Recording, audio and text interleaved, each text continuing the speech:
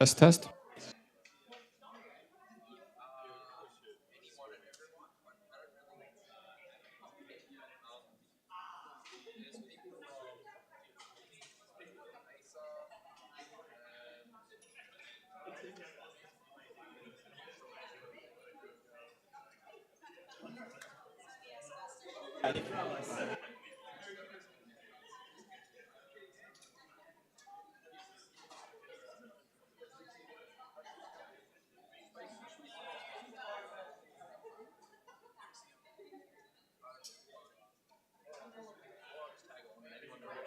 Test.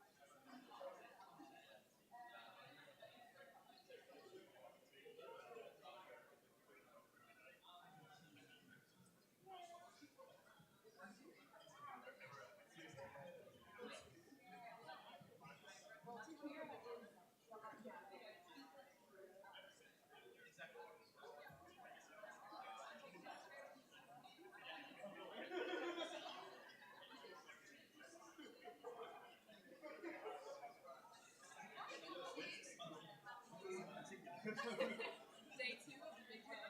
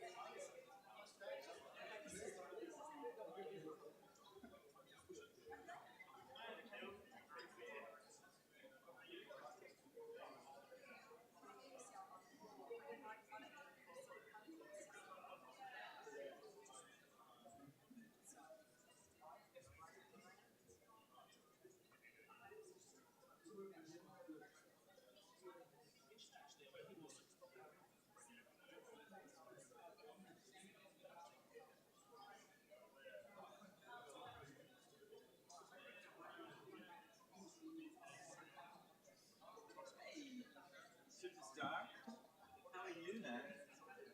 How are you? It's been too long. It's been too long.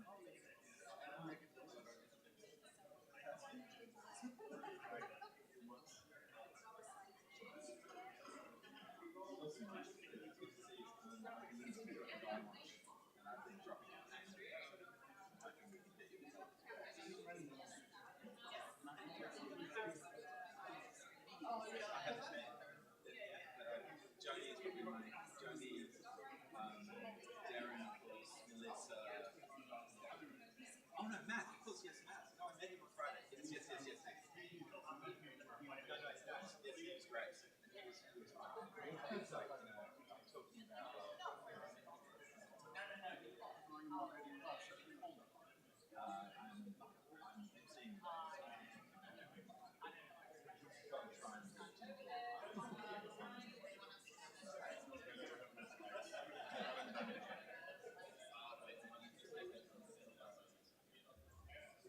How do you work?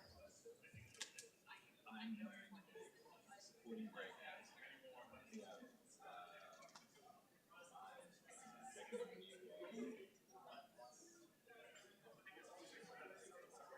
That's right. Taking a new role, leading the Lunar sense.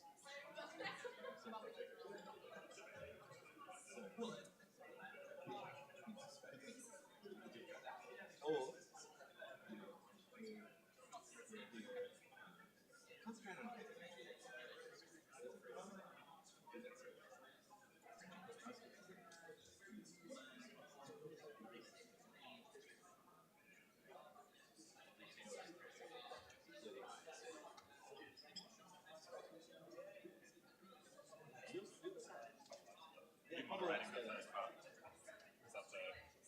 has been known to smuggle wine. No, maybe not.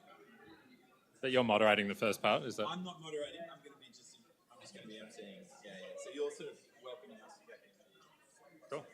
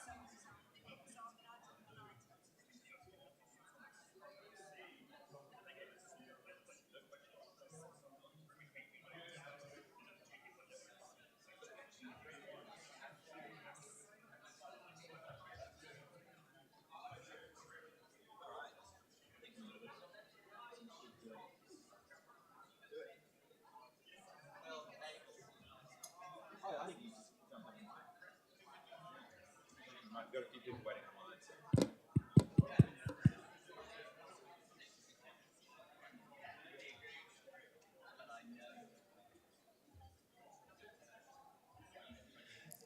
Testing, sound check, testing.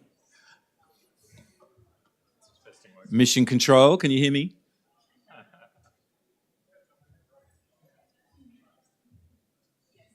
All right, thanks everyone. We'll jump into it if that's all right. There's plenty of time during the day to talk and network, so hopefully not cutting too many conversations short. Thanks so much for joining us here at KPMG's Sydney offices today. I'm a director at KPMG and I lead our space advisory team.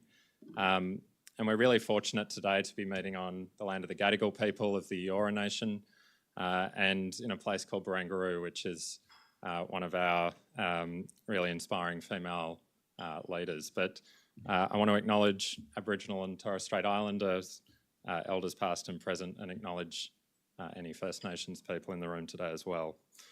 Now in its fourth instance, the New Horizons Summit is really unlike anything else in Sydney or in Australia for that matter. And it looks beyond the sort of day-to-day machinations of the space sector in Australia to a world where we're talking about a lunar supply chain, a presence on the moon, and all of the different bits to get us there. So it feels like we're getting close to some of the US narrative and investments there, which we don't always get to do from Australia, which is very exciting. But the calibre of people that travel to Australia for this event is a testament to the quality of the discussion and the importance of the conversation that will take place today. I'd like to thank many of you who have travelled today, many from the US and Europe, which is really exciting as an Australian to have that sort of presence here. But also great to have so many local leaders in the room, and I think it's really important to acknowledge that they can stand side by side and hold their weight with some of our international counterparts. The discussion today will go through a few different sessions. We start with Earth to Lunar and some of the initial preparation to get to the moon.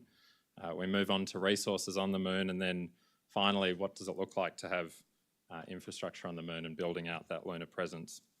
And for those of you that were fortunate to be here yesterday, the Arose and Robotics Council of Australia ran an event called Element. There's a little bit of overlap today, but you will have had a sneak peek to what is installed today. So I won't keep you too much longer, but Tim Parsons is going to run us through this morning's session. He'll be well known to many of you and wears many hats in Australia, but I think he's got something exciting in the works from a lunar ascent mission as well. So hopefully I'm not stealing his thunder there, but he might talk a bit more about that today as well. So enjoy the day and look forward to talking to many of you throughout the day. Thanks, Tim. Thank you very much. So we're going to try and set a cracking pace. It's Friday, so we want to have a fun day, and also we want to get into the detail for you. Don't forget that Jacob mentioned the previous incarnations of this National Space Society event, New Horizons, are on YouTube. So you can watch the full 8 hours, I think at least the last two years worth, and hopefully this will be the same. So this morning, our job is to get to around 10 minutes past 10, when we're going to break for some networking. And we're going to have quite a few online sessions because we've been able to bring in some great speakers from overseas online and also around the country. And then once we get through those, we also have a few in person and then a little bit more online, and then we'll break for morning tea. Okay, so we'll crack on. It is an exciting time. We have had the 39th nation sign the Artemis Accords, and we have a mission coming up to send the first humans around the moon on Artemis 2 sometime in the next few months, perhaps, and that will be a pretty historic event. And it's against that backdrop that we want to talk about the future of lunar exploration, perhaps cislunar economy, and all the different dimensions of creating an in-space economy with some terrific speakers that the New Horizons team has put together. But my first duty is to introduce and welcome Isaac Arthur, who is president of the National Space Society, who I believe is online. Isaac, can you hear us okay?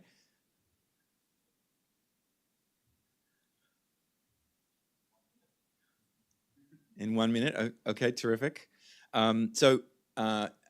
As those of you who've been here before to previous New Horizons would know, and as those of you who are new to New Horizons, wrangling Zoom into conferences can be tricky. So bear with us while we do that.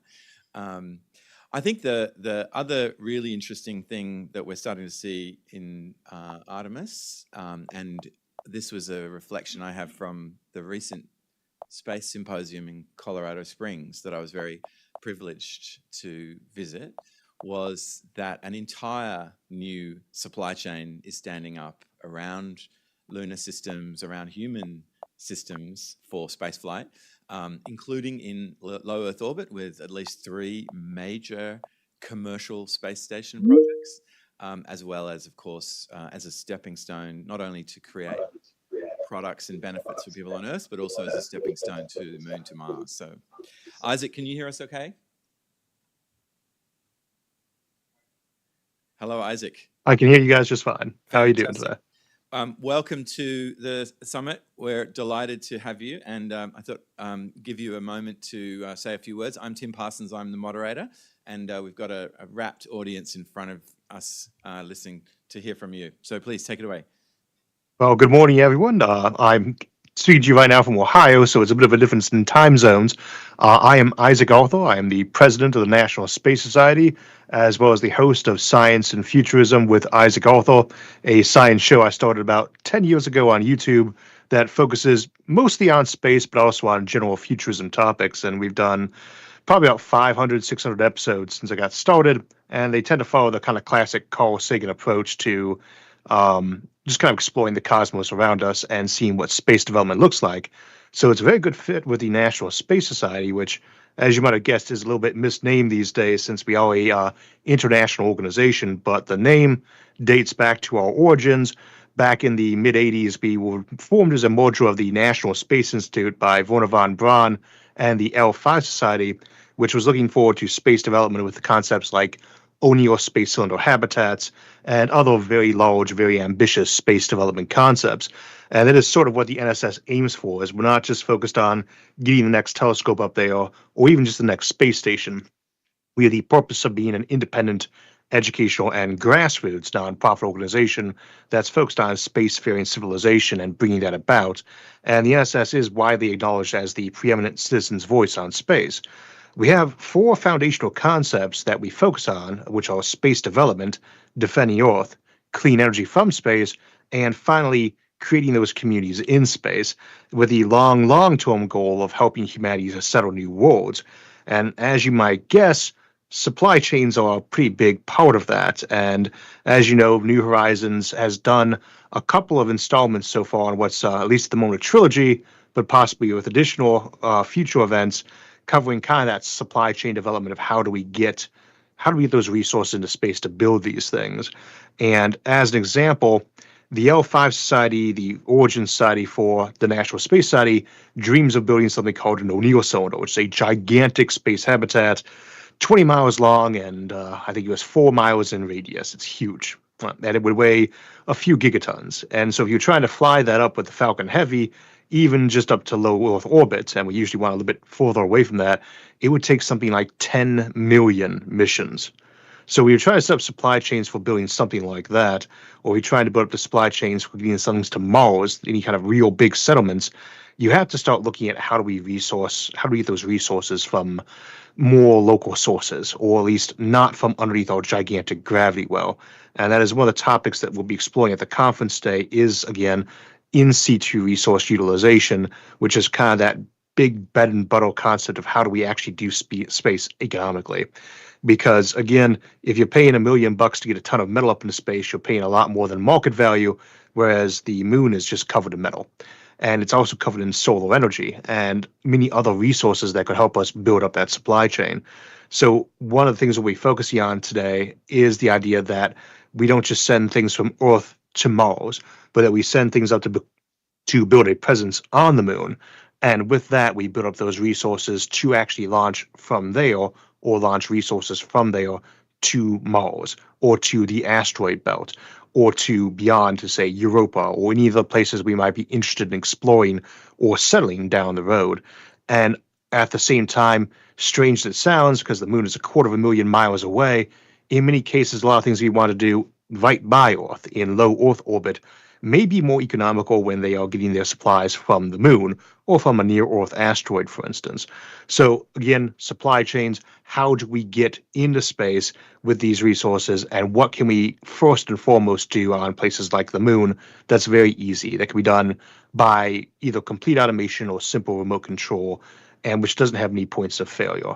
As we know, the more complex the supply chain gets, the more those points of failure there are. So it's starting simple, starting with that development.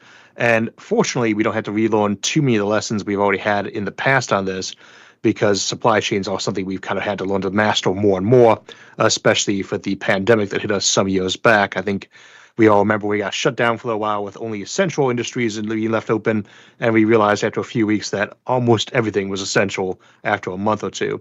And we are going to face that same problem in space, is that while there are some things we can focus on first, almost everything will need to be done there. And again, that's the concept of in situ resource utilization.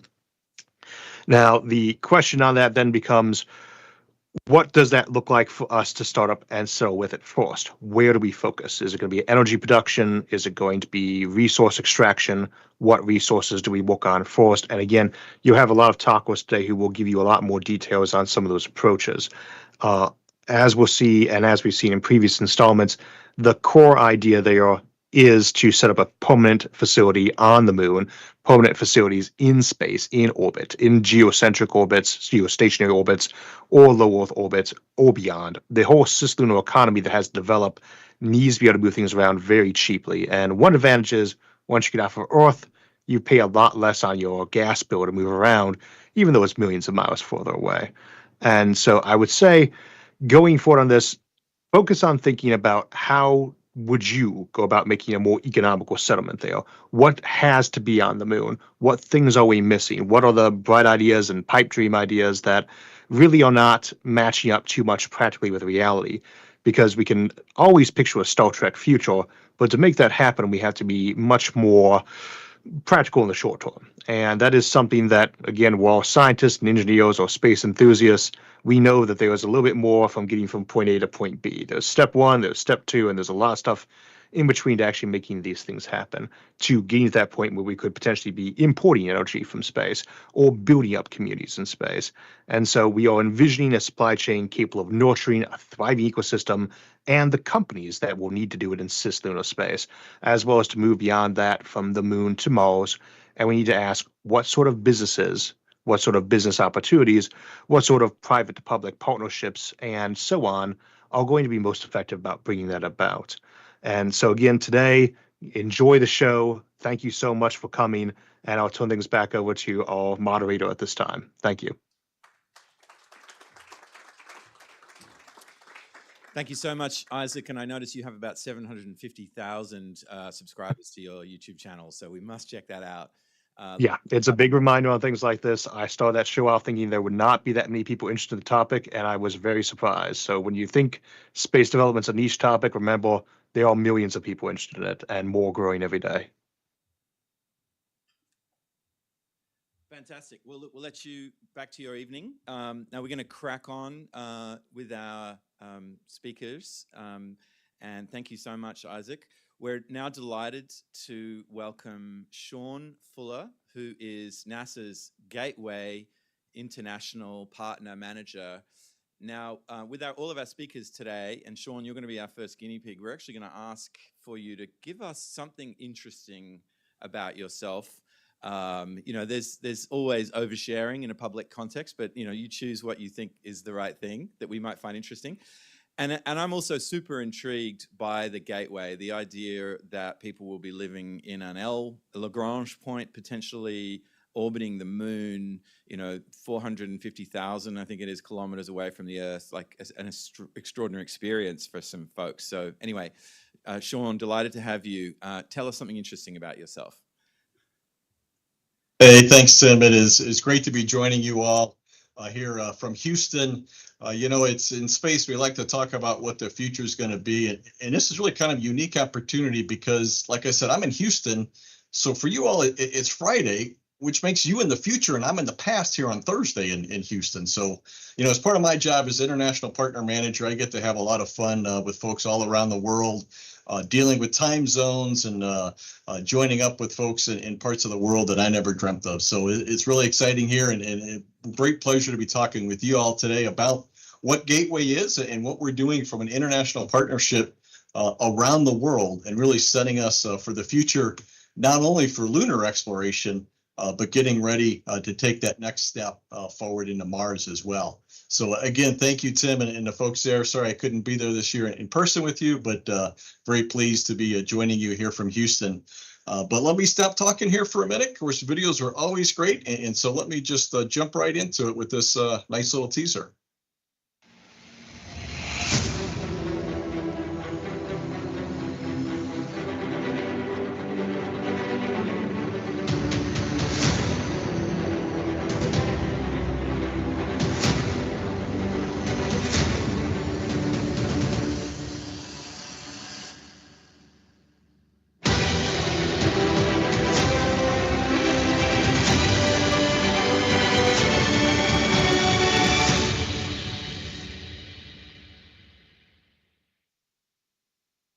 If that doesn't get you excited, I'm not sure what will.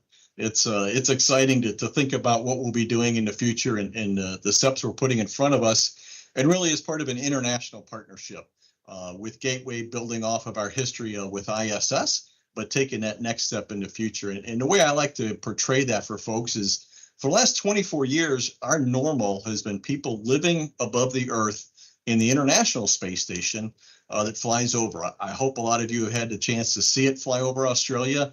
Most of the world can see it fly over either in the early morning hours or late evening hours. About every 2 weeks or so, you get an opportunity to see that star flying overhead where people have been living. And that's our normal today. Well, here at NASA and with our partners in the Artemis program, we're creating a new normal for human exploration.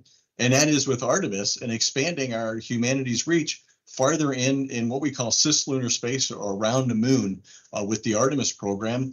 But that is a stepping stone to get ready to go to Mars. There's a lot of activity happening. You see here our partners with NASA, our 4 partners, but it's all part of the bigger Artemis picture and what we call the Artemis Accords of now 39 countries that are working with us looking to the future. And we're really happy that Australia was one of the first signers, one of the original 8 signers of the Artemis Accords, looking to what that future is, how we should be exploring space and what those norms should be. And so again, just happy to be a part of that and then talk about what those pieces are and how we're creating the future.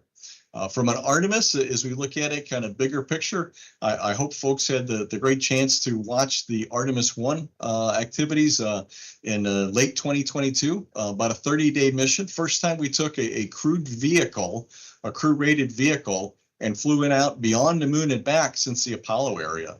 That's getting us ready for cruise. So you first do a test flight. This is a development program, as a lot of you are familiar with. You build, you test, you learn, you take the next steps. You learn more as you build on. So we had that Artemis 1 flight. Learned a lot of stuff from it. We're dealing with some of the lessons we've learned from that, getting ready for Artemis 2. You see here our crew that's part of Artemis 2, a worldwide crew, really, as you look at it. It's NASA astronauts as well as Jeremy Hansen from the Canadian Space Agency. They'll be the first humans to return to lunar orbit since Apollo 17. They're planning to launch in September of next year on the Artemis 2 mission, which sets the stage for our next flight after that, which is Artemis 3, will be the first crewed landing to the lunar surface since 2017. And then we get into Gateway missions, and I'll talk a little more about as we build that human presence in an orbit around the moon. Tim, like you talked about, it's going to be a platform that orbits around the moon. It's in a very unique orbit that gives us great view of the South Pole of the moon, which is where our interest is. The Apollo landings were more equatorial. We've learned a lot. There's a lot of things happening looking at the South Pole. There's actually water ice in the lunar regolith in the South Pole that our scientists will tell us hold potentially the key to a lot of questions about the formation of our solar system and of Earth. as well as being a resource for future exploration. So Gateway is going to be that launching pad for us for lunar exploration, but then also looking ahead to Mars. We call it Moon to Mars because that's part of it. As we look at the overall NASA vision, it is Moon, but then that stepping point and going on to human exploration at Mars as well. There's a lot of components that make up Artemis. You see here the various different elements that make it up. A system that's utilized and a supply chain supporting it that's all around the world. I'll talk a little more about some of the components of Gateway and how that is done around the world. But here I just want to kind of reflect the different elements that make up the Artemis program, from the launchers to the ground processing in Florida, landing systems, and then obviously the activities on the surface of the moon as well. But I'd be remiss too if I didn't point out the Deep Space Network, the communication network, and you see the dish down there at the bottom that supports us. And not too far from you in Canberra, we have a Deep Space Network supported the Artemis 1 mission and will be supporting all of our future missions. And so we'll utilize all those pieces of our resources, of our partners around the world to make this happen and really take that as we take humanity, and I say that meaning all of us, farther in human exploration into the future. But of course, we do that built off of the International Space Station and the things that we've been doing in low Earth orbit over the last 26 years of ISS operations, 24 with crew on it, as we have built that up and really built up the economy for it. I was fortunate to be a part of ISS since before it launched. And I can tell you where we end up today and the great things we're doing on ISS today weren't envisioned at the time because we didn't know what we didn't know. Right now, we have a great, robust opportunity and economy that's building in low Earth orbit.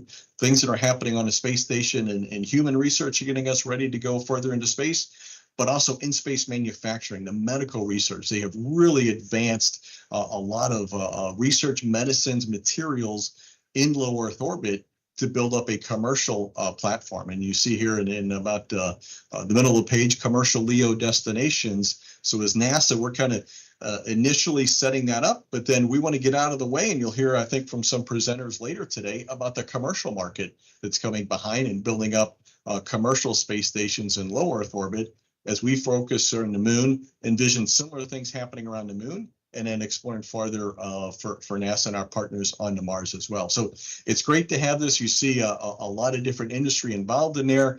Of course, the big next big step that we're taking for ISS is Boeing Starliner. That launch was scheduled for earlier this week, but as happens sometimes with rockets, if things aren't behaving 100%, you kind of take a little pause, want to make sure you understand what's going on and get it to 100% before you launch. It's a very dynamic envelope that we work in right at the edge. And so we want to make sure that everything is perfect for that.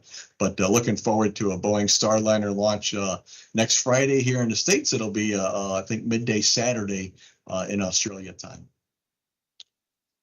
But then when we look at that and look ahead into Gateway and Gateway exploration and Artemis as well, we really talk about that supply chain and how it takes it from the Earth all the way through transportation out to orbit around the moon and then into the lunar surface as well. And so as I look ahead in a 5 to 10 year frame, what does that look like? Well, that's components, building the elements, building the hardware, building the logistics and resupply.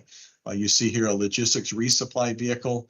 This one is SpaceX. Our Japanese colleagues are building one as well that'll resupply us for Gateway, but then also provide the elements for the lunar surface and lunar surface activities as we build out infrastructure on the lunar surface. Again, utilizing a supply chain that we have that's supporting us, not only the US, Europe, companies from New Zealand, Australia, around the world as well, that all becomes part of the space economy, be it either in low Earth orbit or also reaching out further into the moon and around the lunar orbit as well.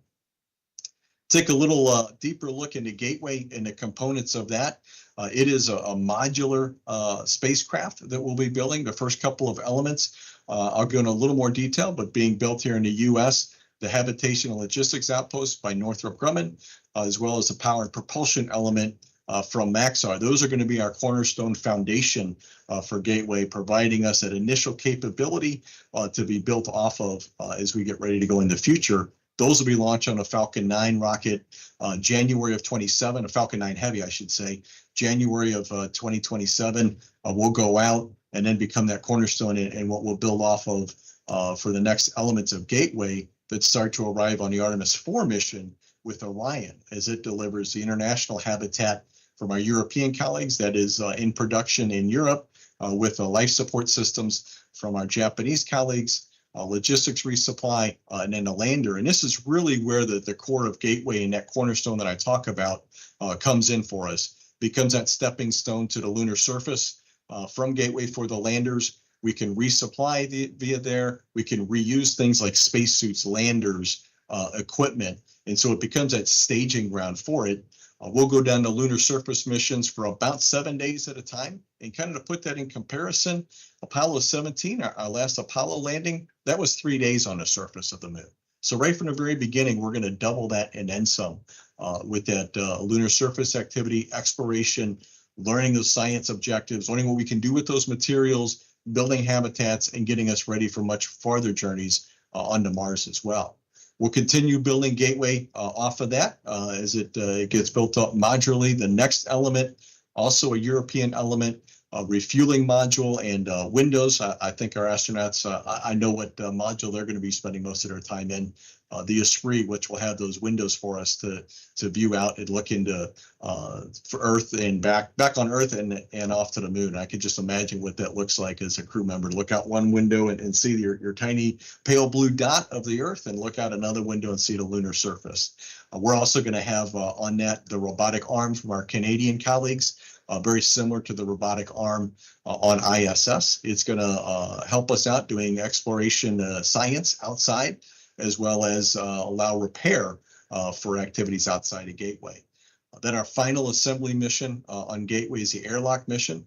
That is from our colleagues, our newest international partner at Gateway from the United Arab Emirates. They'll be building the airlock for us for crews to do their spacewalks. And then as well, it'll have the capability to transfer utilization or science inside and out of Gateway as well. It'll help us. You know, we're going to have crews there about 30 days in a year, but we're going to do utilization or science, as we say it, 24/7. And so this platform in this orbit around the moon is going to give us a lot of that capability continued when the crew is there and when the crew's not there. Delve in a little deeper on some of those elements and the production that's happening. Our first element, the power and propulsion element I mentioned, being built by Maxar in California. You see here, this is all flight hardware as it starts to come together for our power and propulsion element. And I should mention here as well that we're pleased that in part of our supply chain and looking around the world for it, Zenith Technica from New Zealand is one of the vendors for the power and propulsion element as well. You see here, it's going to have a solar electric engine, cutting edge technology in the size of those engines. We have 3 of those very big engines. They're going to help maintain Gateway, keep it in its orbit around the moon, able to move Gateway to different lunar orbits, but it's also helping us get ready for those engines, technologies for future spacecraft in Earth orbit, but also getting ready for those that will go on, help us go into the moon as well. I'm sorry, onto Mars as well. Looking ahead a little further, the Halo module. This is our habitation module built by Northrop Grumman. You see here the primary structure, as we call it, the Halo. This is, again, is a module that we will launch into space in January of 27. It's coming together. This actual part of it is done in Italy and then shipped to Arizona later this year, where we'll outfit the insides of it and get it ready to mate up with the power and propulsion element to launch on that Falcon Heavy in January 27 and spend its time getting out into orbit and then being built upon from there with our upcoming Artemis missions and Orion that I showed you for it. So great to see that coming together. Right after that is going to be the IHAB module from our European colleagues, again, built in the same facility. And so we kind of take that and build a production line capability of modules for a Gateway there into the future. Oops. So like I said, it's kind of the key pieces from the NASA side, but we do this as part of a partnership that's building with us, building off of our ISS experience, but expanding those capabilities. One of the big things that we do with all of our partners in each of these elements is look at that autonomy capability. Again, with the crew there 30, 60 days a year, there's a lot of uncrewed time. that's got a lot of similarity, if you will, if you think about sending spacecraft to Mars to get ready for humans to come visit there. That's one of the things that we do with the Gateway is build that test bed, get it ready, utilize it, will be that stepping stone not only to the lunar surface, but also as crews will come there, get ready, we can set up a Mars transport vehicle, and then in the future, have crews get in there and go off to Mars and get ready for those expeditions to Mars as well. So, you know, we got a lot of activity going on, kind of showed you here some of the key pieces to it. Follow along with us. You'll see a lot of this great video of things that are happening as we build up Gateway, as we get the elements of it ready, and as ourselves and our partners get ready to fly this. I'm also, I will say, particularly looking forward to when you're going to hear a little bit about the International Astronautical Congress that's going to happen in Sydney next year. We'll have a lot of stuff there. So if you have the opportunity, come by and visit us there as well. Talk about the latest that's happening all across Artemis, NASA, our partners around the world as we get ready to take this next adventure. So again, Tim and the crowd, I certainly appreciate this opportunity to join you all today. Sorry I couldn't be there in person, but hopefully this was an okay substitute for that, and just excited to share the activities that we're doing as we do this around the world with folks, perhaps some folks there in the room, but certainly in the area, and our partners with us as well. Thank you so much, Sean. Thank you, everybody. We do have some of the cream of Australia's space industry here, and I know for a working group for the peaceful uses of outer space. And when we talk about space resources, when we talk about in situ utilization, what do we mean? And what's going on in that world of international relations, which has to underpin all of these 39 and more countries coming together in space? Please.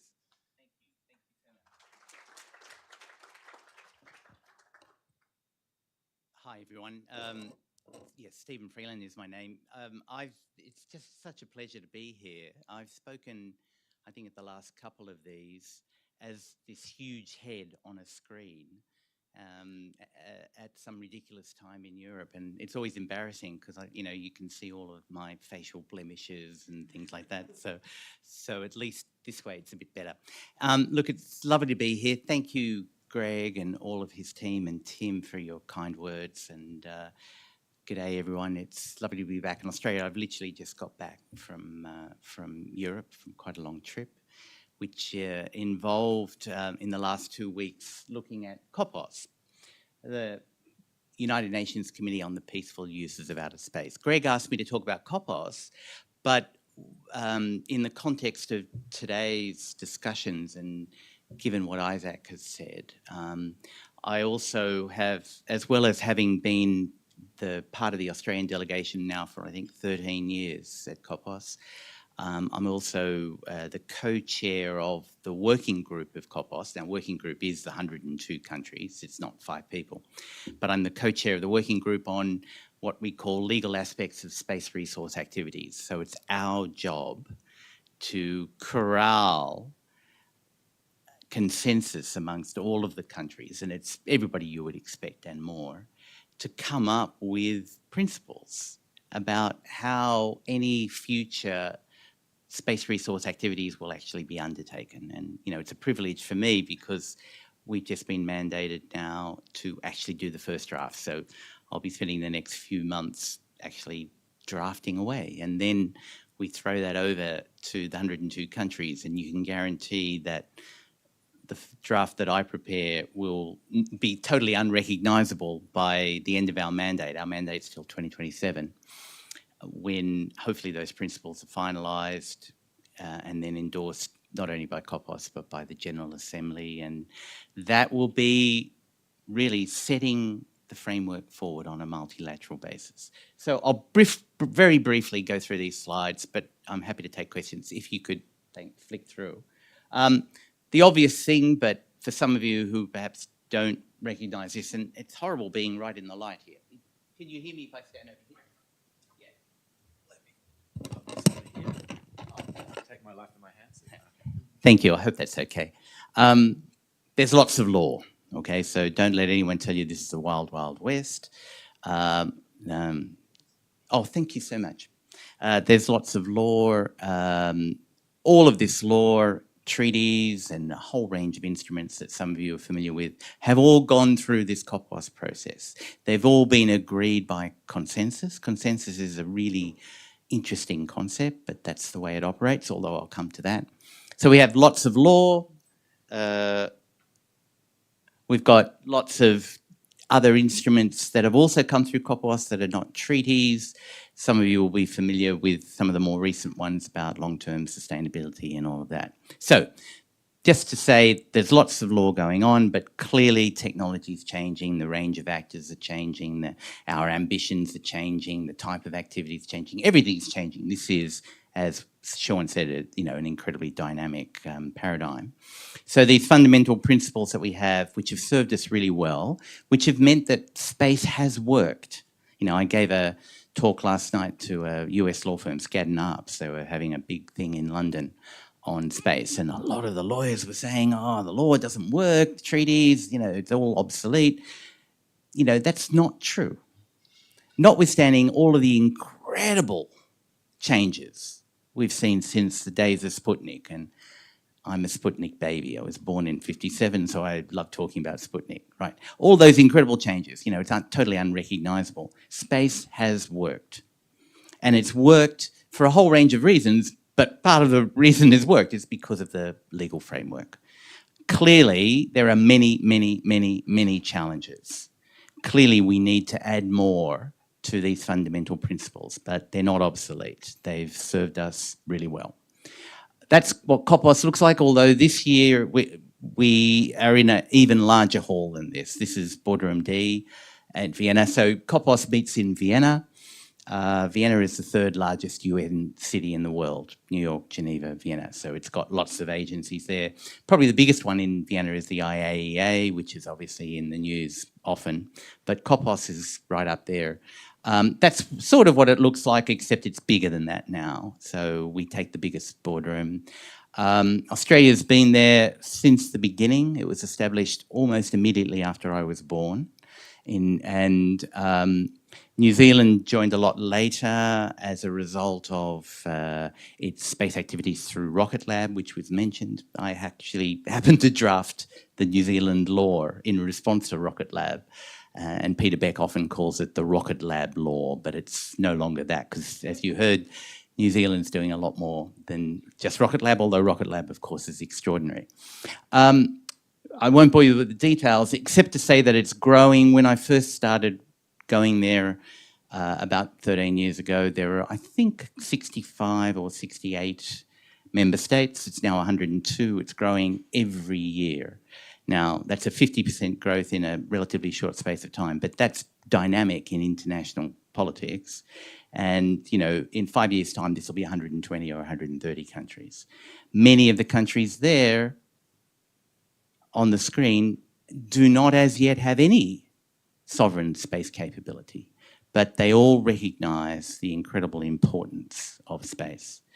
And as I said, decisions are made by consensus. So you don't have to be a rocket scientist to realize that these are 102 countries with 102 different agendas, histories, values, cultures, economies, alliances, political systems, etc. So to bring them all together in the best of times is a real challenge, but we are not in the best of times at the moment. And, in the geopolitics that was mentioned already, space is so geopolitical, as well as being domestic, as well as being an issue for domestic politics. But, it's growing all the time, and Australia has an important voice to play. Sometimes I lament that we don't speak out as much as we should, because for a long time we actually haven't formed a view on things. That is changing, no doubt that's changing. And of course, governments don't work at the speed of lightning, we understand that, but whatever. Oh, I've lost, is that right? Okay, so just some trends, and then I'll briefly talk about space resources. So it's growing all the time. Getting consensus gets harder and harder and harder. We have a number of permanent observers as well, 40 or 50. I think the NSS is a permanent observer and has been for quite some time. And so they have the right to give a statement. But, and that's important, you know, I don't want to dismiss permanent observers, but they range from the sublime to the ridiculous. You know, you've got the EU and the European Space Agency and the ITU as permanent observers, and then you've got, you know, relatively small research institutes at a university has just applied to be a permanent observer, and so that's an issue. It doesn't have industry representation on it. So unlike the ITU, you know, some of you will be familiar with the ITU, which has 193 member states, also has a big conglomeration of industry representation, which don't have the same status as states, but still they have a voice. COPOS doesn't have that. That's a problem. That's a problem, say, with something like space resource utilization, because we all know that a lot of the technology will be driven by the private sector. A lot of the missions will be driven by, pardon the pun there, but driven by the private sector in partnership with states, of course, we understand that. And so not to have the private sector represented at COPOS, I think is a shortcoming. Anyway, that's an issue that they have to work out. So consensus is, it's extraordinary how much consensus we have achieved and do achieve, even in the worst of times. And so at the recent subcommittee, legal subcommittee, which discussed, issues ranging from, the suggestions of the explosion of nuclear weapons in space to North Korea, to space resource activities, to debris mitigation and remediation measures, to the politics around the use of large constellations of small satellites, do they infringe on sovereignty and all that, let alone the environmental consequences, to, still that perennial question about the delimitation of space from airspace, which, as most of you will know, we don't actually yet agree on from an international level. All of those issues, very difficult, very controversial, very tough discussions, lots of coffees on the sideline. And we reach consensus with all of them, and every time Greece talks, Turkey disagrees, right, for other reasons. Every time Russia speaks, Ukraine disagrees for obvious reasons, right?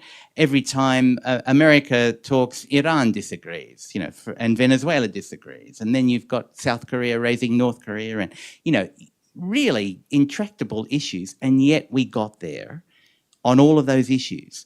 But blow me down, we didn't reach consensus on the final report on, sadly, a really minor issue. Okay, and I won't bore you with all the details, but essentially, and you can take from this what you wish.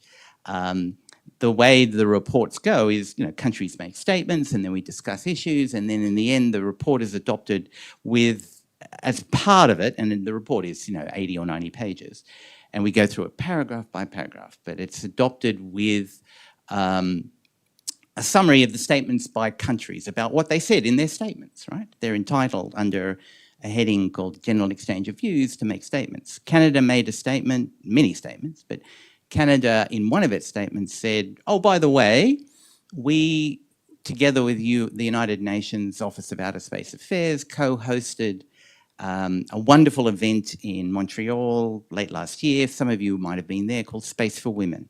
It's an incredibly important initiative at the UN level, obviously important, obviously high profile. And we sponsored it, and we held it, and it's great, and the next one's going to be in Nairobi, and, this is wonderful. And so in the report, in the end, it said, the view was expressed, because that's how we do it. The view was expressed that, or the subcommittee was informed that this meeting on Space for Women had been held in Canada, and Canada said that they developed what's called a gender equality toolkit. Now, I can't tell you exactly what that looks like, but that's what they said. And blow me down, one member state, whose name begins with I and has 4 letters and its last letter is N, said essentially that they could not accept that the United Nations would be involved in such an event because, You know, the United Nations should not be involved in events that are contrary to the morals and values of a particular country. And on this, they were intractable. And Canada have said, well, we're not, you know, there was lots of compromise. We took them out, we beat them around the head. But we could not find compromise language on this. I mean, the event itself was an incredibly important event, but the issue itself is minor, right? Countries are entitled to have recorded what they said. And, you know, Iran said, well, show me the rule that says we can't object. And there are no rules. There's only been 63 years of practice to accept that if someone says it in the right format, then it can be reflected. But they wouldn't agree.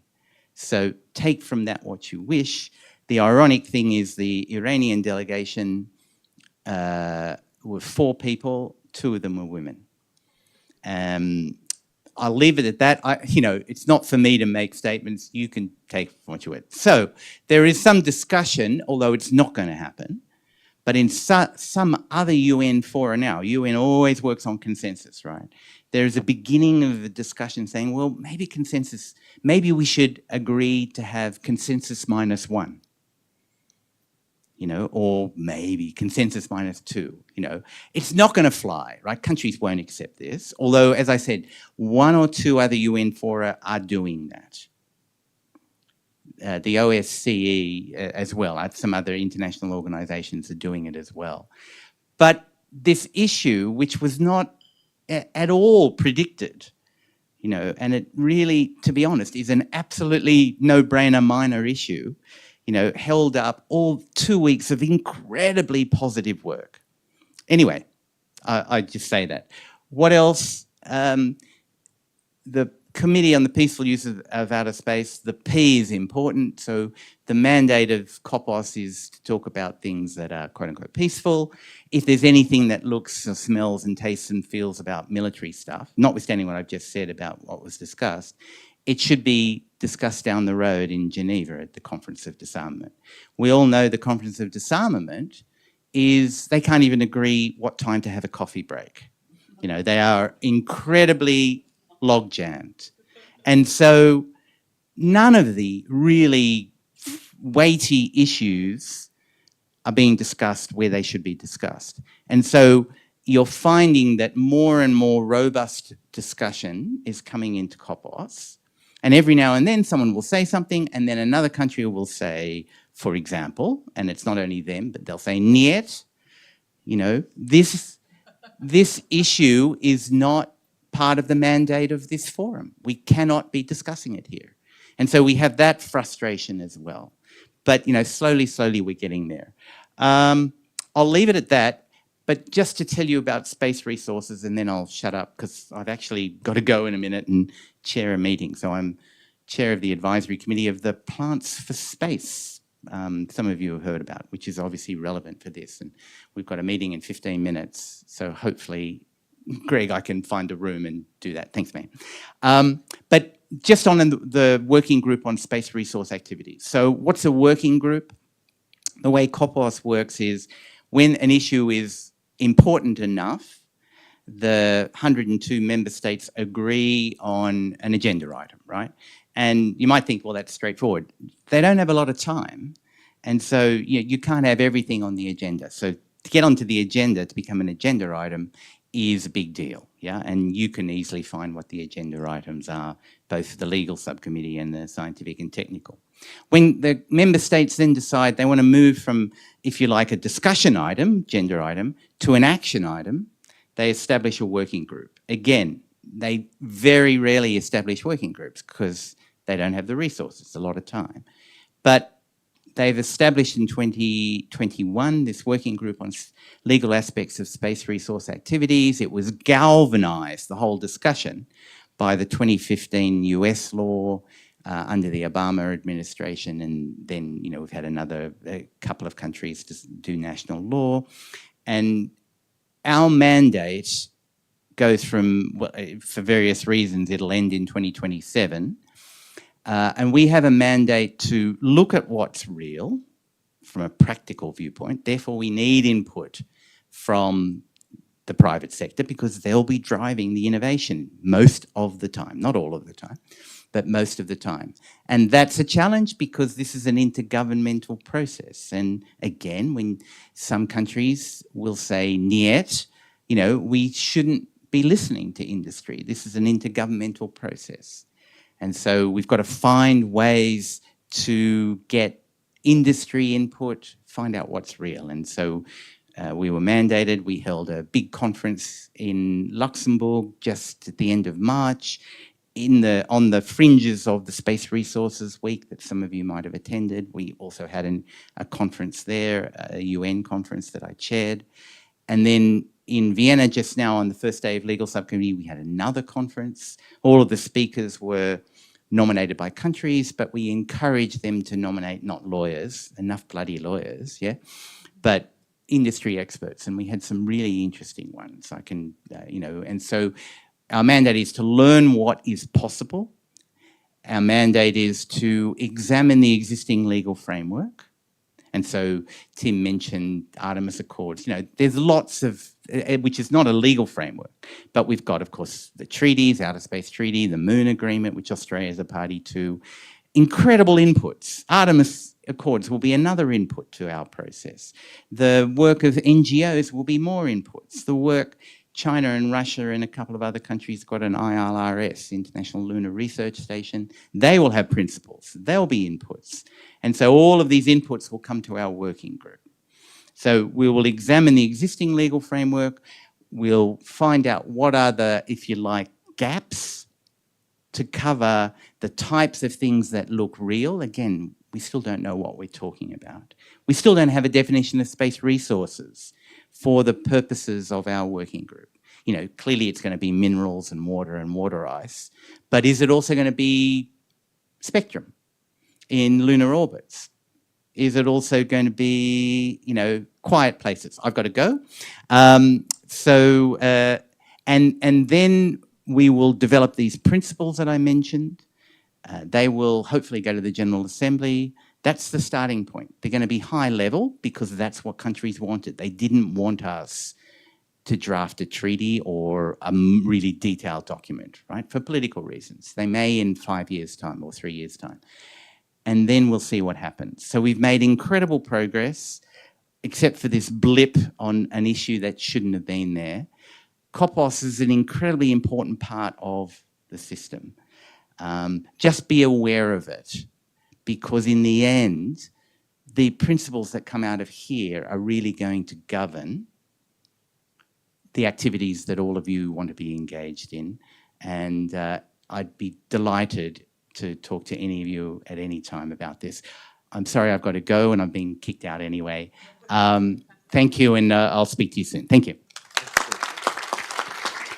Thank you, Stephen. Good luck with the plants in space. They need air and water. Okay, we're going to crack on.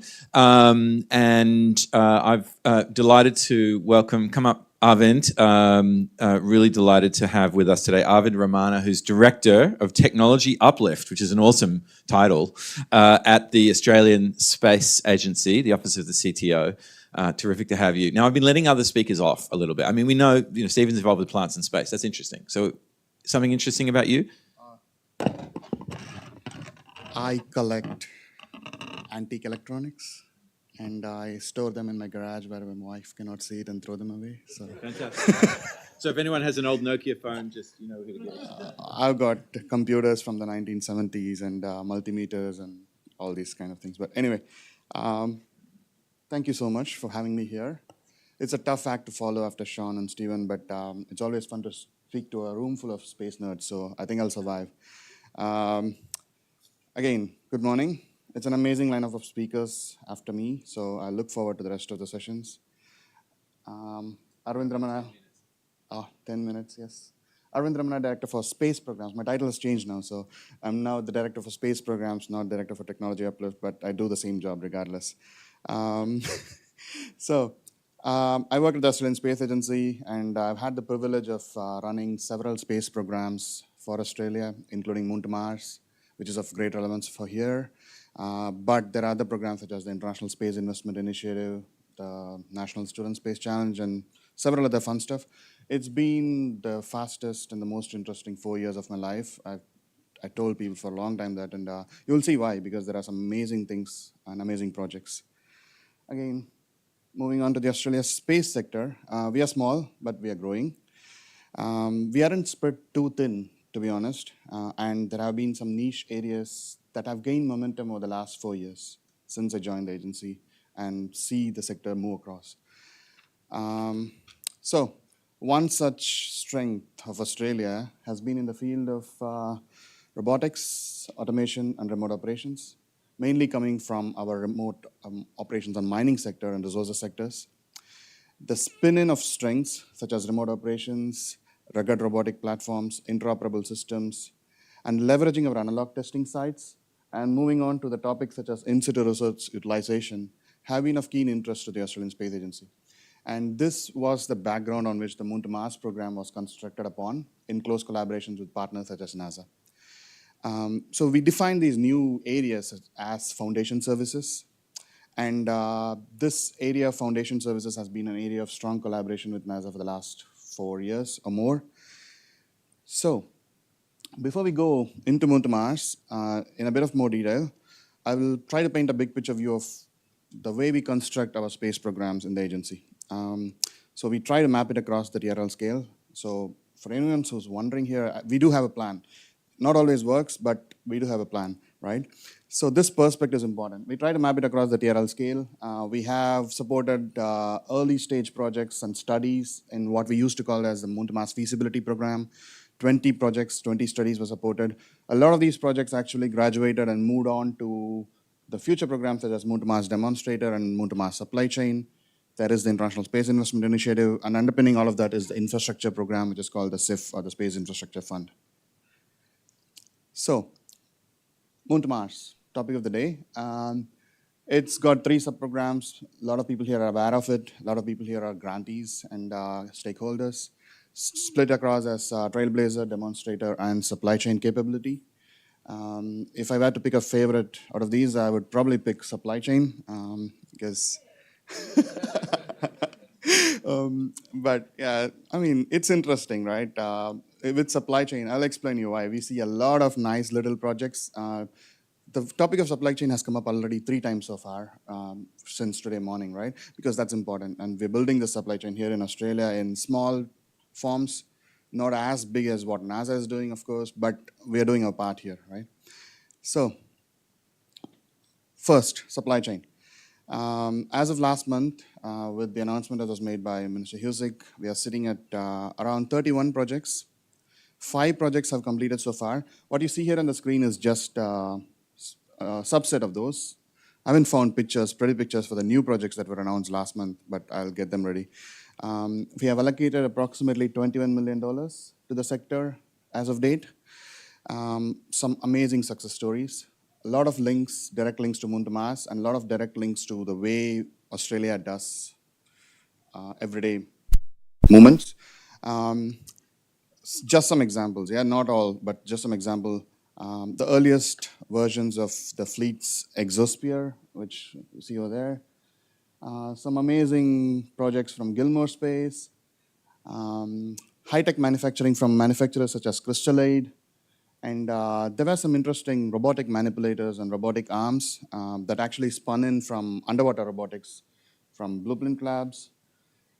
We had some interesting projects from companies such as Conflux here, which were about taking the technologies from F1 cars, automotive sector, and bringing them into space. They're going to be launching soon with partners such as Rocket Factory Augsburg in their coming up launches. And another interesting project that you see here, which is the Southern Launch's mobile launch rail, which was featured heavily in the recent Hypersonics launch. We're pretty proud of it. And yeah, some advanced technologies for inertial navigation from companies such as Advanced Navigation, Space Edge Computers. So it's a wide variety and a wide range of projects, and that's why I like supply chain.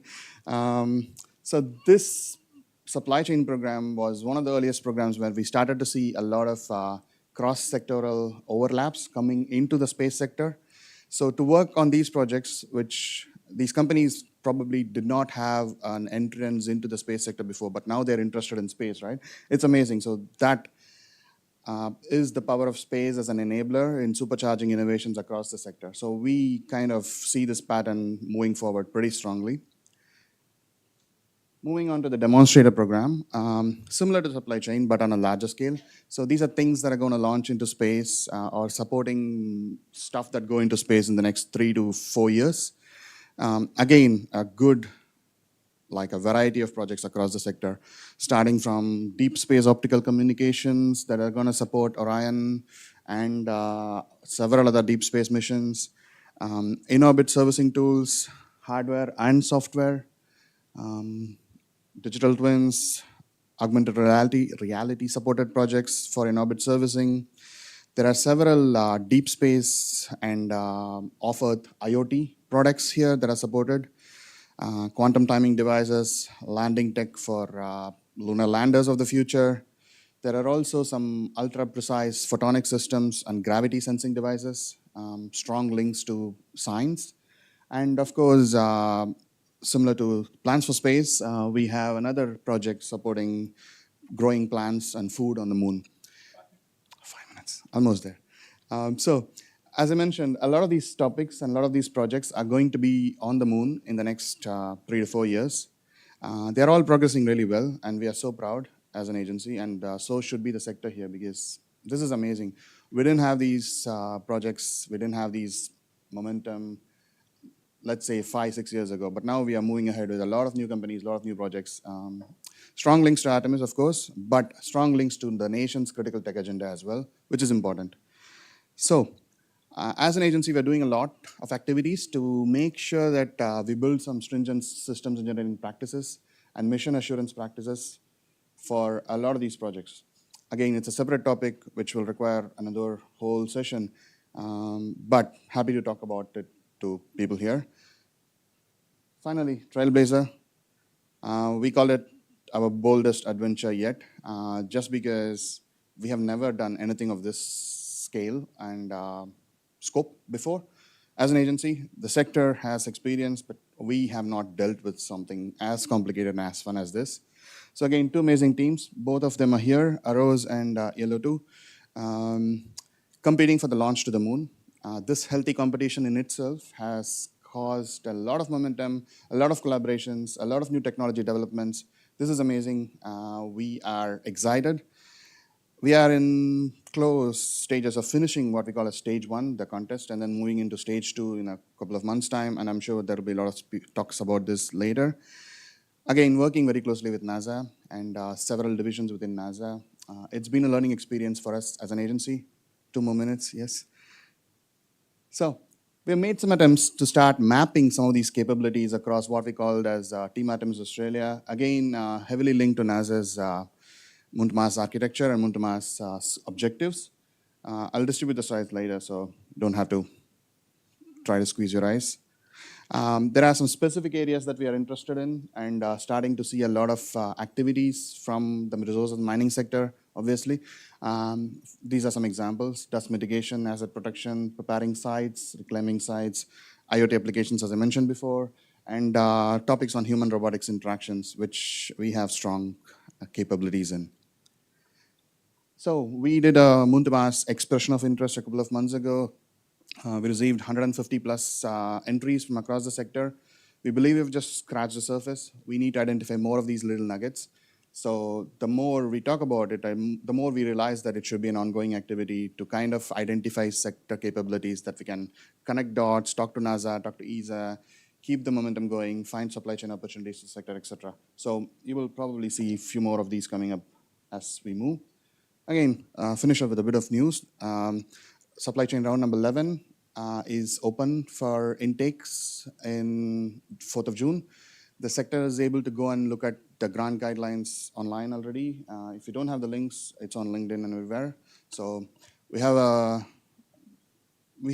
an intent to make sure that we receive as much good applications as we can, because we are moving towards the end of this Moon to Mars program initiative, and the better applications we get, the more great projects we can facilitate across the sector. So with that, I'll conclude. Nice segue to the next speaker, I guess. So, yeah. Thank you very much. Thank you, Arvind. Thank you for your leadership, and looking forward to hearing more briefings from you. And you're around today for a little while, so people can come and talk to you. Lisa Vitaris, may I bring you to the front? So Lisa, I'm not sure how many of you have met Lisa, but we're thrilled to have you leading our IAC 2025 program. And you're going to give us a quick overview for 5 minutes, and then we're going to have a little break straight after. So Lisa. Thank you so much. Hi, everyone. Fun fact about me, I've been to 125 different countries. There's 193 plus a few extra UN members. So I like to travel, like to get around, like different cultures. I'm going to give you a really, really quick update about IAC, but it's super exciting. I think the one thing to keep in your minds is this is a catalyst event. This is an opportunity for us to change the future of the Australian space industry. We are going to have 10,000 people from all across the world come to our doorstep at Sydney at the ICC. That will be a lot of attention. There'll be a lot of focus. There's a lot of opportunity to change public perception about space. 35% of Australians think that space is critical for life on Earth. Not enough, not good enough. Actually, some people think that's actually pretty good. They thought it was worse. It's terrible. We want it to be 70%. How do we do that? IAC is coming, create a lot of excitement about space, create space mania, festivals of space, engage not just Sydney, but the whole of Australia, and bring a lot of other people in. So I'm going to have to rush through these slides, but this was the journey. So we hosted in 1998 in Melbourne. That was through CSIRO. We hosted again in 2017 with Adelaide, and now we're hosting in 2025. And so many people are involved. Thank you so much if you were. There were lots of letters of support that we needed, lots of input that we got from all across the industry, and we wouldn't be here if it wasn't for all of you and our space community at large. So really just want to say this is thanks to all of you for this event being here. Organised by the International Astronautical Federation. We just saw them in Paris for the IAF spring meetings. They're extremely happy. They're really happy with the progress. That's a good thing. Makes our lives easier. Hosted by the Space Industry Association of Australia and co-hosted by New South Wales Government and the Australian Space Agency. This is our LOC team, so local organising committee. So please see any of us about anything that you want to do with IAC. We've just had our new CEO, Maria McNamara, join as of 2 weeks ago. So she is now part of our LOC as well. Professional conference organiser, final negotiations. MCI has been able to win that tender. So they are fantastic. We're really looking forward to working with them. They've got huge databases globally with the space industry, and very, very proficient event organisers for events of that size. Vision. The first vision is IAC's vision, but our vision for IAC 2025 is to assert Australia's place in space globally and build economic growth and social prosperity for the region. No small goals there. The theme, Sustainable Space Resilient Earth, and that's 3 parts: space-based application for Earth, sustainable space activities, and sustaining life off Earth. So on land, on Earth, in orbit, beyond. And the principles that we have here are just how we make decisions for the event. So we want to make sure that it's really inclusive and fun and interactive and collaborative and so on. The venue is the ICC at beautiful Darling Harbour. Pretty nice. I hope the weather holds out. I'm paranoid about the weather at September to October 2025 already. Think about it every day. We've got the 4 lower halls of the ICC. It's 19,000 square metres of space. We just swapped it from the top 3. Reason why we did is because we knew there'd be a lot of interest. Milan only has about half that, and they've already sold out as at March for October. Pretty much they were 95% capacity. So we know lots of people want to come, including NASA, as we heard. This is our branding. So it's the Southern Cross. Looks slightly different in terms of colour depending on the background that it's on, but we've just launched that. There's a website, iac2025.org, very basic, but getting there, lots of development coming. And we've attended lots, oh, there you go, represent, thanks Tim. There's pins and hats and bottles and all sorts of other merch. Thanks for stealing, I want that cap back. You've already got one, don't you? Anyway. We've been doing a series of events all around the country, so in every single state and territory to our members, but equally for the space sector more broadly for IAC workshops. We've done a lot internationally as well in the US and Europe, and we've got to make our way to the Indo-Pacific region. If you want to hear more, there's a 2-hour session on the 27th of May, which is the ISE workshop, which SIA has put out ads for.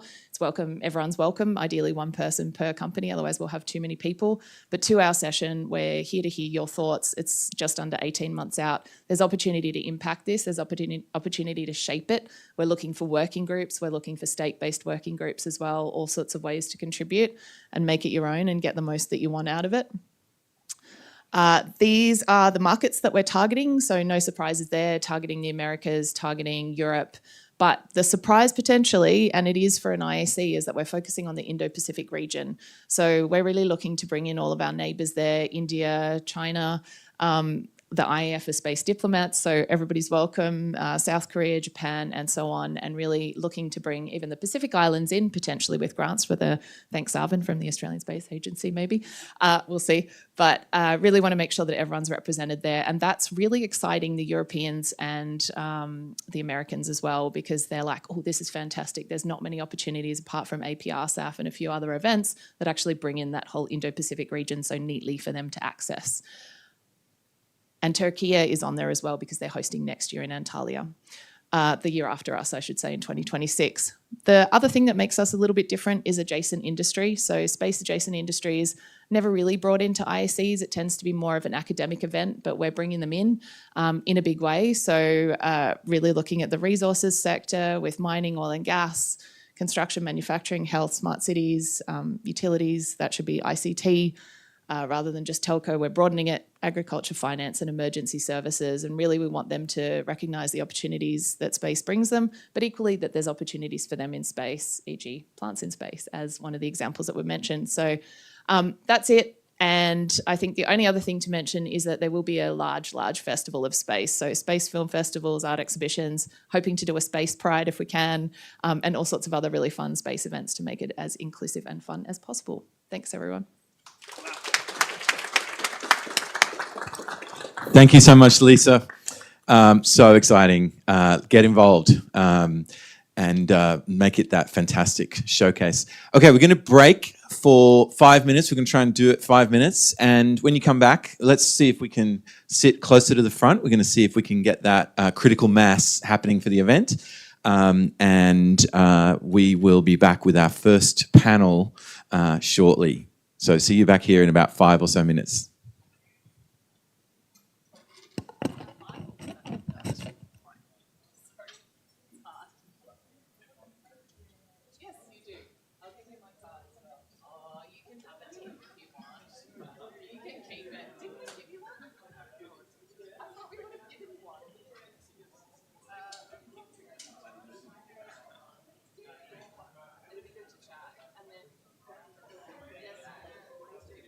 I wanted to do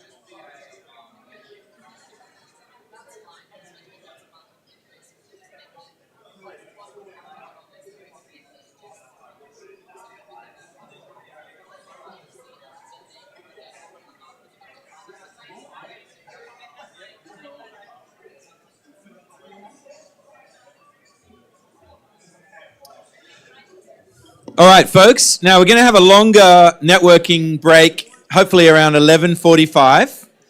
But if I can ask you to come back to our auditorium and see if you can sit a little closer to the front. And we're going to get underway in about 60 seconds with our first panel of the day.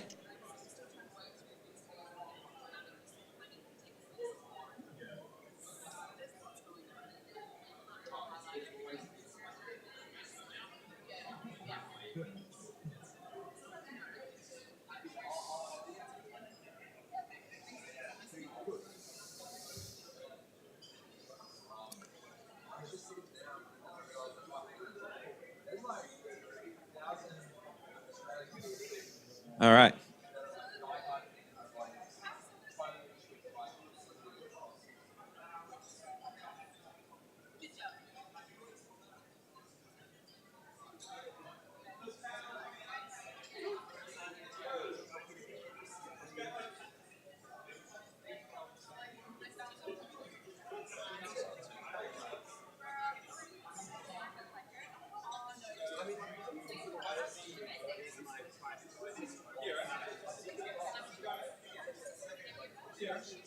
Feel free to come and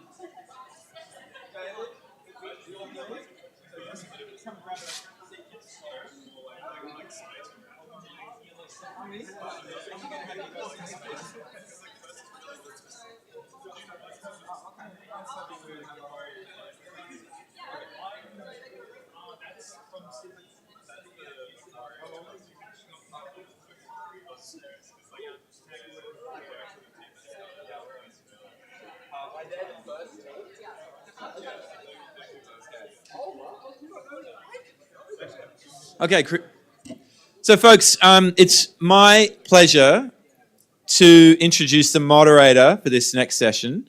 And Kira, you're such a role model, can I say, for young engineers, young scientists, and future space leaders, as are so many of you in this room. But in particular, I'm excited to present you. You're a co-president now of the Space Research Student Committee, supported by the New South Wales Space Research Network, which is a research network here funded by the Office of the Chief Scientist and Engineer here in New South Wales. Also, I understand you're about to go on a really cool paleontology expedition. So before we kick off, tell us a little bit about your dinosaur experiment. Well, they're not dinosaurs, but yes. So I'm going in a couple of weeks over to a place called McGrath's Flat, where we have some of the most high-definition fossils from 20 million years ago. They're fossil insects that I'm working on specifically. So thank you all for coming, and I absolutely want to thank the New Horizons team and especially Greg for his enduring commitment to Australia in space. So for our panel today, we're going from Earth to orbit. I would like to invite, have we got Michelle Gilmore ready to go? All right, we're gonna go David Waterhouse, co-founder and deputy chairman at Hypersonics Launch Systems.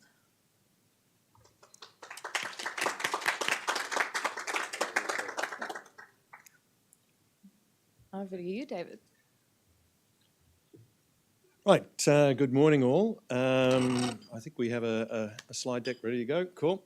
Yeah, I'm here wearing a couple of hats today. Yes, I'm co-founder and co-chairman of Hypersonics, but I'm also founder of a new company called VeloDX, we'll hear more about in the coming months. But today I'm really wearing the hat trying to say, you know, what can we do as Australia to make ourselves relevant and important when it comes to sustainable launch, not just for here, but for the whole planet. Next slide, please. I can do it here, perfect. Okay, challenge. So, you know, typical pitch deck stuff, challenge opportunities. Sorry, nobody can hear me. Okay, now I can't quite read this from here, but okay. So the big challenge is space is expensive. So what we need to do, Australia, this is the second time round for us in space. You go back to the late 90s, the world was doing great, and then somebody killed the budget on space. and Australia missed out. We now have a once-in-a-generation type opportunity, or the second in the generation, I guess, technically, because the world needs more launch. Why is launch important? If you have a look at all the business studies, commercial studies around the world, and look at New Zealand as a classic, if you have launch capability, you will attract a space ecosystem around that. And it's all just about convenience, access, and distance. Thank you. All right, there, that's better. Okay, now people can hear me. All right, so that's why it's important. It's not going to work. Australia will not have a meaningful space sector without launch. Let me put it that way. I know that's a negative way of saying a positive thing, but it's a wonderful opportunity. If we have a look as a country, our biggest challenge is we're not big enough, okay? We lack critical mass. We do not have enough domestic demand to justify a launch capability in this country. Therefore, we have to be globally relevant.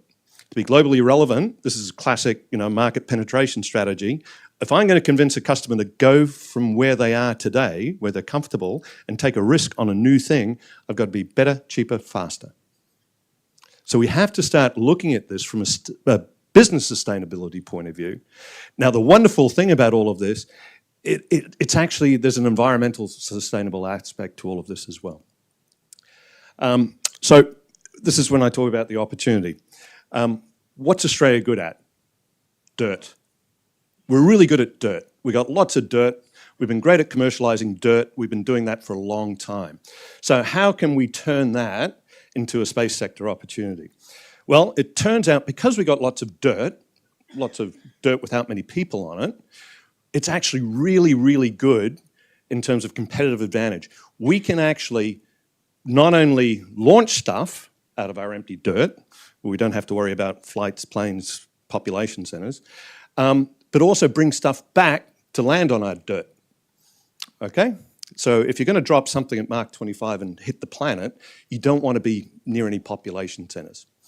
So the big opportunity for us is not just launch, because, great thing about launch, you don't want to have it over population centers, air path routes, other environmentally significant things.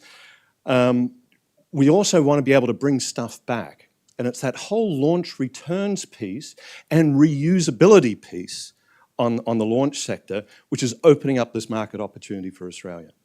So it's great, rather than have to bring my Falcon 9 back in the middle of the ocean, if I can bring it right back next to the launch pad or within Kui, that gives me an economic advantage compared with other places in the world. Okay, let's do, so to enable all of this, and this is the important thing, what can we do as a country? Okay, so we've got the opportunity there. What are the things that are blocking our ability to do this today? And again, that gets back to this faster, better, cheaper. First of all, we need to be benchmarked so we are globally competitive on price and cadence. So how long does it take me to put up the next launch? That means from a business point of view, I want a predictable price and launch window. All right? What are the things we can do to enable that as a country? That's really what it comes back to, is the regulatory environment, and as well things that we can also help with, things like insurances. So those things under the Space Act that as a country we're responsible to. Now, if you have a look at an analogy, and I believe we should study more about business history. So if you have a look at what happened in the telco sector, you have a look at the countries that did really well out of that. Look at Luxembourg as an example. Luxembourg doesn't make a whole lot of satellites, but it's got a huge presence when it comes to satellite companies headquarters out of Luxembourg.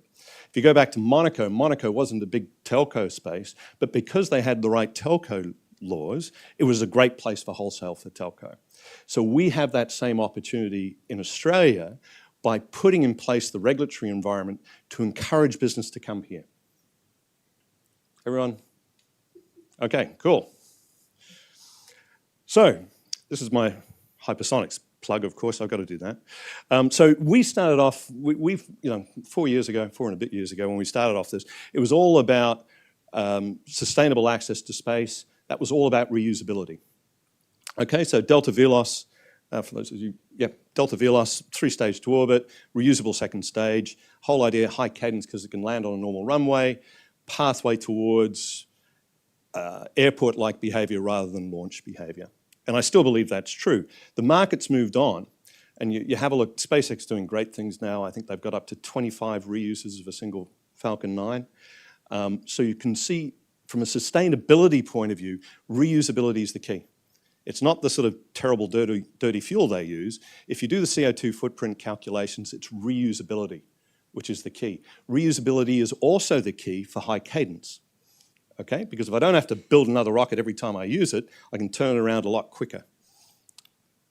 Great opportunity for Australia as well, in terms of, if you look at, so we're AUKUS Pillar 2. If you have a look at Pillar 1, the program they've got for the submarines is actually quite interesting.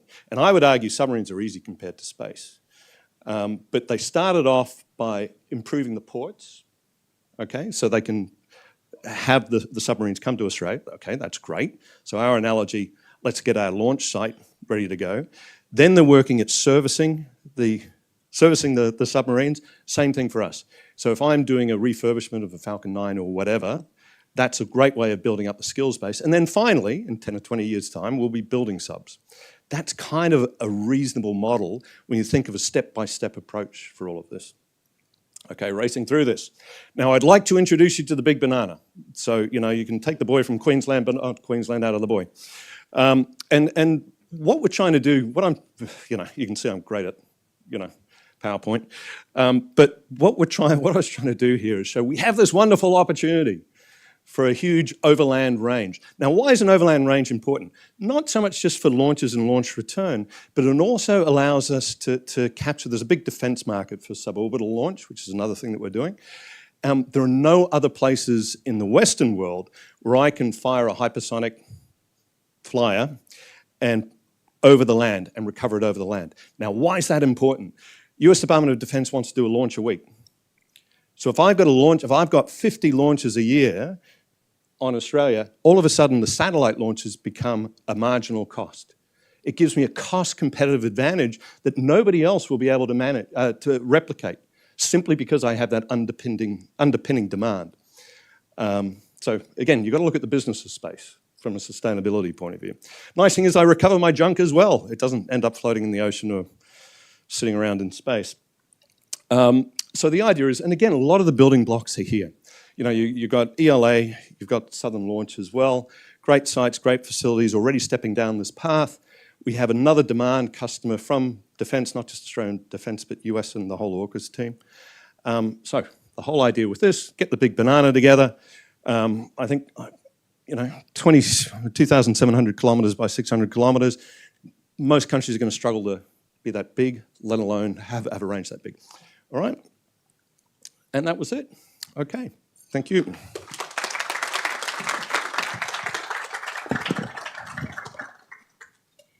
Thank you so much. So up next, we have David Jervis, Head of Sales at Gilmore Space, talking to us about hybrid rocket technology. Thank you, David.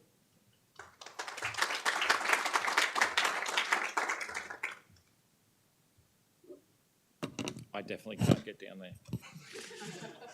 All right, thank you. So rocket is on the pad. It's taken us a while to get there.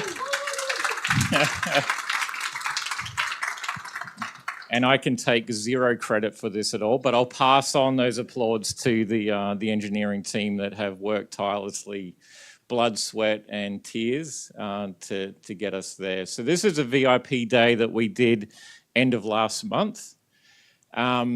We invited the media up there, etc. It made it on some national news. Adam was on the Today Show, etc. You may have seen that. The launch site was officially opened by Cameron Dick, Deputy Premier for Queensland. Launch facility got its licence February, and we're just pending the launch permit on the vehicle now. So who are we? So we're a team of about 200 people. This is our vehicle in our current manufacturing facility at Helensvale on the Gold Coast. We will be moving out of there. It was fantastic for building one rocket, not great for building several rockets. So a bit of a journey back. 5 years ago, we did went to test our hybrid rocket engine, a suborbital rocket, 3D printed in our facility in that same building in the Gold Coast. Our team at that point was about 30 people.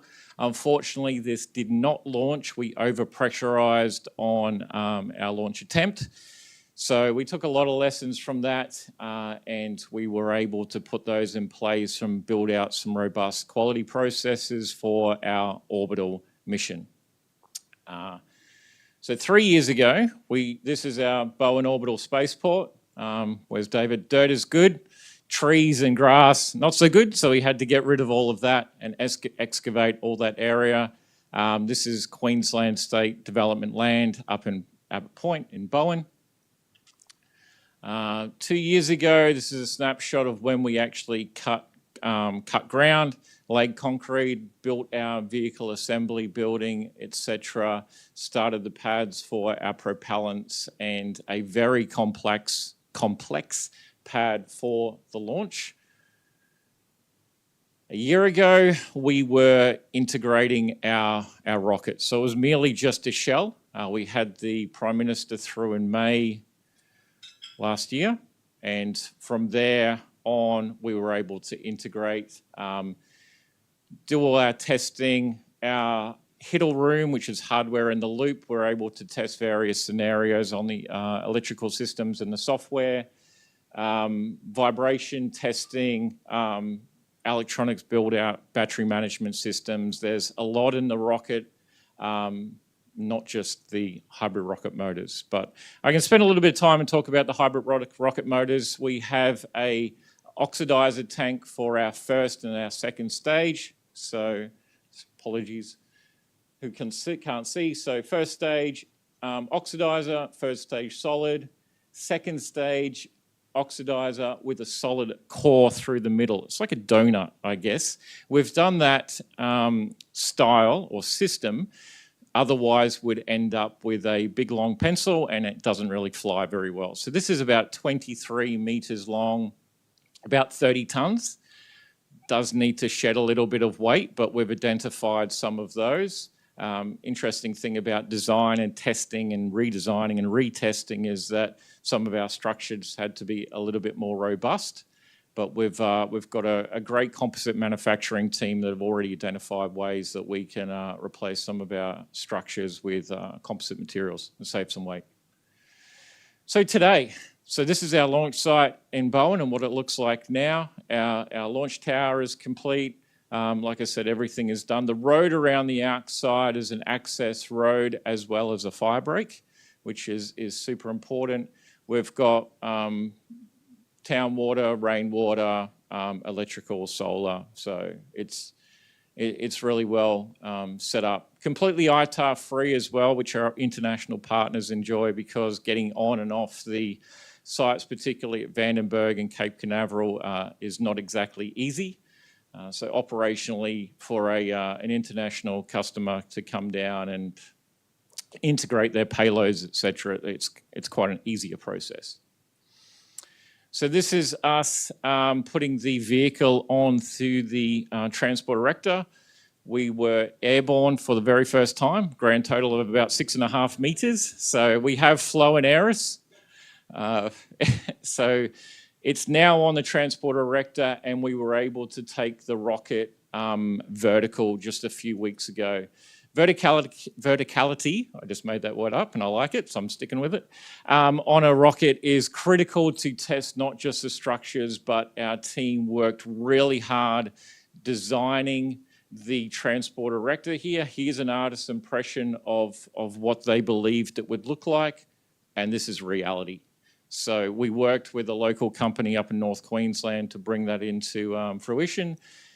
The day that we went vertical, it was about a 6-hour process. We went up in incremental degrees, testing the systems, testing the vehicle, making sure there was no slippage, and also the rams and the pressures, etc. It was quite a complex process to go through.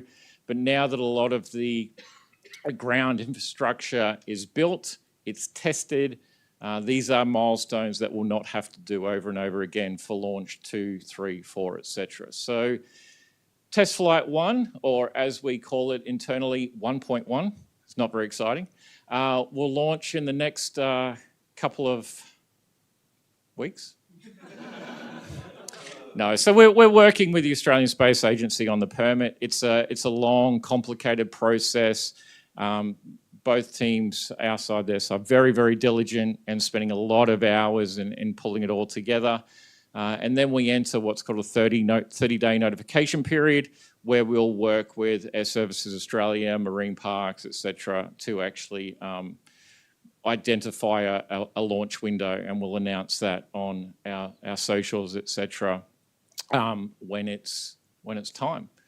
So where and why? So Bowen, as I mentioned, Queensland State Development Land.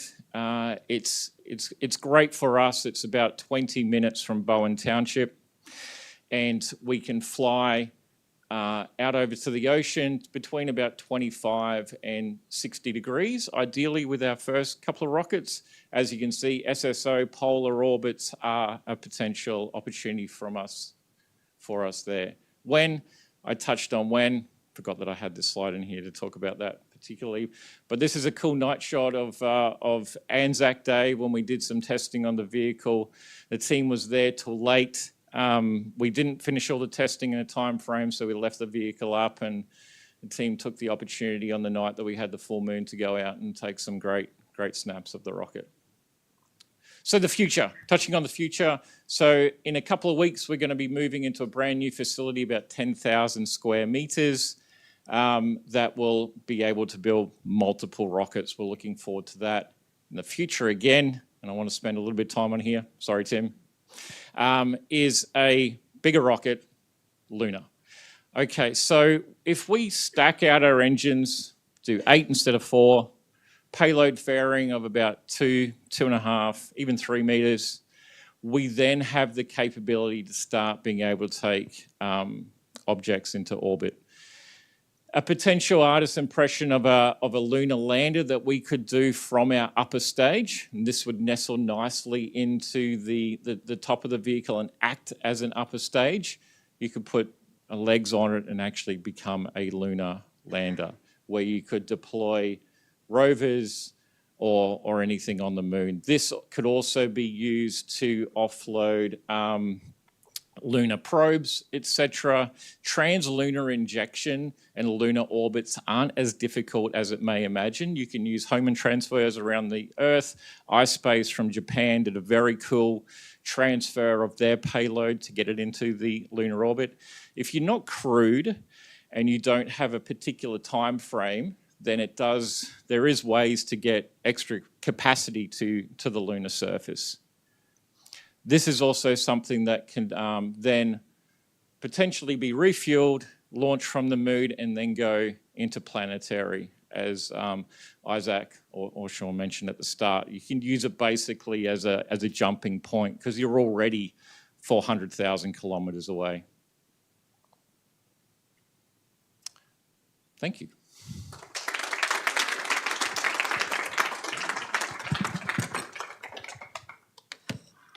Thank you so much, David Jervis. I'm thrilled to hear about your recent verticality and upcoming launch in a few weeks. So once we are up in space, what are we wearing? Next, we're going to hear from John Hunt, Deputy Program Manager at Axiom, for his suits for lunar operations. Online? Online. Online. 1 minute. Yeah, I'm here. Can you hear me? Oh, yes. Yes, we can hear you.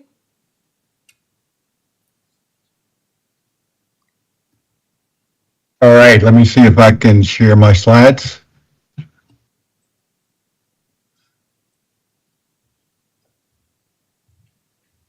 Okay, can you see my slides? No. Hello? No, we can't.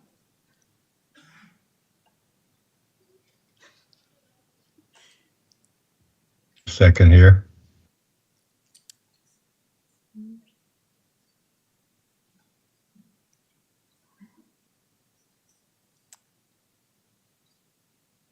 Okay, give me a second here. All Alrighty, we are waiting with bated breath.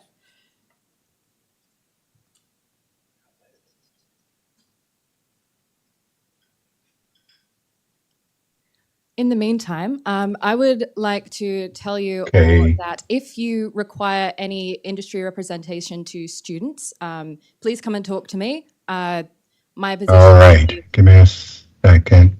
mainly focuses on representing students to industry. So please do come and talk to Let me me. go here again.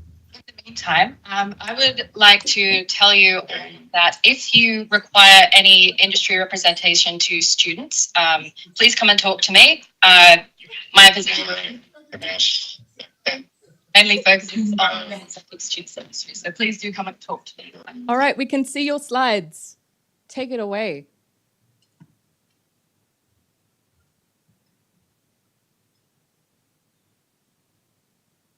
Here.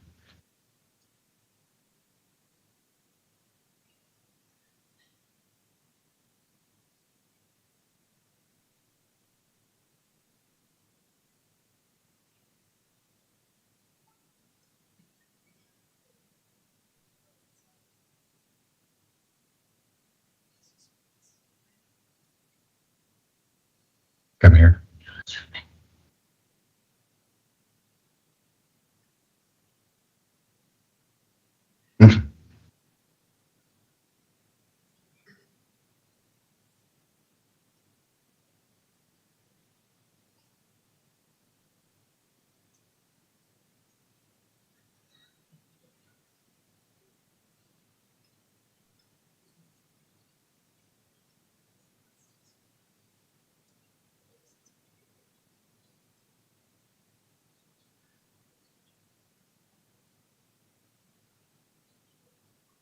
Can you guys still hear me? Yeah. Can hear you. Yeah, we can hear you. Okay.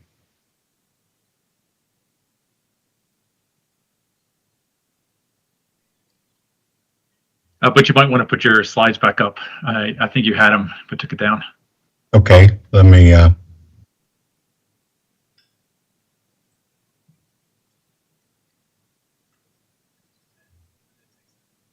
Okay. So can you see my slides now?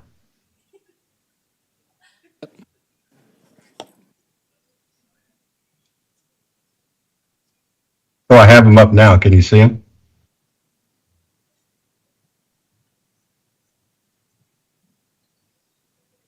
Sorry, no.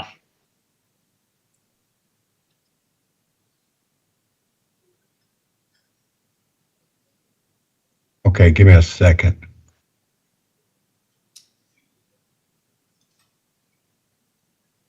I can't hear them.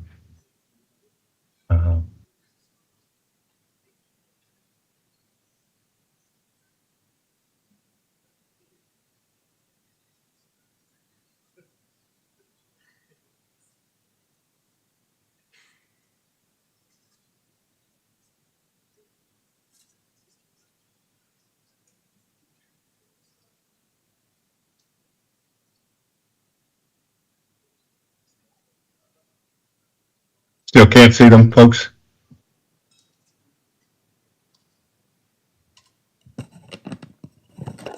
Yeah, we can see your camera now, but we just need you to share. We can see your face now, though. Yeah. You look great. Thank you. Now I just need to see my slides. Can we go to the next presentation and circle back to figure out these technical issues, or you want me to keep trying here? We can circle back. Jason, did you want to start with your slides? And we'll get Kira to do an intro. All right, so next up we have Thank you. Jason Held, CEO of Sabre Astronautics, talking about space domain awareness. Thank you, Jason. Oh, hold on. There, yeah, my hand.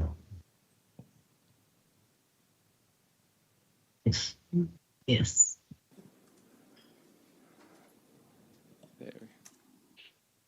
Your slides. Okay, just gonna get my own slides up here for just a sec. How was that? Is that good? Yep, Yeah, we can see it. fantastic. Thank you.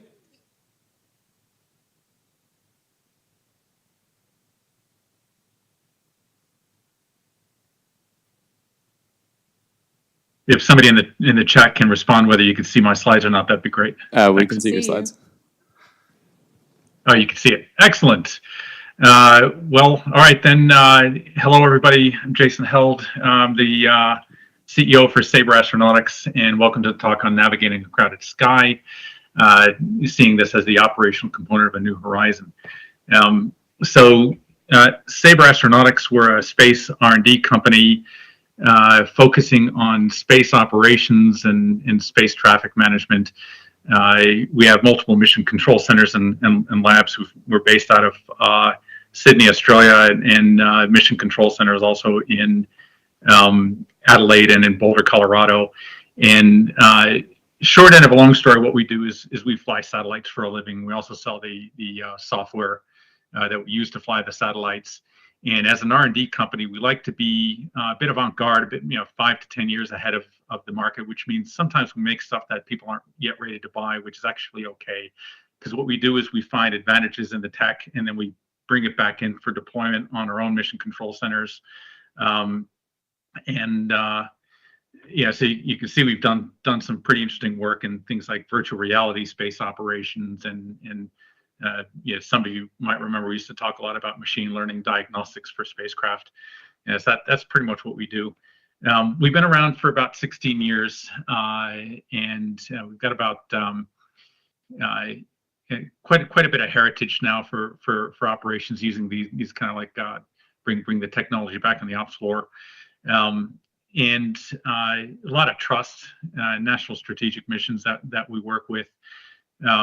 Sabre won the grant for the Mission Control Center at the Australian Space Agency headquarters, and that's kind of what it looks like on your lower right-hand side, the Responsive Space Operations Center, or RSOC for short. What's interesting there is it's not owned by the agency. We're actually, think of it as like a Sabre Astronautics embassy within the Australian Space Agency headquarters. It's a nice area for both civil and military. So you can see a lot of uniformed personnel there. We've got civil spacecraft flying out there as well. We'll show you that in a sec. But we're also the night shift for U.S. Space Command's Joint Commercial Operations Cell. So when I say Responsive Space Operations Center, the responsive word in there means that we're doing both space domain awareness and traditional spacecraft command and control in the same op center, which is kind of unusual. Usually they're in separate units because a lot of work. We managed to get it together in one single house. So that's part of the advantage. We actually ran space domain awareness in support of U.S. Space Command at the unclassified level for about 3 years until they found a military that could take it off our hands, and that ended up being the kind of a joint venture between Australia, Defense Space Command, and New Zealand. Out in the United States, out of Boulder, Colorado, the software is deployed to U.S. Space Force at secret and top secret levels. So again, national strategic missions, thousands of operators around the world are using it. Everything from the GPS constellation to missile warning to the 45th Space Wing, which is the Western Wing out of Cape Canaveral's. Got Sabre Tech built in there at the moment and looking to grow. The RSOC is a follow the sun operational service, and the way it works is we built our own software tech using video game tech on the front end and feed it with data from marketplaces. So the idea is trying to build out a large dish network is very capital intensive. Space domain awareness is also an area where you got to get a lot of sensors, and we didn't want to compete with other dish or sensor owner operators out there. We want to be an ally to all of them. So we set up these marketplaces. We got a marketplace of dishes. We got about 120 dishes in our SATCOM marketplace at the moment. With that lets us reach any spacecraft from LEO through to the moon at just about any frequency you might want to play with.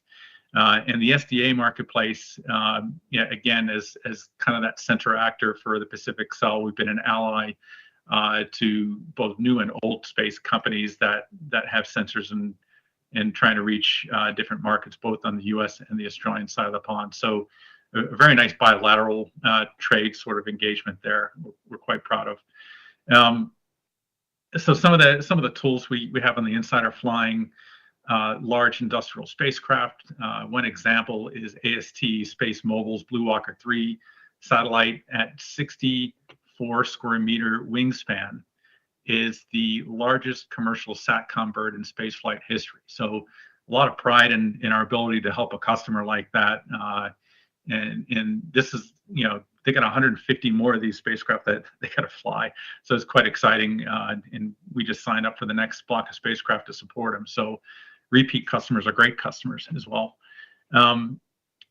The software we're using to fly this, one of the main tools, we've got a bunch of tools in there. One of them is called the Predictive Ground Station Interface, or affectionately we call PGI. We just got tired of Greek god names and spaceflight software, really. But what it is building what we call a digital twin of the solar system. So embedded in conventional spacecraft command and control, point and click operations, trying to reduce the complexity of all the different disparate information that comes in, make it really, really easy to use for younger operators to handle larger volumes of spacecraft. So you can fly a single spacecraft, even a large spacecraft like AST, with the traditional kind of text-based interfaces. But the moment you start adding more and more spacecraft, the complexity increases. You don't want a one-to-one ratio between the amount of data you have and the amount of people you need to manage it, right? And of course, embedding in space weather and space traffic and the same thing is also vital for safety of flight. I won't talk too much about this, but it's just a screenshot of PGI's command and control interface for one of the smaller missions that we did. Operators are sending commands through our infrastructure, planning ahead for what dish they're going to connect to. We got some robust software that we've developed in-house that allows you to connect to these dishes, and then the dish owners then do the final passing of those commands back to the spacecraft, and telemetry goes back in the other way. Pretty normal stuff on that front. But what a lot of people don't realize is Sabre, over a 16-year history, has built out an astronautics program. And astronaut operations is actually part of the RSOC roadmap.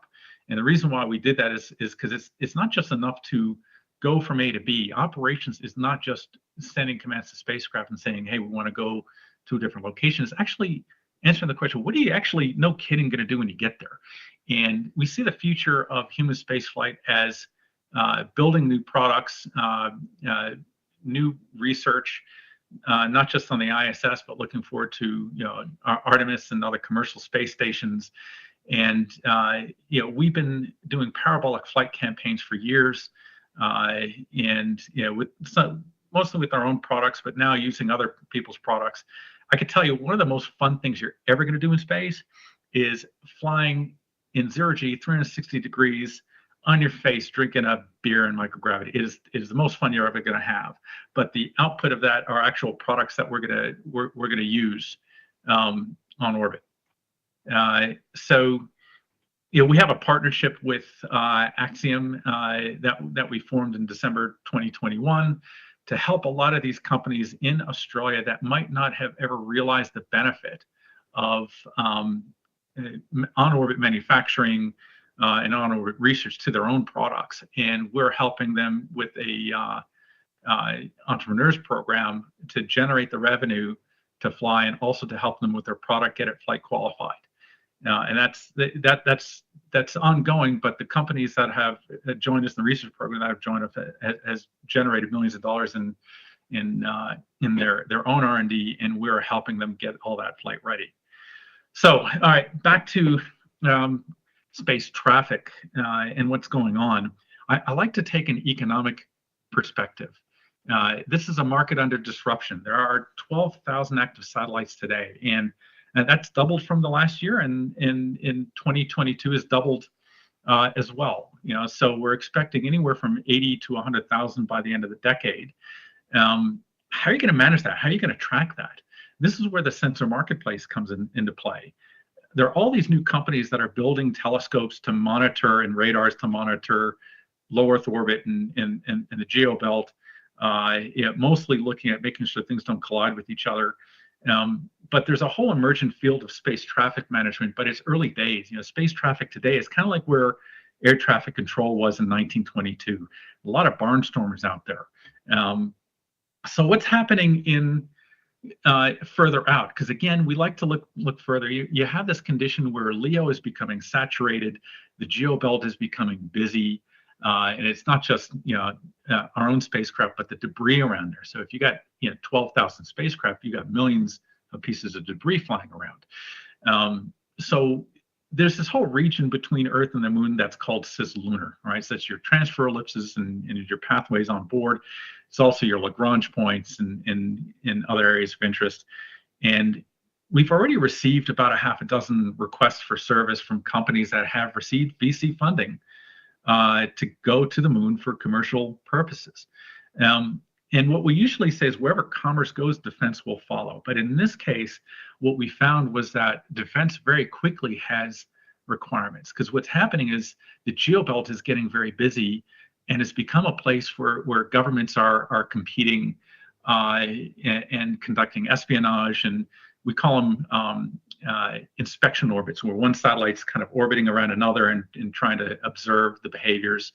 It hasn't become too contentious yet. It's almost like a game of chess, or like you're in your car, and if anybody who's got kids knows when one kid says "I'm not touching you" and points a finger at their sibling, it's kind of like what's happening at a bigger scale. What we found is that some spacecraft are flying into the cislunar region to get out of view from the sensors that are normally looking at it in geo, and then coming back in to the geobelt at a place where people don't expect, right? So the U.S. Space Force has specific interest in this and contacted us a few years ago, and they saw that predictive ground station interface product that we showed you earlier in this talk, and said, can you make that a pure space domain awareness tool and deploy it on our service? And that's kind of how that all happened. So we took Piggy, basically militarized it, made an SDA tool, and deployed it on the high side. It's called Space Cockpit. There's an unclassified version you could play with on your own if you choose. Just go to spacecockpit.space.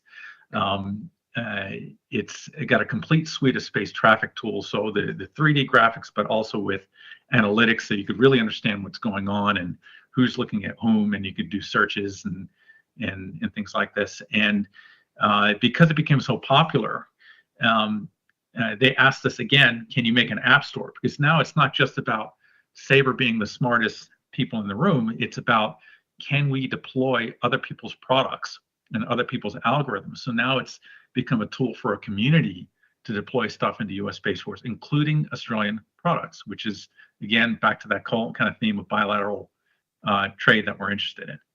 Okay, so cislunar specifically is traveling there. You could call it a multi-region domain. And if you look at the orbital mechanics around the LEO and geobelts, and then these are things that everybody in the commercial sector understand quite well. Two-line element sets and orbital models that we all use all the time. The lunar region, and including the cislunar and the Lagrange points, are areas that have very different perturbations, things that can affect your orbit. So the moon has a much larger play. Relativistic effects come into play. And that is also pretty well understood. But the cislunar and the transfer ellipse is what's really hard. So making sure if you're going from one regime to another regime, marrying the math up in a way which is sensible, and also your spacecraft catalogs that you have. We got really robust catalogs in low Earth orbit and geo, but the catalogs for objects out in cislunar aren't as robust. So how do you actually manage that together? So our operators at the RSOC, when we're looking at this, you're looking at these 6 different steps. Okay, you got your safety of flight. Are people going to collide with each other? What is the pattern of life of different objects that are in the region? Maybe a spacecraft is flying differently than the way it flew before, and it could be intentional. Somebody's making a change, or maybe there's something wrong on the spacecraft. You don't really know. You have to then negotiate with the other op centers and coordinate with other entities. And the RSOC and Sabre as a neutral actor kind of comes into play there. But then what you have to do is you got to go back to that center tasking and task centers to monitor and manage that uncertainty. And of course, at the Lagrange points, you got different stabilities. So the amount of fuel you need to move is very different at a Lagrange point versus somewhere on a transfer ellipse. So all that stuff is being developed and put in place in partnership with our friends out of Purdue University to make a cislunar sandbox that you could plan out your missions and make decisions. And the final toy that I'm going to show you doesn't look as exciting, but it's absolutely vital. It's called a Mission Management Board. How do you handle all those different things you have to do? And I mentioned a whole bunch. There's not just the decision to transfer from one place to another, but also the sensor tasking, and all the sensor operators then send data to you, which you have to do the analysis on as the ops center, and then make a decision on, but also the decision of what you command your spacecraft. So we're using our spacecraft command using these kind of Kanban board style ops tools, as well as looking at that human space flight aspects. So that's really it. Thank you very much for your time. Really glad to engage. Thank you. Thank you so much, Jason Helds from Sabre Astronautics. So today we're going to reshuffle the schedule a bit to maximize efficiency. So our online speaker next, Abby Dix, Chief Marketing Officer from Voyager, is going to tell us about innovations in space hospitality. How are we going to live in space and how are we going to live comfortably in space?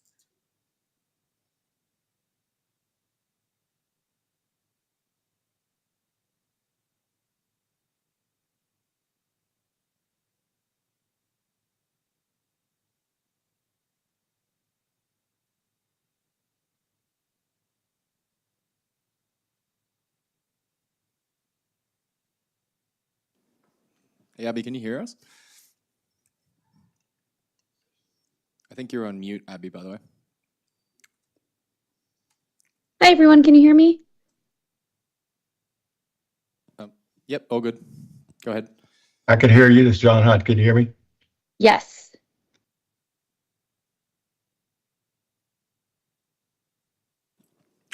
Okay, let me try to get this in full screen. Okay, let me know if this works for everyone. Someone send a smoke signal. Perfect. Go ahead. I can see those charts. Okay, perfect. Awesome. Hey, everyone. It's so great to be here with you all, even though virtually I'm here in Washington, D.C. Hopefully next time I can be with you all in person. My name is Abby Dickus. I'm the Chief Marketing Officer at Voyager Space. I'm excited to chat with you guys a little bit about Voyager today, but mostly about by far the coolest project that we're working on, and that is Starlab, which is our next generation commercial space station. Just quickly, a little bit about Voyager. We're a relatively new company. We're founded in 2019, which was horrible timing before a global pandemic. But in the course since 2019 and just a few short years, Voyager has acquired 7 companies within the space industry. And we're currently working on building them together as one as a larger integrated company focused in exploration, technology, and defense. We've got tons of heritage for commercial International Space Station utilization and building complex missions for NASA. We've built a ton of astronaut health and different monitoring systems, exercise equipment, student research, satellite deployment, you name it. If it's been on the space station, we've probably been a part of it. On our technology side, we're focused on advanced communications, satellite subsystems. That includes some robotics technologies, think sun sensors, cameras, all kinds of really cool technology that's really feeding the growing satellite ecosystem. And then on the defense side, we're working on solid propulsion and also signals intelligence. So a lot of really cool activities going on across the company. But most importantly, a few short years ago, we won a very, very important award, and that was through NASA's Commercial Low Earth Orbit Destinations Program. And that was to begin the process of building a commercial space station that is set to replace the International Space Station ahead of its decommissioning in 2030. The International Space Station is arguably one of the greatest feats of humankind, both from a technological standpoint and from a from a humanity standpoint and global collaboration. So it's lived a fantastic life, but it's aging, and then the technology is aging, and so it's time to enter that next generation. And in the same way that NASA looked at launch and looked at SpaceX and Boeing and Sierra Space, they're doing the same thing for space stations. And so we're in the competition phase. So there's Voyager, there's some other competitors in the mix, and we're all out there trying to ensure we're building the best platform possible that's also sustainable in this future commercial marketplace, and really enable NASA to focus their funds on where they're after, and that's deep space, that's the moon, it's Mars and beyond. So we're very happy to be a part of this program. Notably about our program is we very much have the take that we cannot do it alone. This is a new market, and there've never been commercial space stations before.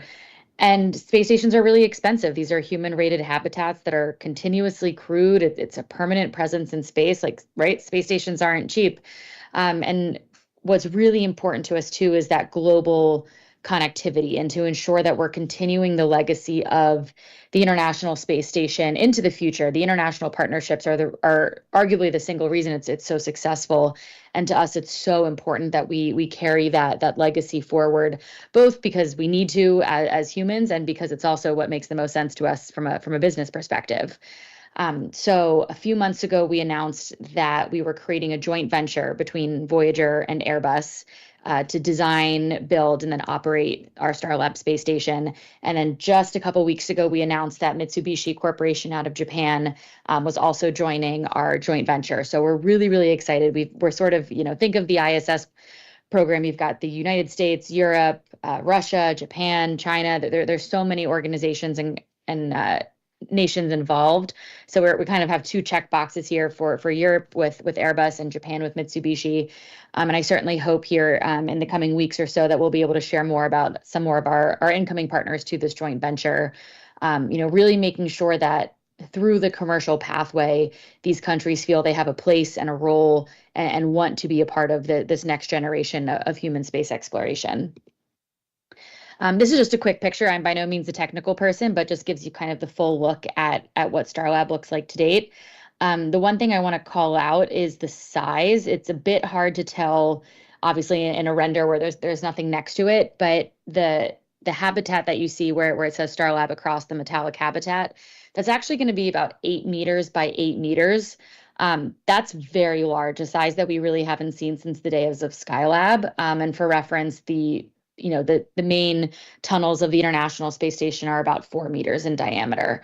So we're doubling that diameter, which gives us a huge volume to work with, a ton of space for the crew, a ton of space for research, and really just lets us, ensure that we're carrying over all of the good work from the ISS into that same capacity, but in a overall smaller than the ISS. It's not the size of a football field, a smaller and just much more efficient and, of course, modern platform. Something we announced recently that we're very excited about is that we've booked a launch on Starship. So we're watching all of their test flights the same way that everyone else is, giddy for the next success. And of course, the last one was wildly successful. So we're really excited for SpaceX. But what's unique about Starlab is we're launching the entire station in a single launch. There will be no on-orbit assembly, no multiple launches to piece it together. This is a one and done. It fits inside the Starship fairing and it'll unfurl. And, after some commissioning and all the technical stuff that goes into getting a space station up and running on orbit, we'll be ready to go. No additional outfitting flights. And this is all made possible really by the Starship. And there's also, of course, like the New Glenn capabilities, but these large vehicles are really what enables such efficient use of space and mass, and letting us accomplish our mission in the most affordable way possible. So we're very, very excited to be partnering with SpaceX on this launch. And we're, of course, looking forward to the next test flight. One thing I'm super excited to talk about today, and kind of a bit of the title of the talk, is really about brand partnerships in space and how we're elevating the stay. Traditionally, engineers in space, in aerospace, are not interior designers, right? Where they're designing for efficiency and for the best possible use of the space. But that's without the idea of comfort in mind, right? The ISS was pieced together by government agencies. Like the comfort of the stay was by far the top priority. And then also imagine staying in a hotel room where it's been occupied for 20 years by people who are exercising 3 hours a day, and you can never open the window to air it out, right? I've never been to the space station, but my take is that probably doesn't smell so great up there. And so how do we look at the future of hospitality in space? And Hilton is helping us lead that charge, and we're super proud of this partnership. This whole arrangement started because a few years ago, we found each other and we decided to bake a DoubleTree by Hilton cookie in space. It's their famous warm chocolate chip cookie you get when you check into a DoubleTree. I'm sure plenty of you in the room have stayed at a DoubleTree before.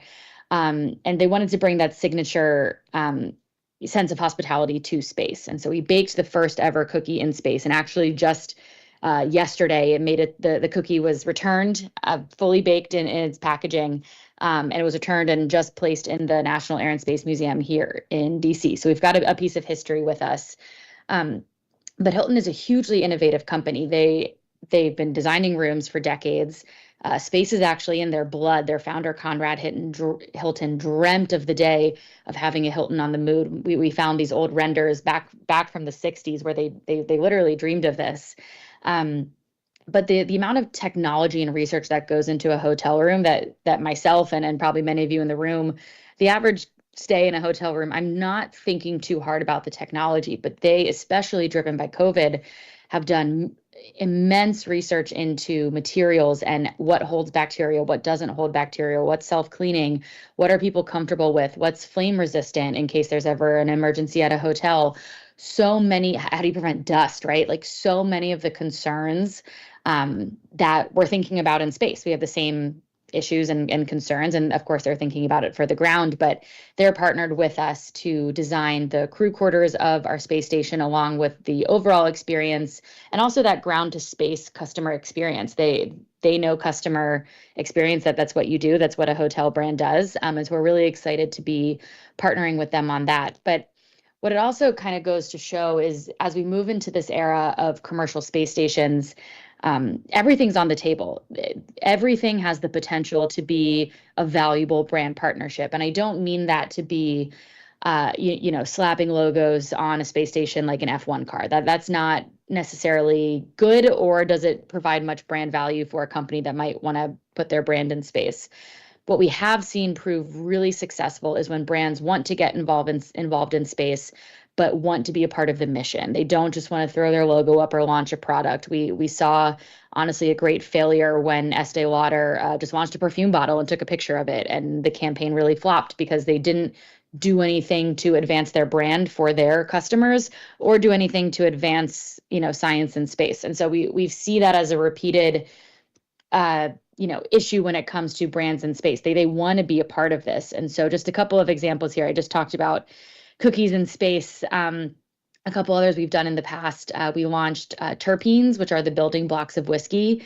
Obviously, the International Space Station being a government platform, there are rules and restrictions when it comes to alcohol in space. But Ardbeg flew these terpenes, brought them back to Earth, and studied how microgravity changed these terpenes. Like I said, the building blocks of whiskey, they found the flavor and the scents completely different.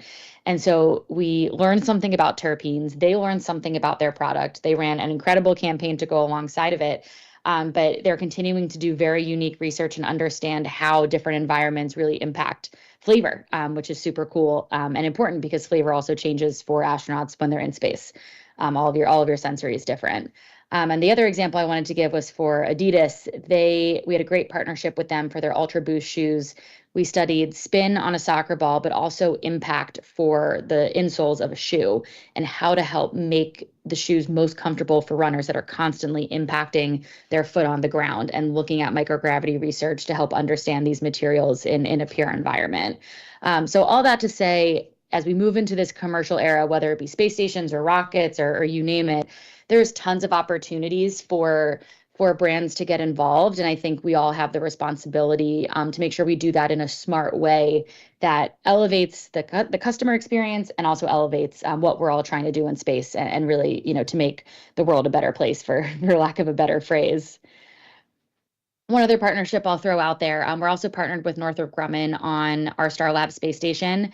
And I think what's very cool is the connectivity between exploration today and exploration of the future. The Cygnus cargo vehicle, of course, supplies the International Space Station. And they've got a few more years left of those supplies, those supply missions. And we're working with Northrop to upgrade their technology to be, so for autonomous docking systems that we're going to need on Starlab, but is also a great investment from their team on their current vehicle to advance it. And they get to test it today on the International Space Station on future missions. So we're really making sure we're leveraging everything we can from the existing space station platform, and really make sure that we're doing our best. We're leveraging technology, leveraging our taxpayer dollars to ensure that we're building a sustainable space station that can be maintained financially, which is just as important as it being maintained technologically. One other cool thing that we're doing on our space station is that we're completely dedicated to science research. Tourism is not our priority at this point in time. The market's just not there for us. But of course, as that market continues to grow, and we're of course seeing that growth happen, here on Earth, especially with suborbital flights, there could very well be, right, Starlab 2, 3, 4 that might be dedicated to tourism. But Starlab 1 here is completely dedicated to research and technology development to really help advance humanity and ensure that we're doing all that we can for space and for Earth. What's cool about our science park is it's a member of the International Association of Science Parks. And its current main headquarters is located at the Ohio State University here in the States. But this is very much a model that we're looking to expand globally, and hopefully Australia is on the list as we move down the line here. But it's basically creating these analog facilities on the ground to let researchers and technologists go in and really understand what they're trying to study, use the exact hardware that's on the station, but use it on the ground, map out their experiment perfectly, because there's no point in wasting time and money launching something to space if it's not going to work. We want to make sure that that experience for the researcher is seamless. And so we're excited to be building out this science park infrastructure, and more to come on that here, I think, in a couple weeks, couple months. We've been working very hard on this program, and so we'll be excited to share more soon. As I also mentioned, Starlab is very much a global program. We're working on international partnerships around the world. We've got Canada, India, Mexico, El Salvador, Guatemala, Uzbekistan, Azerbaijan, Colombia, and more to come. And like I said, I hope Australia is on that list next, but we want to make sure that we're carrying forward the partnerships from the space station, but also ensuring that countries that haven't traditionally had access to space are not forgotten. This is about the world becoming a space, we're a spacefaring world, not spacefaring nations. And so we're really making a targeted effort to ensure that countries that just historically have not had the access to really enable, what space can do for their societies, that they're a part of our story here going forward. And that's all I have for you today. Please reach out to me. I think my email was on the first slide. Reach out to me on LinkedIn. I'd love to talk with you all more. And I'm really excited for everything that you guys are doing, and I hope you have a great rest of the conference. Thank you so much, Abby from Voyager Space. We'll be happy to pass on her contact details to anyone who asks. So next up, we have John Hunt, Deputy Program Manager, AX EVA Suits Program from Axiom. Are we ready to go?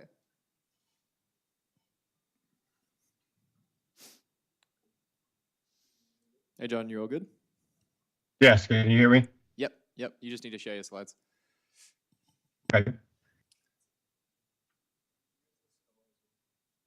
There we go. Can you see that? Good. Perfect. All right. I apologize for the early technical difficulties. Again, my name is John Hunt. I'm the Deputy Program Manager for EVA Program Office at Axiom Space, and we're excited to share our presentation about our next generation spacesuits.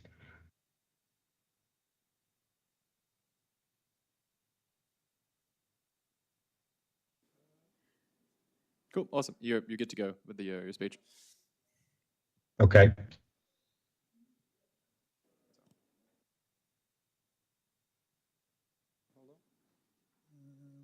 Okay.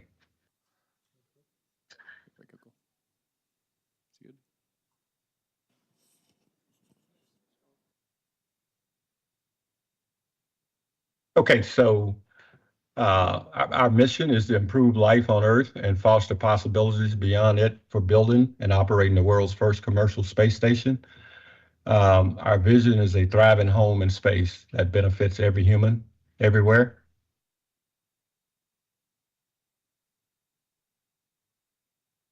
Returning to the lunar surface, the new Axiom Extravehicular Mobility Unit spacesuits will provide astronauts advanced capabilities for space exploration. Also provides NASA with commercially developed human systems needed to access, live, and work on and around the moon. Also ensures astronauts are equipped with high-performing, robust equipment and are designed to accommodate a wide range of crew members. So Lunar and Leo spacesuits, in addition to the spacesuits supporting the Artemis 3 lunar mission, Axiom Space is building a spacesuit supporting spacewalking in low Earth orbit for the ISS and the future Axiom station. The new spacesuits by Axiom Space are being built from a single foundational architecture that will provide astronauts with advanced capabilities for space exploration.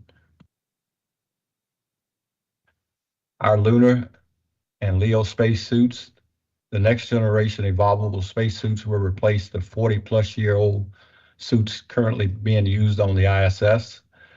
Building off NASA's legacy XEMU spacesuit design, the Axiom spacesuits are built to provide increased flexibility and incorporate specialized tools to accomplish exploration needs and expand scientific opportunities in space. We're excited to announce our recent partnership with Prada. This is the first groundbreaking partnership between an Italian luxury fashion house and a commercial space company. Prada's technical expertise with raw materials, manufacturing techniques, and innovative design concepts is bringing advanced technologies to our industry. Prada engineers are working alongside our engineers here in Houston throughout the design process.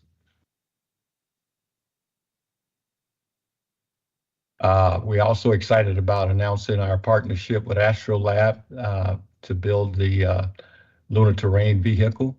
Axiom Space engineers are working to ensure the integration of the Axiom-U with the Flex rover to support lunar exploration. Artemis astronauts wearing an Axiom-U suit will have greater mobility while navigating lunar operations aboard the Astrolab Flex rover. The rover and the Axiom-U spacesuit will enable 2 astronauts to work effectively collecting lunar soil samples and conducting geological surveys on the lunar surface. Here's some pictures of our suits showing our mobility of these suits. We're actually working in different positions. You can see some of our lunar tools. We have a scooper, the middle picture. We have a hammer and a chisel. And we got one of our rakes that can pick up particle samples on the moon. Here's some examples of some of the highlighted portions of our suit. You can see we have an in-helmet radio and comm system.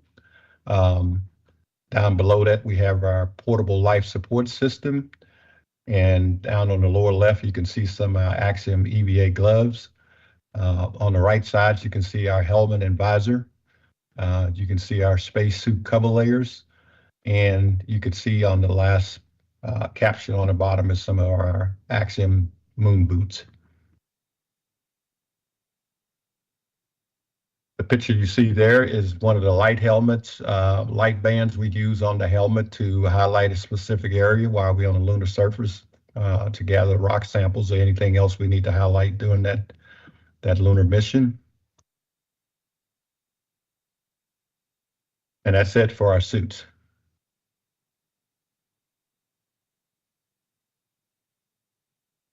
Thank you so much, John Hunt from Axiom. We so appreciate your time today, and we got there in the end. So that's all that matters. We did Thank you. Appreciate a challenge. So. Yeah, appreciate your patience. Yes, of course. absolutely quality content. So up next, we have Dr. Claire Martin, the Executive Vice President of Astroscale, and she's going to be talking to us about refueling.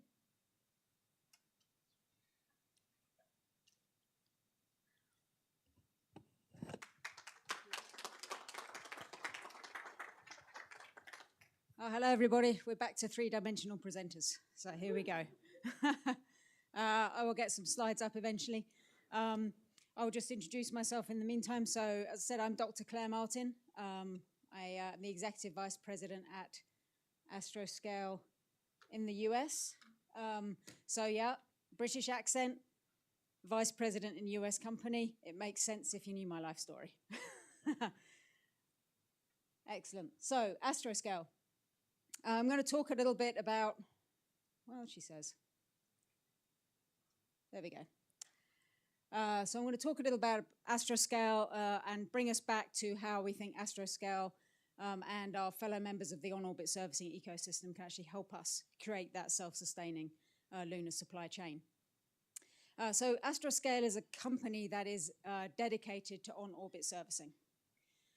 We are focused entirely on, so we don't touch the surface of any planet or celestial body. We are in the space in between.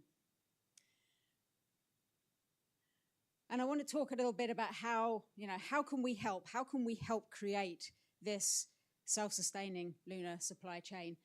And one question that was asked, and the title of the talk was, what if fuel was not a limiting factor for the journey? So we all, in everyday life, we don't tend to think about planning a journey where we have to take everything with us. I will admit there are some challenges or races you could do in the world where you do push yourself to do that and you do want to take everything with you. And that has been very much kind of the norm of the space industry for a very long time. But we're now looking to change that paradigm. And Astroscale US, we are currently working with the United States Space Force to build what is a refueling shuttle. It is a small vehicle that will carry hydrazine, and it is designed essentially to take fuel to a client vehicle that needs a top-up. This vehicle, so I'll talk a little bit about the ConOps. This vehicle, we hope to launch in 26. It's due to be ready for manifest at the end of 25. Once we launch, we go to what we call a prepared client. Now, a prepared client is one that has launched with the right refueling interface so that we can then approach it and dock with it and then transfer fuel from our tanks on board into the client vehicle. At this point, we would safely detach and step away from our client vehicle, do a safety check that the valve's closed and we're not leaking hydrazine into orbit. And then we take ourselves off to a fuel depot where we could top our own fuel supplies up and we can load more fuel on board to go and service the next client. So essentially, I tend to describe this, I usually need two hands, but if you could think of your client vehicles over here and your fuel depot over here, the Astroscale spacecraft is basically going to do this over a number of different times. But what if we took it further than just refueling? Okay, what if we could actually put more resiliency into our need to not just get into space, as we've talked about this morning, but actually then move things around and get back towards the moon? So there are many different aspects of basic logistics that we can introduce into the on-orbit environment to make that possible. You want to be able to, when you're traveling on any journey, you want to be able to see what is around you. And that is the in-space space situational awareness, which I will challenge you to say 5 times fast after a glass of wine. You want to be able to clear the road ahead if objects are in the way. And that is very much an active debris removal, something that Astroscale is very active in Japan and in the UK at the moment. You want to be able to get more fuel if you need more fuel to continue on your journey. If you get stuck, you might need a tow. Okay, get transportation from A to B. If something does go wrong, You want to be able to inspect what has gone wrong with your vehicle. You know, take some images, take some data. Is it possible to actually repair it? And ultimately, can you continue along your journey, either yourself or perhaps with a little bit of help? If you go with a little bit of help option, this is another mission that Astroscale US is currently actively building. It's called a life extension. If you think of the refueling shuttle, it requires a prepared client. So someone that's launched, thinking ahead, thinking we might need fuel on orbit. We're going to put this interface on board our spacecraft. This would help those vehicles that haven't done that. It's essentially, instead of docking, giving fuel and leaving, it docks and stays with the client vehicle. It docks at the back, and essentially then it can help with the pointing. It can help with station keeping if you have to stay in a specific place, or it could help move you to another location if you needed to go.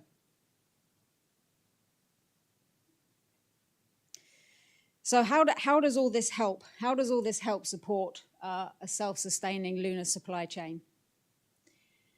It's all about a circular economy. So on-orbit servicing is a way of helping bring that circular economy into orbit.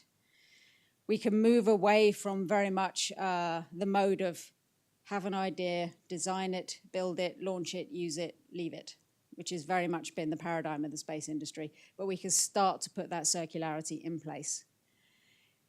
And if we could do that in order to create a self-sustaining supply chain, which is what we're here to discuss today, the on-orbit servicing can help bring elements of that circular economy into play. And as an example, so this image here on your right is one taken by the Astroscale ADRAS-J spacecraft just a couple of weeks ago. It is an inspection mission out of our Japanese office, launched to inspect this rocket body. So this is an old rocket body. It completed its mission a long time ago. It is currently tumbling in orbit. Now, if you think about making this a circular economy, what could you do with that? Can you recycle this? We're actually working with our friends at Neumann Space and a couple of other companies to try to make that a reality, to be able to turn this defunct rocket body into rods of fuel that we can then refuel spacecraft with to continue on their journey. It's all about bringing in that circular element of life. So I will conclude, because I think I am the one standing between you and coffee, which is never a good situation to be in. So I'll just wrap up very quickly by saying that on-orbit servicing, we could bring that logistics into this conversation, that logistics to make this a self-sustaining lunar supply chain, and one day habitats on the moon and a launch pad to go further. Thank you.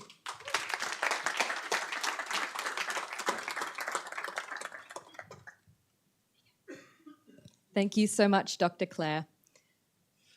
And thank you so much, Kira. I know you've done quite a lot of work to prepare a whole lot of questions. So thank you so much for that hard work. But unfortunately we're out of time.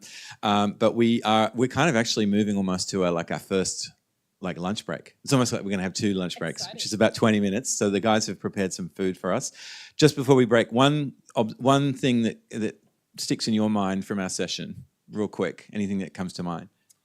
What comes to mind is my questions, actually. So I'm going to have to go and grill specifically David Waterhouse about some sustainability issues, because I had this fantastic, really conversation, I have to keep it brief, with Dawn about what sustainability actually means for space. So I think we really need to nut that out. Fantastic, it's good stuff. Okay, well, we're going to be back together in about 20 minutes. We have a great spread for you. It's almost like lunch part 1, but thank you so much, Kira. Please, a round of applause for Kira for organising that. And Paul, our AV person who's been really suffering in the back to coordinate everything. We've only got 3D speakers from now on. So thanks, Paul. Good job. Okay, see you back here in 20 minutes. Cool. Yes, one needs to respect the role.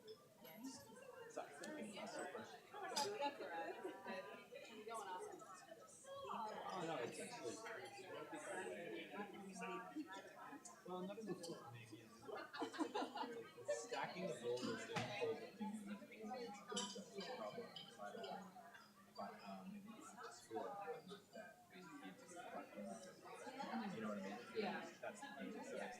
That's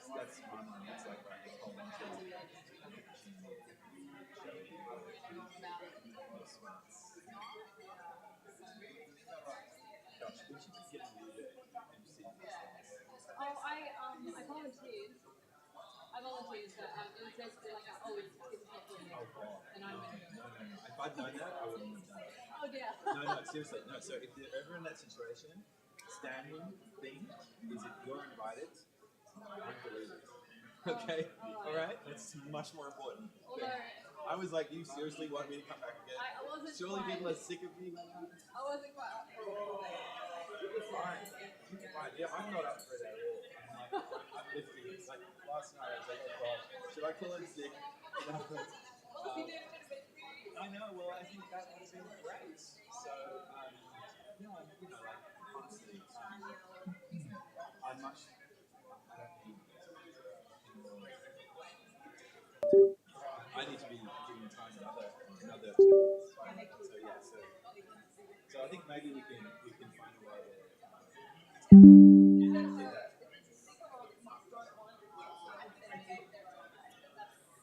I think we should have you MC the breakfast with. Alex, he should be at some point if he's not already. Yeah, he is invited. He is attending at some he was point. saying he had a time.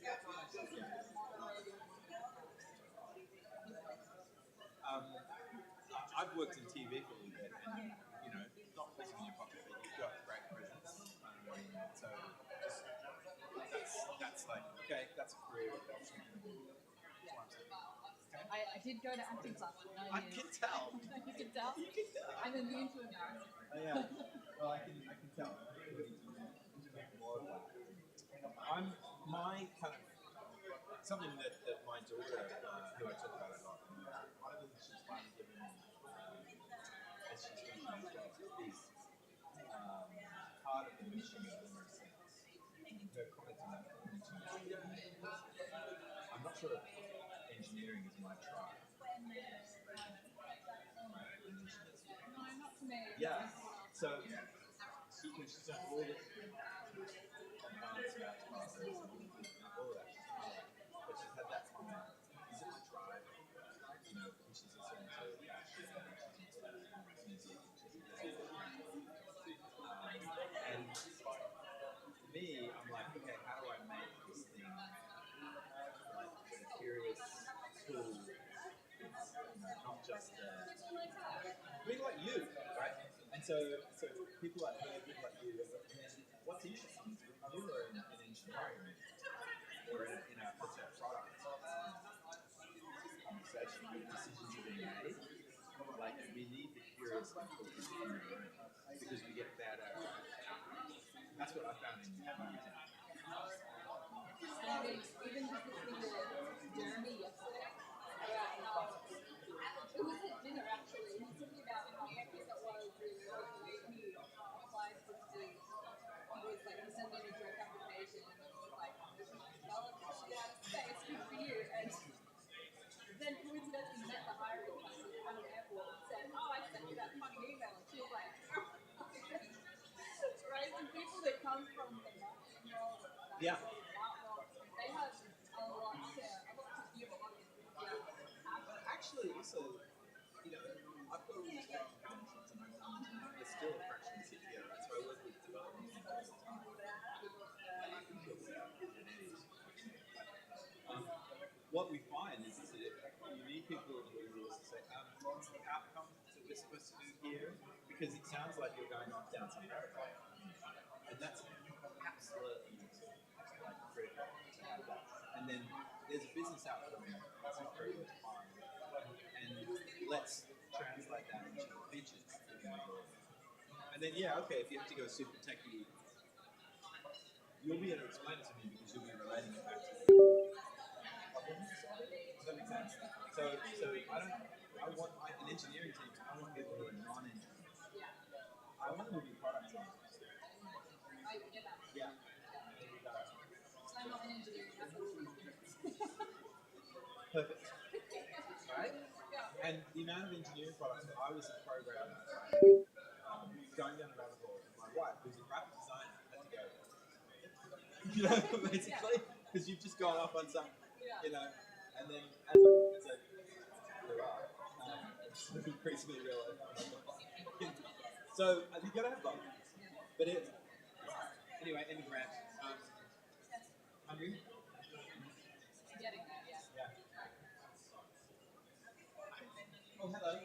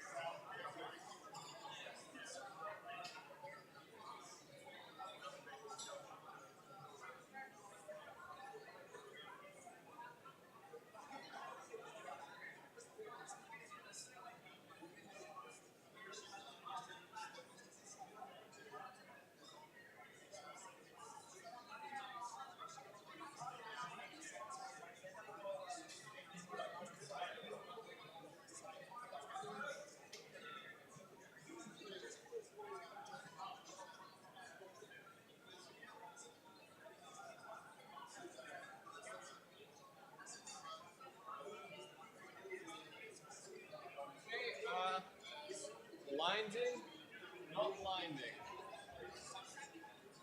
Hold up. Am I blinded? I'm still sort of blind. Oh.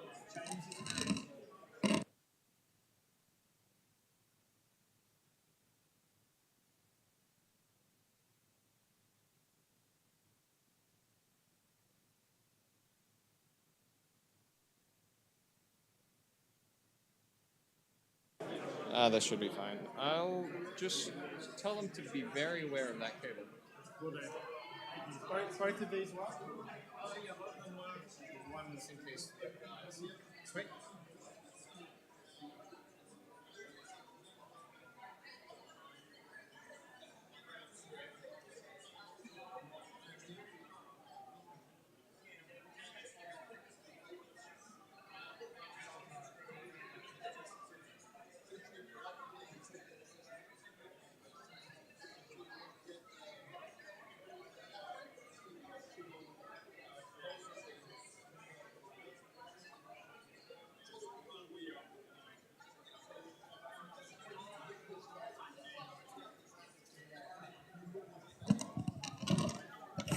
All right, folks, we are going to kick off. As I've mentioned to a few of you, we're going to the moon, so I've got my moon boots on. Okay, so let's go to the moon together, and we're going to have a terrific panel for you, and then we're going to try and make this fast and furious so that we then have some more time together at lunch, what I like to call lunch number 2.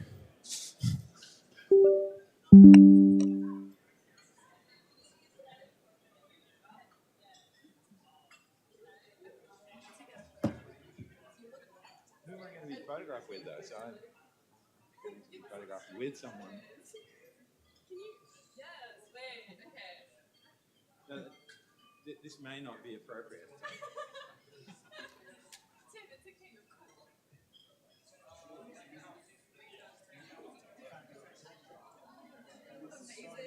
But have I stuck my gut in? You can fix so much in post.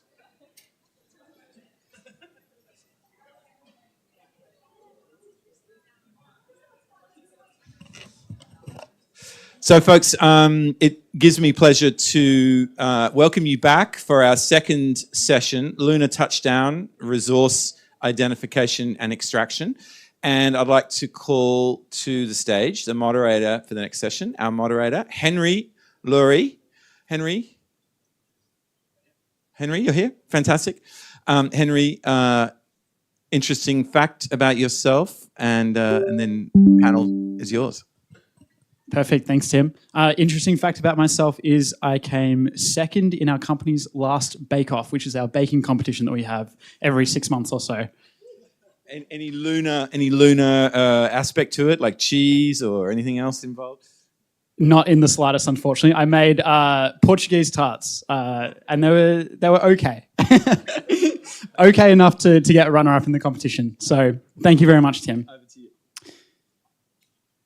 Beautiful. So thank you again, Tim. It's my pleasure to be moderating the second panel today, and that is our Lunar Touchdown Resource Identification and Extraction. So I'm going to give you a quick overview of myself first. That's always the way it's going to go.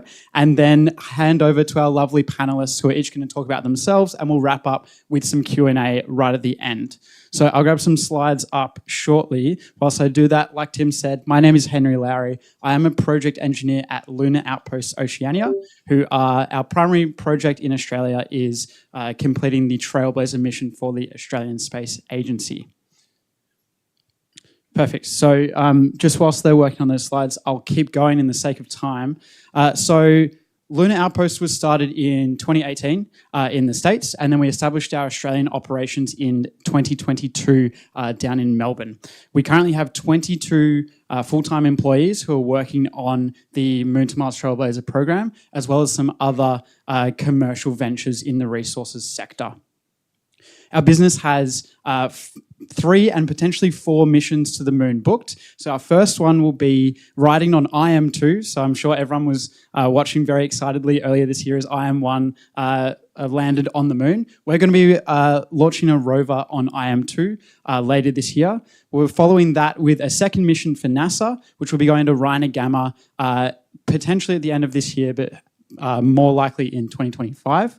And that will be to investigate the magnetic swirls there, which is a phenomenon that is not very well understood, and we want to take some in situ measurements for that. You just go ahead, I think 2 slides here.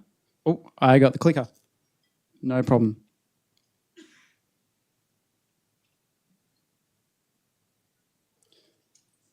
Let me try that again. Maybe the other one.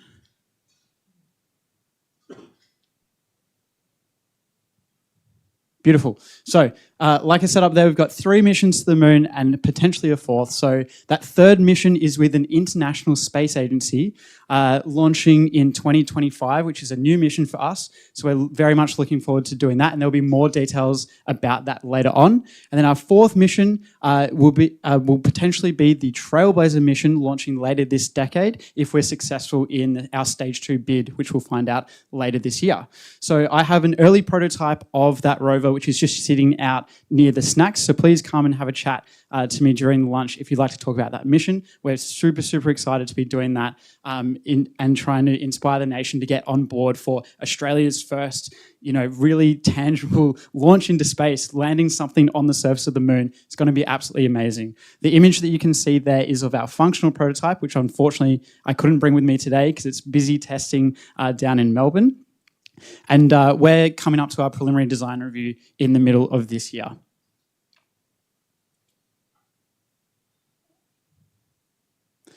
Beautiful. So Lunar Outpost has recently also secured the first stage of NASA's Lunar Terrain Vehicle Services contract. And our partners with that are Lockheed Martin, General Motors, Goodyear, and MDA. So this is quite a crazy project that we're very privileged to be a part of.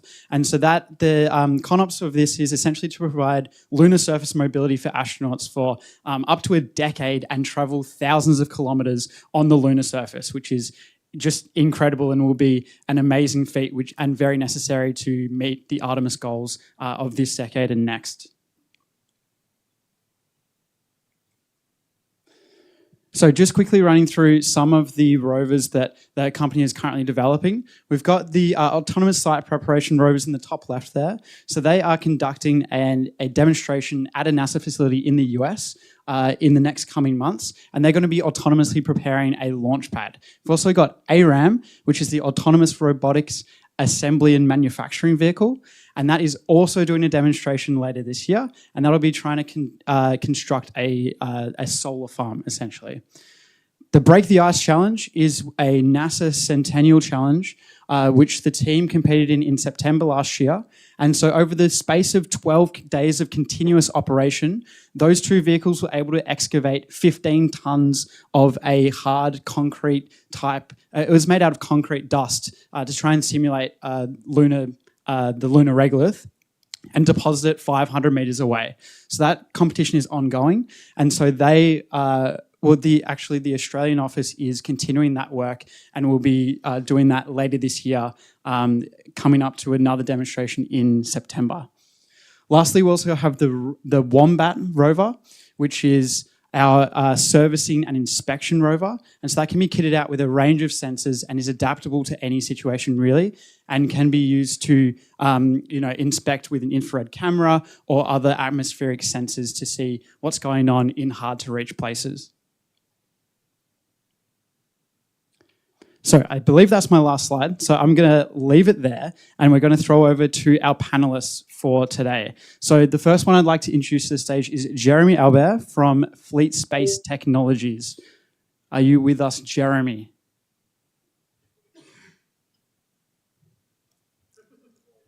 He's on a call? No problem. We'll see if we can grab Jeremy from that call and throw over to him later on. So without further ado, I'm going to throw to James Montgomery from Rolls-Royce.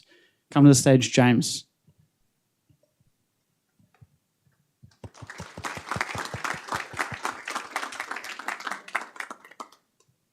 Thank you very much.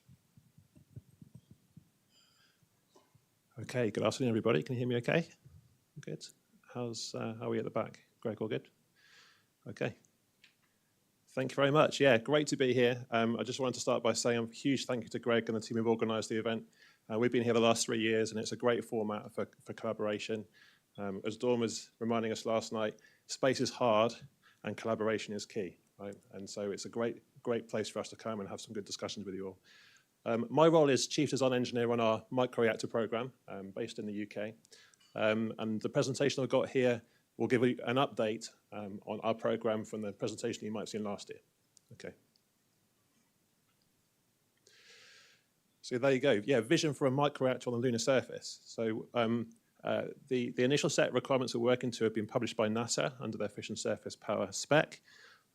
Behind that spec is a number of use cases. One of them is for the lunar habitat to power the lunar base. And there's also some ISRU CONOPS as well. So the 40 kilowatt requirement primarily comes from the ISRU CONOPS, where we want to go into the permanently shaded regions of the crater to go and mine the lunar ice. And the big piece of kit you can see on top of the reactor there is a large radiator. And actually for us, that's one of the key design challenges. So actually optimizing the reactor to be able to minimize the size of the radiator, which is the key part of the payload. Okay, so Rolls-Royce, this is Rolls-Royce, the power systems company, not the car company. Famous for jet engines, but we also have a business in power systems, increasingly getting into electrical for flight. And we also have a business that designs small modular reactors as well. That's a much bigger power plant than the one we're talking about for the moon, obviously. And not a lot of people know, but we have supported the Royal Navy submarine propulsion program for the last 50 years or so. And that's where our SQEP in the nuclear sector comes from, if you like. So this program kind of pulls together some of the skills and experience we have on the nuclear side with the aerospace skills that I guess everyone's more familiar with. So just to give you an idea where we are on the spectrum of nuclear power plants here, you've got the SMR, a small modular reactor, which is actually very big. That's in this context, that's 500 megawatt grid connected thing. Submarines, some are in that range. And our terrestrial and space microreactors, order of magnitude smaller than that. We talked about the terrestrial one yesterday, so if you're interested in that, come and catch me over lunch. We can talk about it a bit more.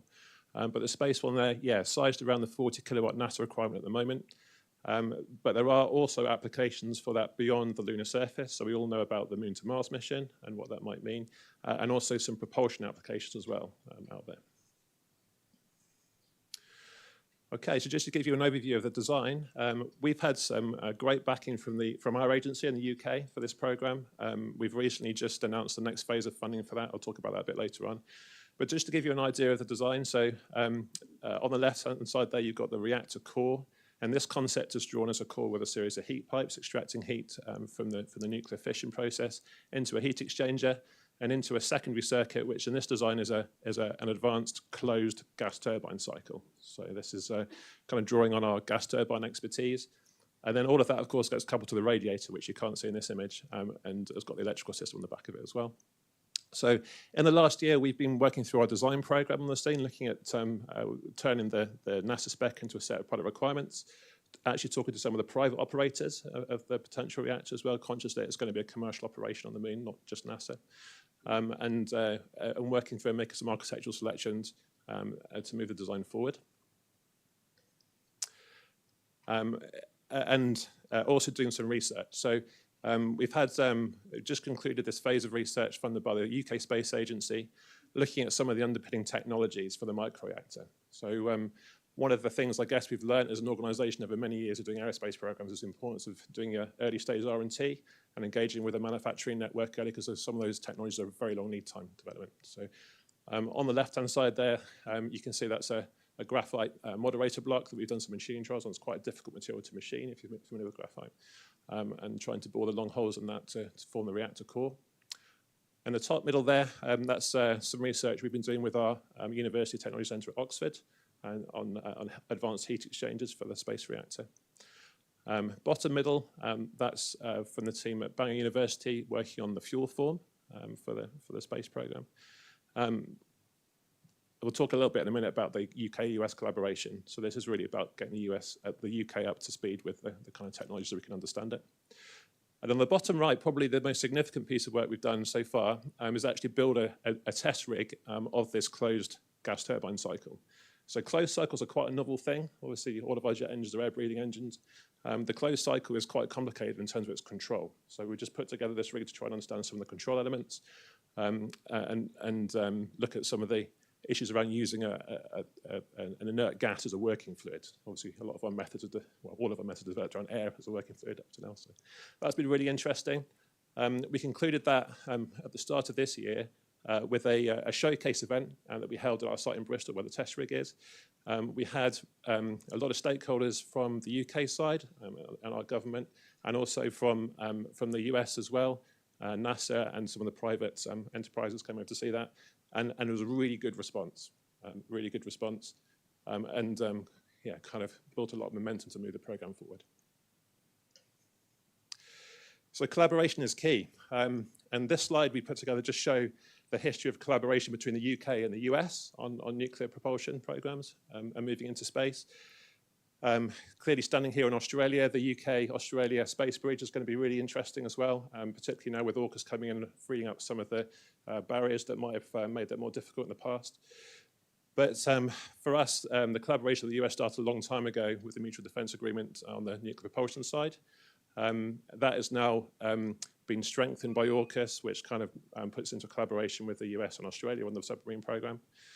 And then on the space side, there was a lot of lobbying done last year to include space nuclear power and propulsion in something called the Atlantic Declaration, which we'll talk about in the next slide, which is the vehicle through which the UK and the US will collaborate on this going forward.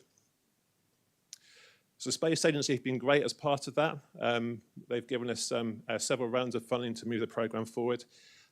This year, we've just announced a partnership with a company called BWX Technologies, an American company, who are long-term partners of ours in the submarine program, very similar scope to some of the elements of the submarine program in the UK. And they've been very successful in the space nuclear power and propulsion market in the States. So really strong partnership for us to work with them. We're just going into a small project with them over the next year or so to look at some trade studies around the design of the microreactor. So moving forward, here's our Prime Minister with the President, middle of last year announced the Atlantic Declaration. So our agency has published a roadmap. It was great to see the ASA roadmap earlier as well. But the UK Space Agency roadmap includes space nuclear power and propulsion in it. In the UK, we're pretty well positioned as Rolls-Royce to be part of that, obviously. So it was great to see that they included space nuclear power and propulsion in the Atlantic Declaration. You have to read, it's a very last paragraph, so we're busy scrolling through it and got to the very bottom and it was there. And so there's a lot of discussions going on at the moment between our agency and NASA to talk about how that program is going to move forward, who's going to have what scope.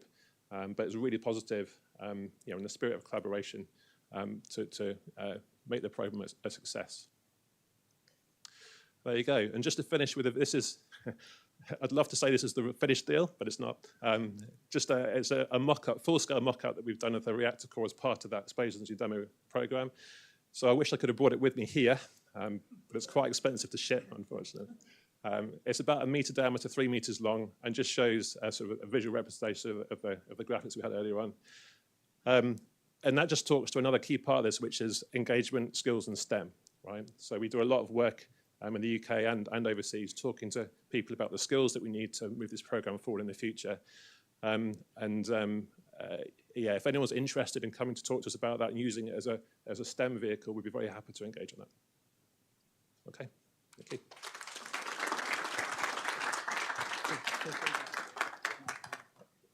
Beautiful. Thank you very much, James. Really appreciate it. And if you have any questions in mind, note them down. We'll try and get to those in the Q&A later on. So our next speaker that we'll hear from in this session is Dr. Alex Ariola from Advanced Navigation. So please welcome Alex to the stage.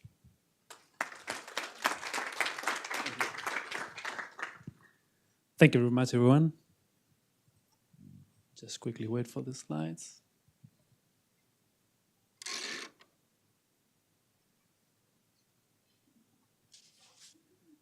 I'll start with a fun fact. The first photonic chips that I designed for space exploration were about 10 years ago now. It was for a spectroscopy device going to Mars. So that was good. All right. Clicking here. So out of this presentation, if I can end up with everyone having just 3 messages, I'll be pretty happy. The first one is navigating in space is hard. The reason behind is, well, in order to navigate anywhere, we need 4 different ingredients. The first one is position, which in space means 3-dimensional position. We need orientation, understand where the vessel is pointing, the velocity, and ultimately time. Time is something that usually people forget, but without a reference in time, there's no way we can understand how fast or how far we've moved. To give you a reference, one of the latest devices that NASA launched in space was a deep space atomic clock, and the accuracy that they get with that clock is about 1 second mismatch every 10 million years. So that's just a fun fact. So what is it that we use currently to navigate in space? So the first thing we use is GPS. However, this only works for LEO, so for low Earth orbit. Second one we use is star trackers. So basically, we have cameras looking into different constellations in the sky, and that gives you a reference of where you're pointing and where you're going. Next one is just equivalent, but looking down. So we can be looking at what country are we flying over, and that gives you an understanding of where you are in space. The next one is magnetometers. However, similar to GPS, this only works in low Earth orbit because we're trying to measure Earth magnetic fields. So we're saying stellar clocks, similar to what NASA is using. However, the ones that we can use on Earth are much, much more accurate.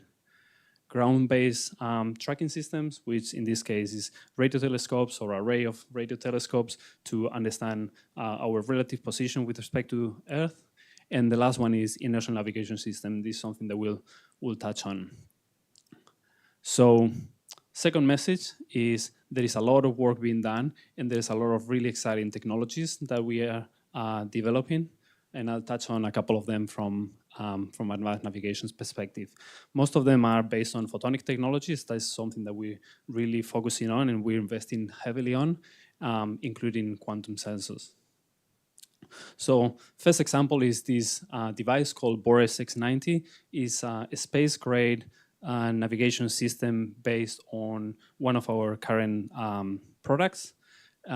This is a fiber optic gyroscope with extremely high accuracy, which allows us to not only understand what is the velocity that we're moving in, but also the pointing of the vessel. This being a really high accuracy fiber optic gyroscope, you can imagine that every single piece inside is very sensitive, which means that launching and going into orbit is extremely difficult. So all these devices need to be shaken, baked, shocked, radiated all the way until we destroy them, and that's primarily one of the biggest problems. What is it that we're trying to do with the Boris X90? So we're trying to optimize maneuvers of satellites or spacecrafts. We're trying to get precise orientation and positioning in space, and then we're trying to make them as small and lightweight as we can. The second device, and I forgot to say, this Boris X90 went in space about 3 months ago in a mission, and is currently in space. The next one that we're working on, this is part of the Lunar project. So it's a laser measurement unit for navigation. In this case, what we are working on is something with intuitive machine. This is going to be launched in space at the end of 2025 as part of the Nova Zealander. And this is part of let me see that I'm butchered. This is part of the IMC-1, which is Intuitive Machines' commercial #1 mission. How does this work? So we're basically using lasers, similar to what you would do with radar, but we're using what is called LiDAR, which is light detection for altimetry and velocimetry. Here's one of the latest prototypes. This was recorded, I believe, 2 days ago. This was going on a plane to do some ground testing, and from about 4,500 meters, we're able to measure the velocity with respect to the Earth and the altitude with really high accuracy. What you see in here is the laser beams coming out of the telescope, and then mounted inside the airplane is the rest of the technology. How does it work? Well, as we are approaching the lunar surface, the first thing we need to do is know what is our altitude, how far we are, which is usually in the order of like T minus 225 seconds. And as we start hitting closer distances, which is in the order like about 2 minutes from the lunar surface, that's when we start caring about how fast we're going and in what orientation we are with respect to the lunar surface. So at that point is when we start measuring the three-dimensional velocity with respect to the lunar surface, and all this information gets fed back into the brains of the spacecraft. It's very important to note that this is not a self-sufficient navigation device. This is combined with a whole bunch of other devices, all the sensors. Some of them just to detect hazards. There's cameras to choose what is the best landing spot, and this will help you once the landing spot has been chosen. This will help you accurately get to that spot and land in a smooth manner.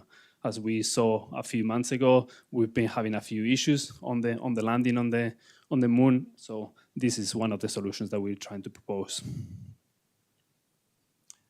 So as we were saying, these are two of the technologies that we're working on, but there's many others that we're working. So one of the things that we are, as a concept that we're working on, is the combination of different sensors, inertial navigation system, LiDAR, but even we're working in some quantum technologies in this case. So for quantum accelerometers, which would give us much more accuracy in terms of the measurement of speed and acceleration. That was the second message. The third message is Australia is in a great position to be competitive, to be part of this revolution. This has been led by the Australian Space Agency and SmartSat, but there is a whole bunch of different players in this field to try to achieve that. To name a few, we've got Q-Control, as I was saying, we're collaborating with them in quantum sensors for accelerometers and stuff. We've got Quantex, for example, they are developing photonic-based clocks, atomic clocks, with very high accuracy. And with that, I come to the end of my presentation.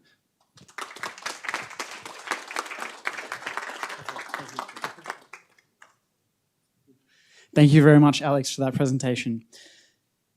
Beauty. So we're racing through our presenters here. Like I said, make sure to note down any questions that you might have so that we'll get them during our Q&A that we will have. No problem. Thank you. Our next speaker that we have is Sam Jimenez from Astroport. Please welcome Sam to the stage.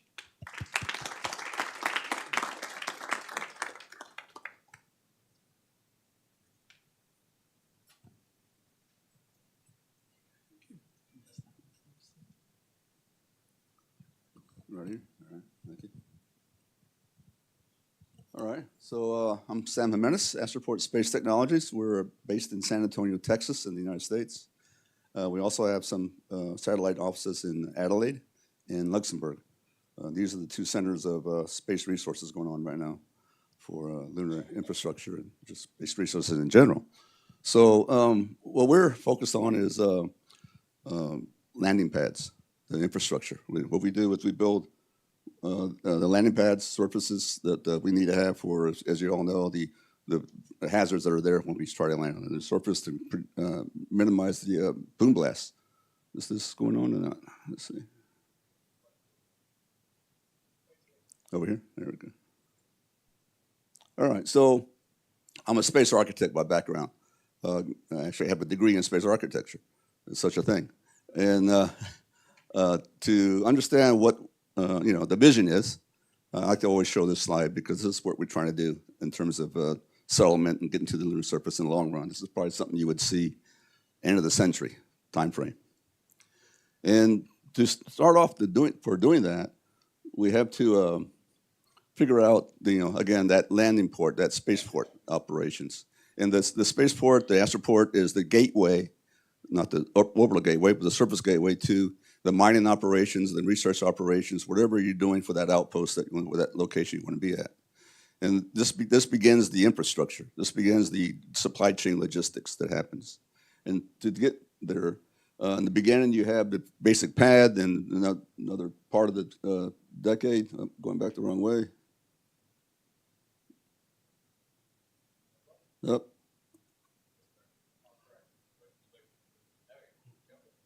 All right, and then I go back one here. So then we get to the depot operations where you actually have a little bit more surface infrastructure. You have some sort of a shelter. You're doing some recycling. You're doing some you're getting the spent stages that have been landed off the pad, and then finally you get to the last part of it where you actually have a full-blown economy happening. And then now, how do we realize that vision? Okay, for us at Astroport, we begin with the materials. What's the building material, the basic building block? Then the operations, how do you do the actual construction? And then finally, the operations, how do you actually operate? So at Astroport, we're working with the Regolith. This is the basic core building block that we work with. And we've been able to take that and turn it into solidified material. We also can take regoliths, as you all know, and do the extractions of metals and oxygens in the water as well. Our focus is on the solidification of the regolith at this point in time. We've been able to take bricks, make the bricks out of the regolith. We're doing some melting of it. These bricks are stronger than high-strength concrete, and we've been able to produce those in an ambient environment. However, we don't need to get to the point where how do you actually place those bricks? What's the way you put them down? We have some technology that we just got a patent on that allows us to place these bricks in a form factor we want to use. And you can see here how we've been able to make these actually full-scale bricks. These are all pretty dense bricks, but how do you get them onto the surface robotically, autonomously? And to do that, we've been working on a number of situations where we can actually need to meld the bricks. We want to put the bricks together in a melted situation, so don't need to have grouts or mortars or binders. That's all a one-step process that we're working on. But then the other part of it is how do you actually make those bricks in vacuum? And this is the challenge we have right now, to get the same density and strength that we need for the vacuum bricks at the same point in time. And then how do you mount that into the robotic machine? So we're integrating that into a number of different platforms to see how we can actually place those bricks into creating the pad. I'm going to go through this pretty quick because I have a lot of slides here and I want to get to the part about the landing part of it. So we also are working on our technology demonstrator. This is what we call this a Frankenbot because it's going to demonstrate a number of different technologies we're trying to develop, including the excavation technology, the feeding technology, how do we feed, through the hopper, how do we actually do the melting, and then also placement in the bricks at the same time. So our timeline for that is to by the end of the decade here, by 2030 plus, we probably think we'll get the first the demo unit up there by 2027. We're right now trying to do this part here where we're trying to do the ground testing in our test bed there in San Antonio. We also have a mission that we're going to develop to do the sieving part of the technology. When you start scooping up the regolith, it's electrostatic and it clings to everything and it clumps up. So we have some technologies that helps us do the separation, kind of a levitation of the technology to separate the grains, so you can force them down into the hoppers and then into the melter as well. And we have a mission signed up to go on the Flex robot that's going to be on the first demo mission for SpaceX. We have a 25 kilogram payload that's going to be doing that technology demonstration. Additionally, we're working on a number of different platforms to build these implements, the tool implements, the excavators, the compactors, the sweepers, the shovels. We're developing the implements, and those will be agnostic to a platform so that we can actually use different platforms for different robotics that could be as they come online. Right now, we're working right now with the Flex robot for that. And then we're working with the University of Adelaide and at the Anytime Center for Space Resources with John Coulter and his groups for the space compactor, the compaction that they needed for the site preparation. So we just completed a huge study for NASA. It's a phase 1 study trying to figure out how do you actually do the site preparation? What's involved in the civil engineering processes, the actual geotechnics that you need to understand to do the construction part of it. And in doing that, we wanted to make sure that we took a sample site that is being looked at by NASA. There's a bunch of them that they're looking at right now. We chose one of them. We had some criteria we used to get to a location. We chose the Garage Ridge through a number of different criteria. I'm not going to go into it right now. But in understanding the site, we wanted to actually do the assessment of what's actually there at this particular site and how much dirt you got to move. What's the regolith, bulk regolith movement that has to be moved, and what's involved in that, and the quantities of regolith. You can see here, you have to also deal with the layout of the site. You want to do the habitation zone separate from the landing site and separate from the initial landing site. Those are the two important things. There's a landing site that's going to be where the pad's going to be built, but then there's that initial landing site where you're going to bring your first complement of assets of all the construction tools. And that's an important consideration in terms of the layout. And then what's there in terms of the ability to level it out. The South Pole, there's hardly any location that's very level, so you're going to have to deal with excavation and the amount of dirt you have to level out, which is going to be a big challenge. And even that site itself, you can see here we have a layout. We had the landing pad location. We have the initial landing site. Then you have the borrow pit. You have the power system station location, recharging zones, all these different pieces of the ConOps. But even within the location of the landing site, if you move just hundreds of meters, you can have different levels of dirt you have to dig out at this particular location, okay, in any location you go to. So this was an assessment of the quantities of dirt that needs to be, regolith, from anywhere from 40,000 cubic meters to 26,000 cubic meters, just by differentiations of various different levels of what you would deal with in terms of where you move that dirt. Then what's the design of the landing pad itself? We decided, we're going to cut down into the surface as opposed to build it on a level surface. And when you cut down, you have a different quantity of dirt that has to be pulled out versus the ability to land, and fill into on a level surface. And then what's the design of that? Here I'm just showing that we have these we call Rego packs that helps build that berm, that protected blast zone you need to have around the pad itself. That's another consideration in terms of what you need to have in terms of quantities of dirt to be able to build that. Again, I talked about the design of the layout of the concept of operations, and then additionally, in our particular instance, we're making bricks, and this is specific to our brick making process. There are other ways of making these pads. You could do cementitious materials and whatnot, but in our process, the thickness of the brick itself will determine the amount of quantities of dirt you need to pull out as well. So that's another consideration in terms of understanding the thickness of what you have to do for making those pads. And then, of course, the zones, as I mentioned earlier. Here's an example of what we would have to be building up in terms of the excavated regolith and how you have to do that borrow pit or the spoils pit as well. And then, of course, there's the ConOps, for the swarm robotics and the autonomy and communications and all that has to be dealt with. And then the number of assets that you're bringing up. All these assets, these are all different types of things that need to be used for the construction. All of that, is that all going to fit into the Starship? That was our baseline for the cargo vehicle. But how do you package all that up? How do you get all that into one landing so that you can unload all that and then stage it all and all that? So this is all consideration in terms of the mass requirements, packaging requirements. All this is not understood at all at this point in time. We just beginning to touch the surface of all that.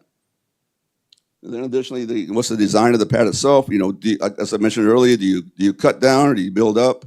What are the configurations? There could be a number of configurations. These are just two examples we used where the first one was you were building up. This one we were cutting down, and we ended up with something like this at the end. This is our final configuration, how we decided to make that. As we cut down and we landed it. And then you want to have the egress and dual egress for the ability to get in and out of there, of course, with the blast zones, the blast walls. And then the distribution system. So why are we there? How we make money? Okay. We believe that the distribution system of the regolith is an important piece of this, right? When we're building this pad, we're digging up all this dirt, and we're going to have a lot of the spoils and materials left over. We're going to essentially have a materials yard left over there, and we're going to have ready-made regolith that that'll be processing, and that processed regolith can then be distributed to other customers, to a customer base such as people that are bringing the pilot plants for the oxygen extraction, folks that are bringing the pilot plants for the water extraction. This is now a commodity. Our dug-up regolith has become a commodity for us. That's our economy. That's the beginning of our lunar economy as well. And we're selling this regolith as part of our business model. And then again, part of this also, this is just talking about the resource quantification. This is trying to figure out what are the power requirements, again, and then the labor requirements, the energy requirements, the timeline for doing this is all part of that study we were doing. And what I want to leave you with is this message here. You see this little arrow here, red arrow, and that little dot below it? That's the 95th percentile human male. Okay, against all, that's the quantities of representation of the quantities of dirt that's to be dug up. That's what we're moving. That's a challenging task. And little robots, okay, even swarms are going to be, but in terms of spares and build out of, worn out parts are going to be a challenge. But of course, we're all going to make it work. Okay, thank you. That's all I have.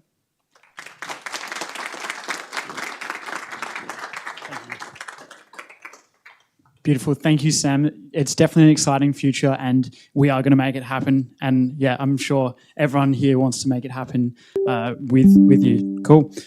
So for our last speaker for the session, we do have Jeremy back in the room. So please put your hands together for Jeremy Albert from Fleet Space Technologies. Hi, everyone. Sorry, I missed my slide.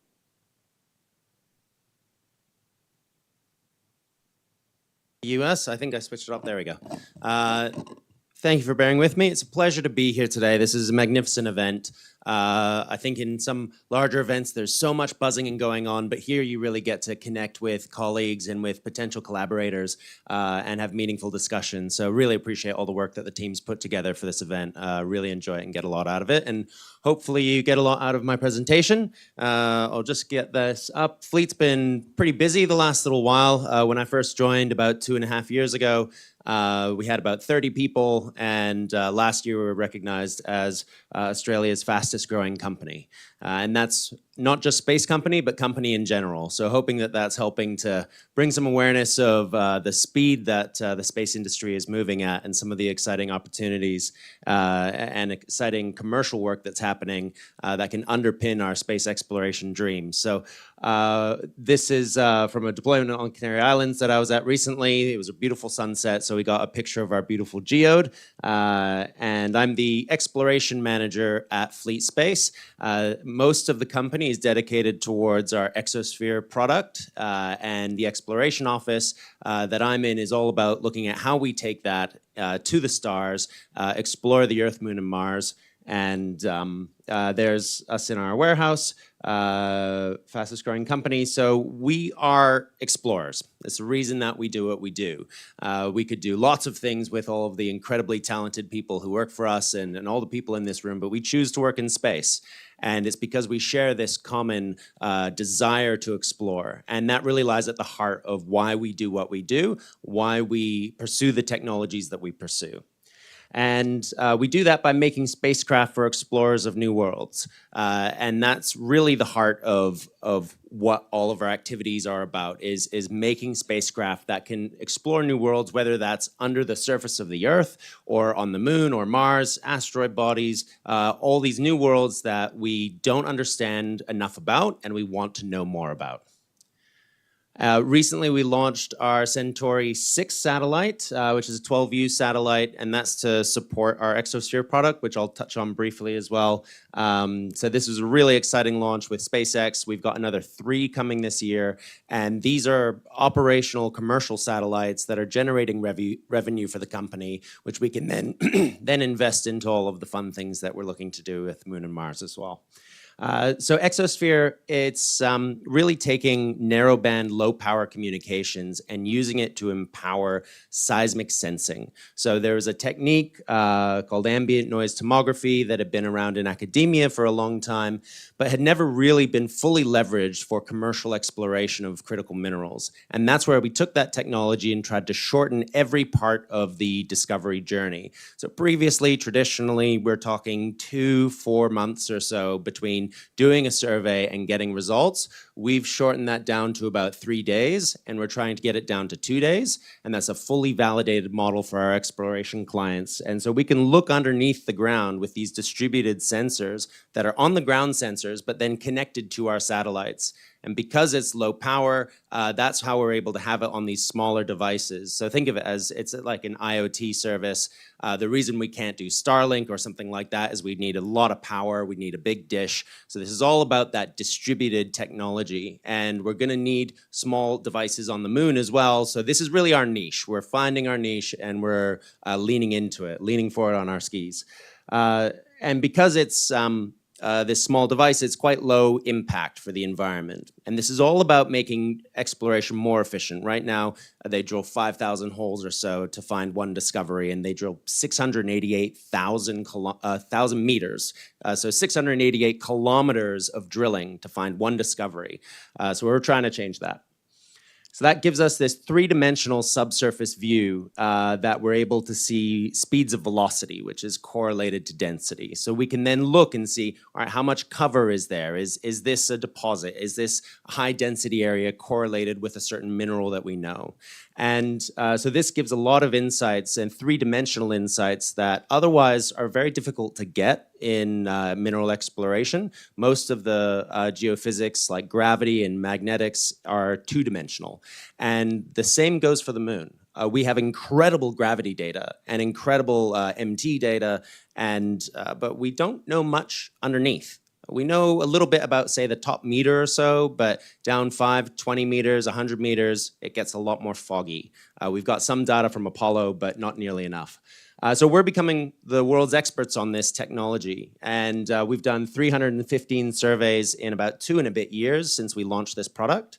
And we've been really building the aircraft while we're flying it. It's been rapidly developing and getting more features so that we can service our customers. And we've worked with some of the world's biggest mining and exploration companies around the world to help accelerate the discovery of things like copper, lithium, everything we need for the critical energy transition, the renewable energy transition. So what are we going to now do with this technology? So we have a use case that is empowering our technology, putting money into our resources, into our research and capability development. But really, we are explorers, and we want to connect the Earth, Moon, and Mars. And we want to generate the technologies that are going to enable that. And there's lots of small pieces within this whole pie. And we're going to focus on a particular area where we, as an Australian company, can offer a unique point of difference and really be specialists on. And this is all centered around our Seven Sisters mission, which is really to deploy cutting-edge exploration technology on the moon, and we want to find accessible water by 2030. So we know that there's water there. We just don't know where the big deposits are. We don't know in what quantity. It could be that the tip of the iceberg, the little bits of volatiles in the top of the regolith is what we kind of know is there, and we could develop some really advanced technology to extract those few drops from a whole lot of regolith. But we don't know what's deeper.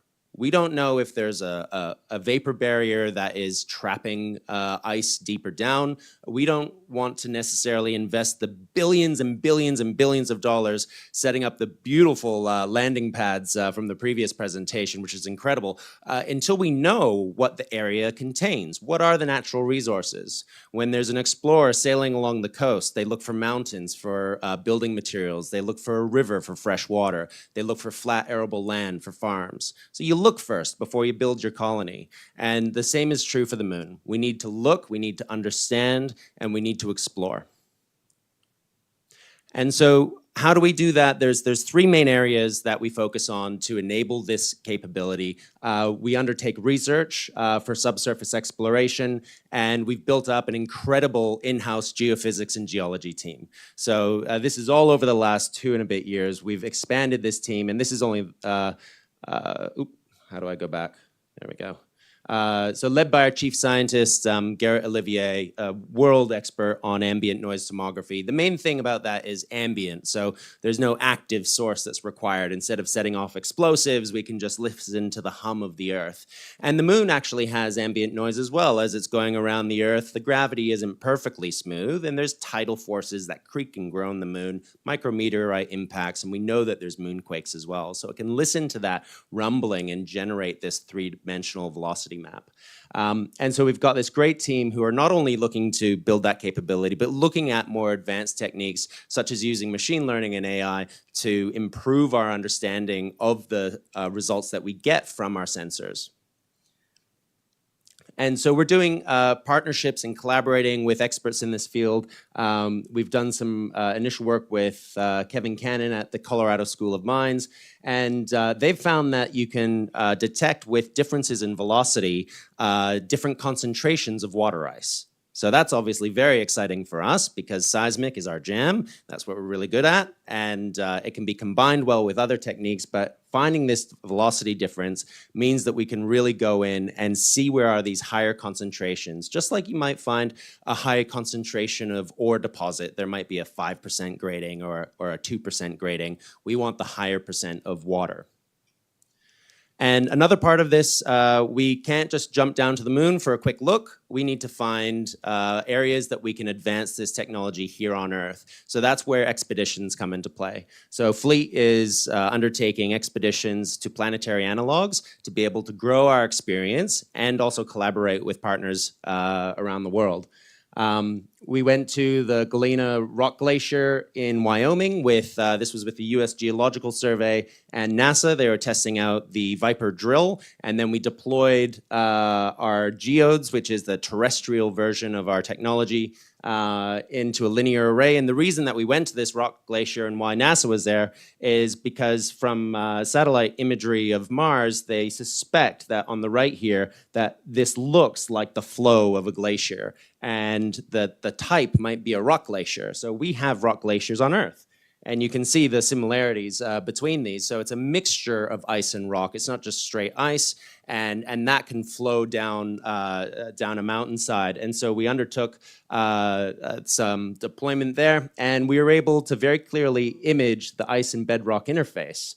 So this was only with about 12 nodes, and we can see that those velocity changes. And so the top little thin line is the main bit of interface, and you can see the differences in the rock structures and where there's higher velocity and lower velocity portions within the underneath that glacier. So really important information that you could get from perhaps drilling, but drilling's hard. Drilling is really hard, and on Earth, usually you use water as a medium to fill the hole and to help get, once you drill stuff, you need to get it out.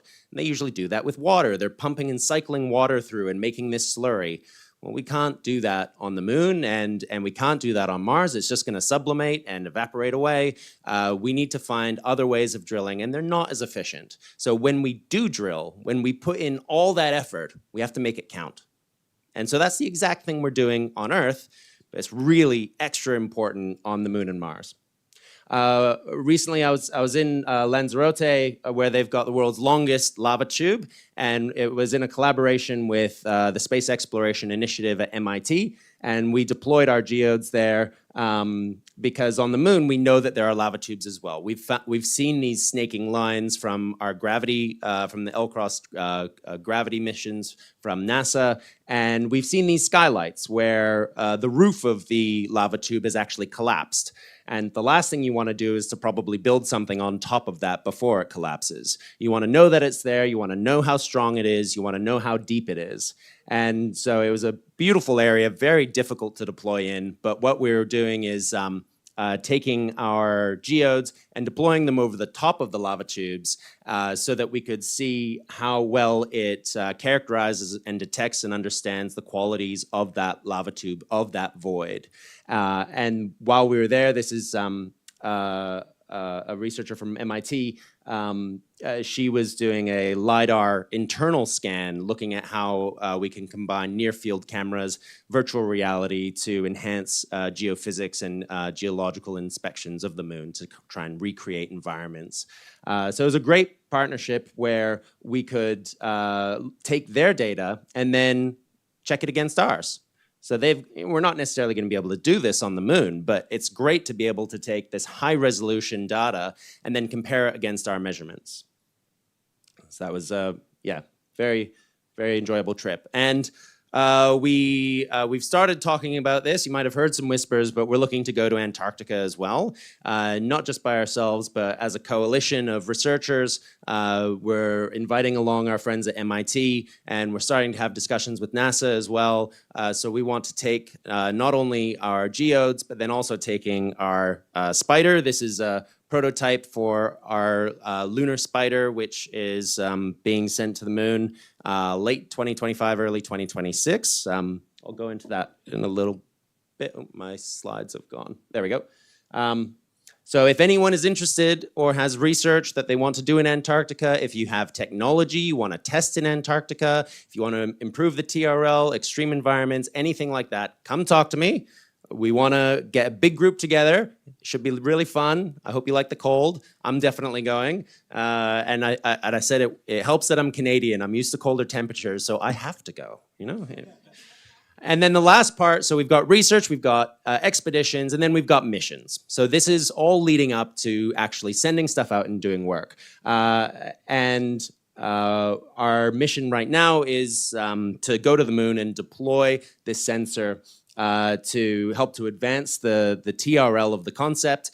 It will be tethered to a lander, but this is the vision. This is to have astronauts or robots deploying our sensors in a grid array so that we can explore the subsurface of the moon, find resources, and really understand the area that we're going to spend all of this effort to set up ourselves. So we'll be tethered to the lander to get our power and comms, but then we're looking at advancing that technology to where it can be standalone with its own power and comms. And then also looking at how we can do collaborative exploration where perhaps we're co-sensing along with a drill. So while there's drill operations going, we're also collaboratively sensing and using that active source to be able to do shallow measurements. So that's kind of the vision, and that's the stuff that we're working on now. And the future, there's all sorts of things that are advancing in this field, especially in the areas of artificial intelligence, machine learning, quantum sensing especially. Would love to have a chat with some of you guys here about some of the exciting gravimeters and magnetometers that are coming on board in the quantum realm, because that absolutely, size, weight, and power is everything. We want as many of these on the surface, so they have to be as small as possible so that we can deploy lots of them. The more we can send out, the more data that we can get, the better understanding that we have. So anything that can help swap down that, shrink down the swap C is vital. That's us. We're primarily, all of our revenue right now, majority of our revenue is coming from that area, but building out 2 more legs of the company in defense. Anything space is usually a defense dual use that can be used, and then in space exploration. So thank you very much for having me here to share this update, and would love to have a conversation with any of you if you want to talk more.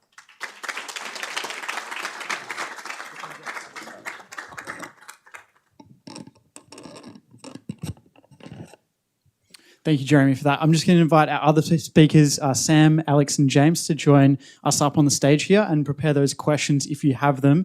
We will have some of our organisers roaming through the audience to get you on the microphones.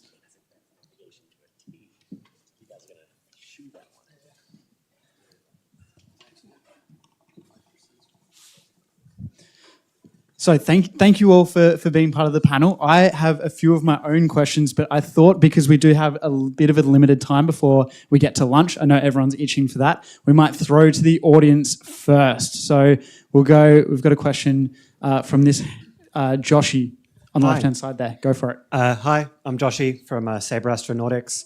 Wanted to ask a question about robotic space architecture. So in the lunar economy, being able to repair and replace bits is super important. We've seen a lot of different robot designs, both here and elsewhere, that use lots of different materials and components.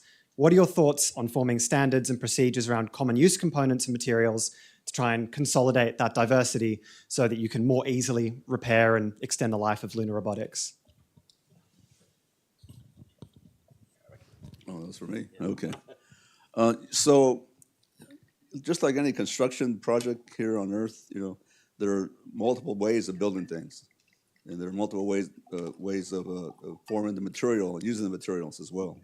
So I think it's going to be pretty hard to try and commonize everything to one standard in the beginning.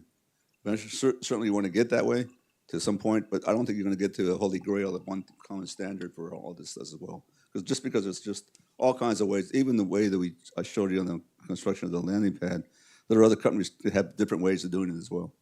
And that has a whole implication in terms of the architecture and the ConOps that goes into that. So they're very specific to your construction material as well.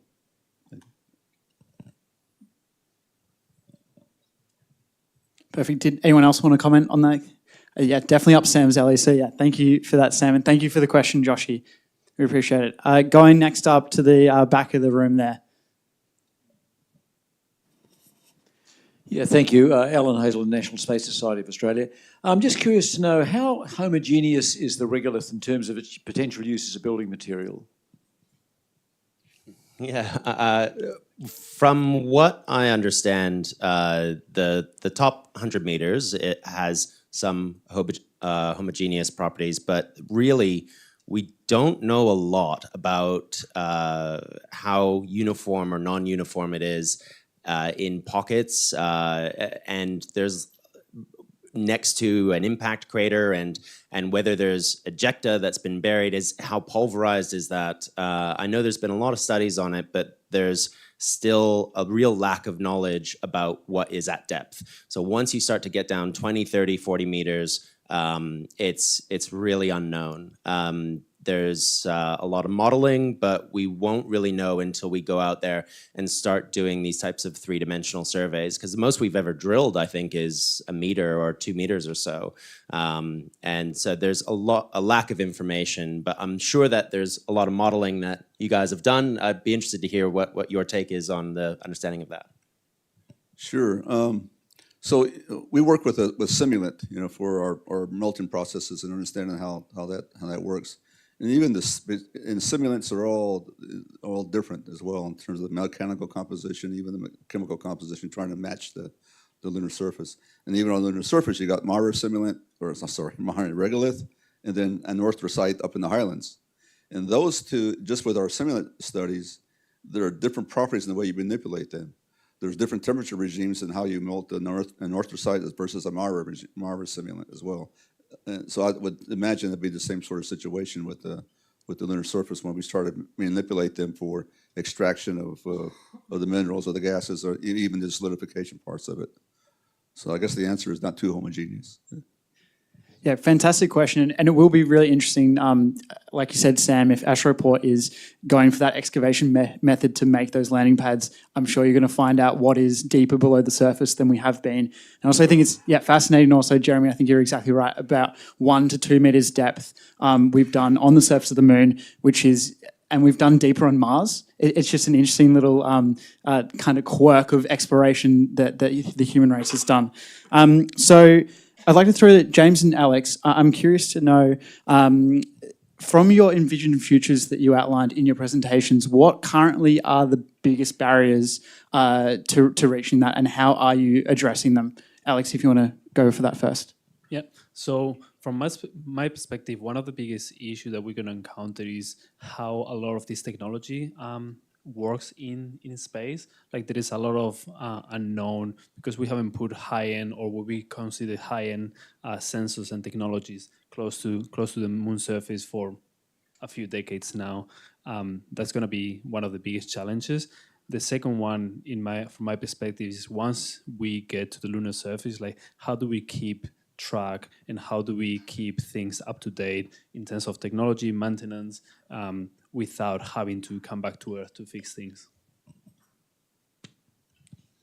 Thank you. Yeah, a number of different factors for us, I think.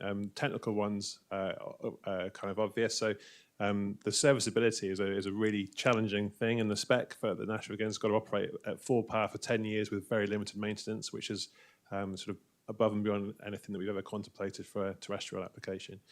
And how you can control and monitor the equipment on the moon is going to be really interesting. We do that with our aircraft, but it's a bit higher up than that.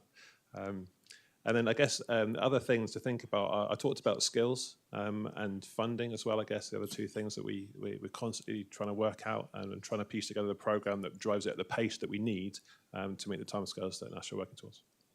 yeah, 10 years without maintenance is like, I know you just sort of say it like it's nothing, but that's almost incomprehensible. Like the logistics that goes behind even supporting like defense assets to get the reliability that they need, you know, that coming in every, depends on the asset, of course, but 10 years without maintenance is a massive, massive challenge. So yeah, thank you both. I think we've got time for one last question before just going to lunch. We've got a question up the back there. Thank you, Luke. Cheers, another quick one for Jeremy. What do we know about ambient noise on the moon? Obviously, we don't have waves and we don't have machinery moving around like we do on Earth, so it'd be good to know whether we have earthquakes or anything like that. Yeah, we actually, one of the Apollo missions, we did have a seismometer. It was quite large, powered by a radioisotope, and that gathered quite a lot of data. NASA thought they had gotten all the data that would be helpful, and so they decided to switch it off, which was later found to be a huge mistake because there was a lot of, as we started reprocessing the data later with, as computers became more advanced, we found a lot more insights and a lot more that we could do with the modeling from that data. So absolutely there's micro earthquakes, or moonquakes, sorry. There is micrometeoroid impacts. We know that there are seismic sources even when there's no spacecraft or astronauts walking around. The moon is quiet, but it is still noisy. It makes a sound, and our sensors have become sensitive enough to pick up that sound. So I think that there's a lot of potential for using seismic waves for deeper studies of the lunar regolith and understanding the formation of the moon, and for things that are nearer to the surface and smaller in target. When you're really starting to hone in, that's where active sources might be very useful, and that's where we could do that type of, I can imagine two kind of ConOps, one a large scale, wider surveys that can be deploying, redeploying to look on wider scopes, or perhaps placing around the rim of a crater to image underneath it, because you can kind of, we've gone on the outside of lakes before and then been able to see underneath the lake. We can do that with craters so that we don't have to worry about getting over the rim and getting into it. And then when we find something interesting, we can go for a tighter, higher frequency sampling of seismic waves that are perhaps generated by something like a drill. So there's different concept of operations that we could have for different types of exploration, but seismic has a lot to offer. Perfect. Thank you very much all for the questions.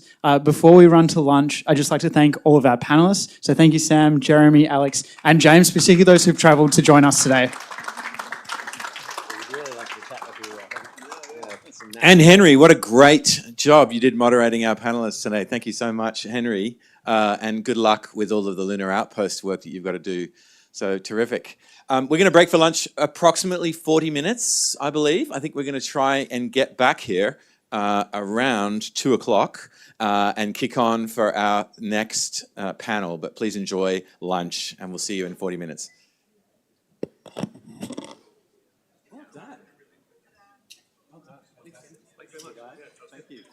Good job.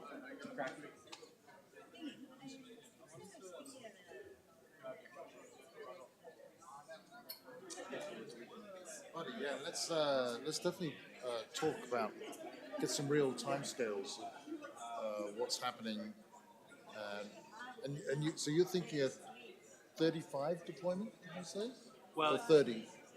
No, definitely be mid-30s. Mid-30s. It kind of all depends on the funding and the imperative, right?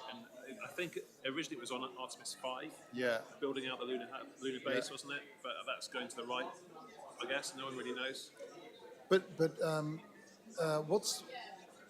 what's the driver of that timescale? Is it expected real world funding, or is it technology critical? Yeah, it's a bit of both, right? And I think if all the funding in the world was there, hitting something in the mid-2030s is a technology challenge. Okay, definitely. That's it. So that's even a best case scenario. All right, fair enough. And that would be for a what? 1 megawatt class or something? That's the 40 kilowatt class. That's a design. Oh. Okay. The key, our design studies, and actually I think the studies that the three funded consortia have concluded, is that the payload mass is the key constraint. So they have a 6-ton payload mass overall for it. Sorry, what does that mean? So For what? A payload mass for what? the reactor payload is a total thing. Okay, with the shielding. With a shield and with a radiator, yeah. So all up. 6-ton, 40 kilowatt. Yeah. So 6-ton was a requirement, and I think that might be a legacy requirement from an older rocket design. What's their Starship payload? It's like 12 kilos. 12 tons. Starship, 100. Is it? 100 tons. At least. It's insane. I mean, it takes like 15 refuelings in low Earth orbit. But it can That's what we were discussing yesterday, exactly, right? Yeah. So at the moment. But at the moment, I think you're looking at a few tons to surface in a single landings. Although, the first Blue Moon could take 3 tons, but I think they're looking up to 15 or 20 tons. And from what I understand of the rover program, they've developed a specific lander for that because it's above the Eclipse payload. Yeah. So I suspect it will be similar for the reactor. There's probably a bespoke lander for that. Do you envisage megawatt class units? Yeah. So we definitely have that in our strategy. Okay. And so as part of our design studies, we've looked at scalability upwards to match those. And what's the capital required to get to the 40 kilowatt unit? Your development capital. Funding, that's pretty sensitive, of course. But it's ordered ballpark. Yeah, into hundreds of millions, obviously. Okay. But under $500 million. US. I don't know. I'll have to check. We can get, if you want to talk, we can get an NDA together. Absolutely. Let's do that. Have you got funding sources for that kind of thing, or are you just wondering about the risk? No. So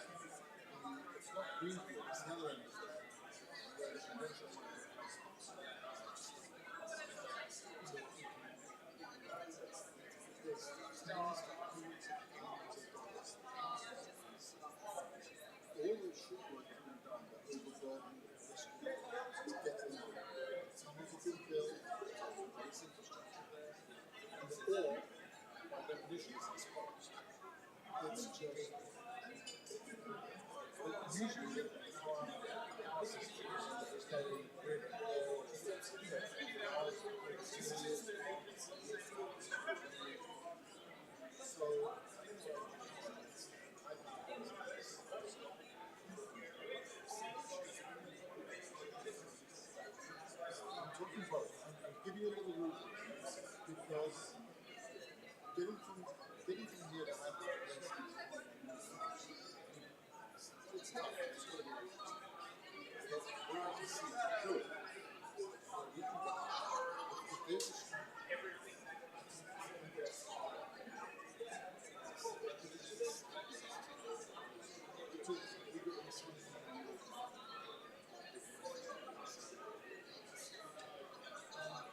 it's amazing. This guy is so before the end of the century.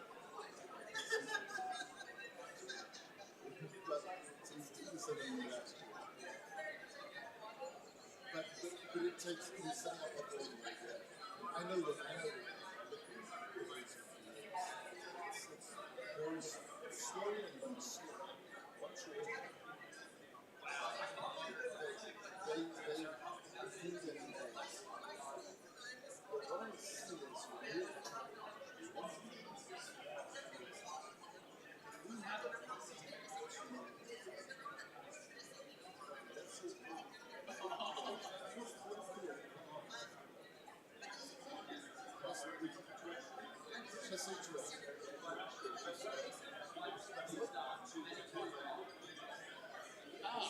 Yes, with MMR. Okay, so there's a matrix of conversations because there's the proposal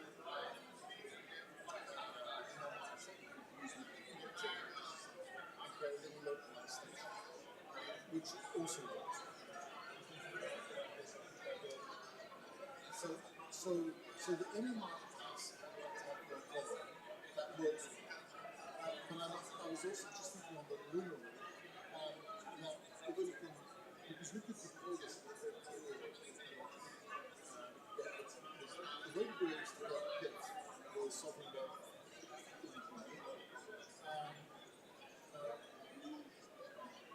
So we could, the way I see it is that the MMR, an MMR base station would be awesome. The deployable unit, not necessarily deployable, but like 6 tons. Let's say it's a few tons, and you've got a squadron of unit that is deployable, that is robot. Terrestrial. The half-life of that system, where does it go to 20?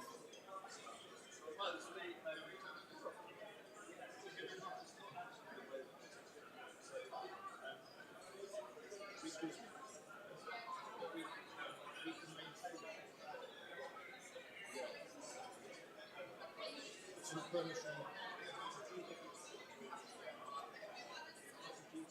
Okay.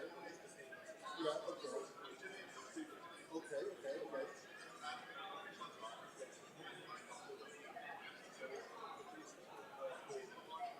Oh, sorry, it's actually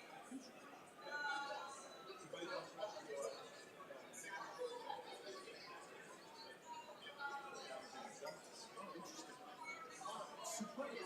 Okay. And so the design life is in the years?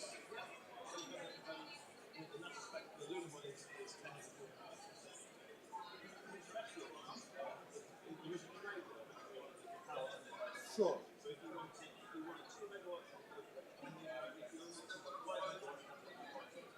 But you can refuel.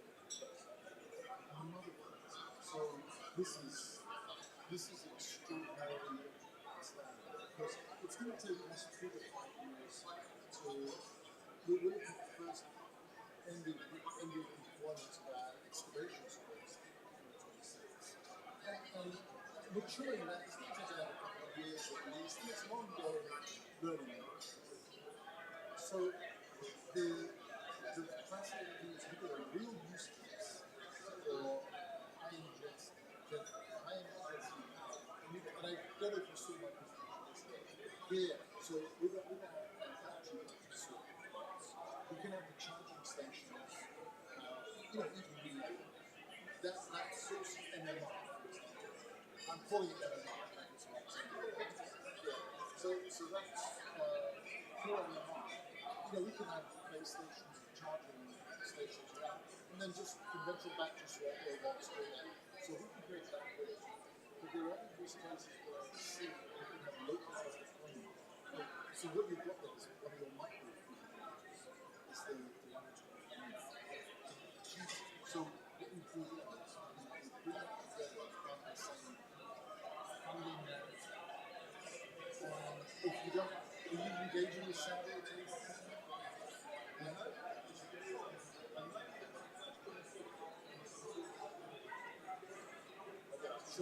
I'm sure there are always negotiations. And I think the way we can maybe explore is it's a subcomponent of a mining. And right now they're now counting $2.5 trillion on their land. They just formed an RMMs to go out the mine sites that mine up globally. But that's just in their sites. So mining is basically one of the big areas that they're hoping to augment or replace their oil and gas. So anything that fits in the mining narrative is huge. And I think because most of the country, you can check out, I when we went the first time a couple of years ago, I landed at 11 p.m. Got midnight. I was driving to the city airport, and I thought, and even then, my feeling was, this is the closest thing to a city on Mars that would be, because I could see there were just lights on the freeway to the city. I could see Riyadh City, 20 kilometers away, 15 miles away, and then I just black everywhere else, and then in the morning it just looks like it's a Mars satellite. It's 2019 on Mars. It is Riyadh. It's really, and so all of these mindsets, no infrastructure, no nothing. And okay, they know how to do that. They do it. They got it. But if you want to get all of these mindsets, you really need MBS is an environment. So we've spoken with Leon, the proposals for integrating robotics with their mining, also for states. They call it wild service, so robots that can monitor ages. So we're very much environmental. These sorts of reactors, I mean, really, I think it's great for them. It's fair to say, at least at post-deployment, totally right. At least the deployment, zero carbon. There's no emissions, it's just general. So let's just do an idea, let's do workers. Even if it takes us 3 to 5 years, it's in the sort of, the lead times are all approaching. But if you need that for your ability to get this in, that's like,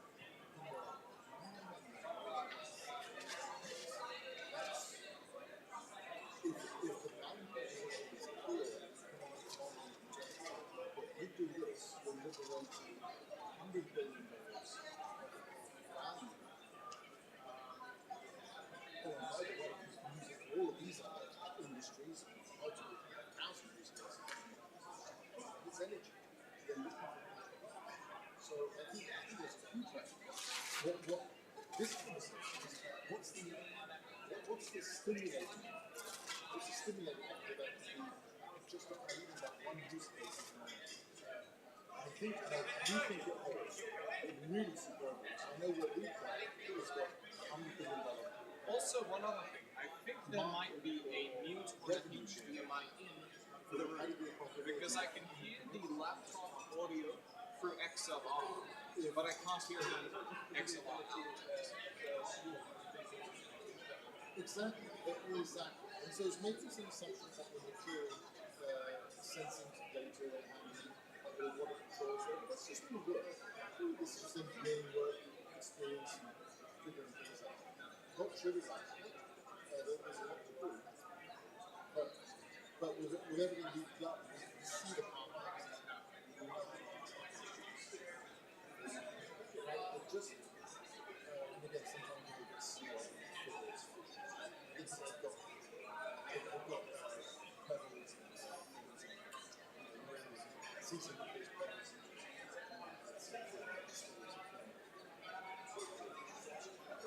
So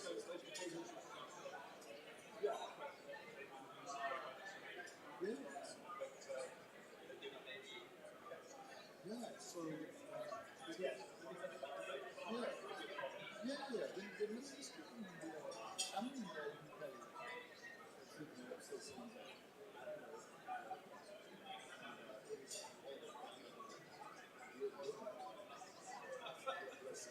And tell you, it's like 87, it's got a more active social life. No, but that would be awesome. See, some big fan of space. I'm working with the stars but it's not about the technology per se. The technology sits into using space-based it's great applications for this. But it's kind of scaling. It's when you want scale, you get into terawatt this could be worth but it's a big huge lift. High density nuclear is a screen, it's everything. All the renewable fuels, it's nuclear. And there's a bunch of place getting fusion investment like this. And I think that we'll all be good at that. I mean, it's some of these never future places.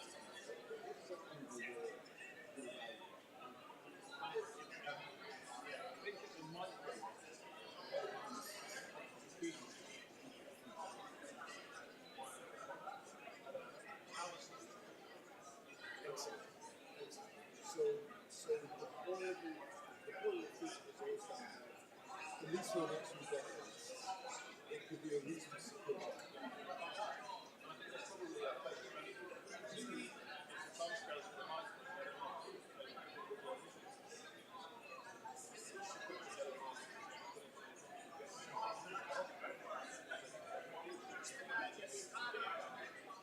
Oh, totally. Oh, I mean, exactly. You know, there's all sorts of ways to get one piece of but kicking off that, let's say it's sort of something where kicking that off, giving them enough incentive to share global market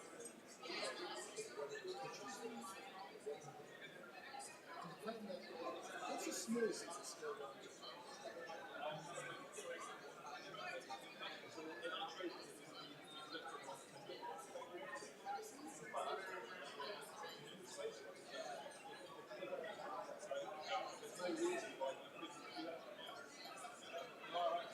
And it's the same technology. Yeah, that's right.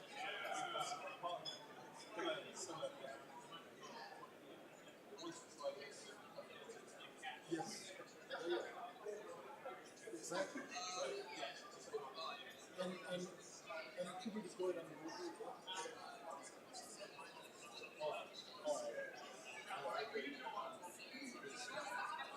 It could be seriously.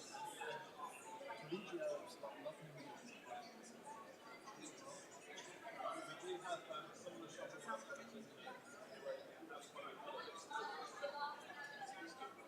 I mean, again, this is only about getting the right attention, but getting the right resources.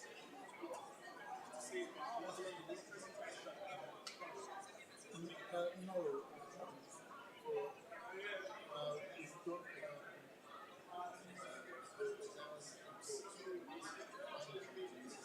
least one legal but also there's national security going on here. So I'd like us to take a multi-year partnership steps with the few experts and satisfaction inside.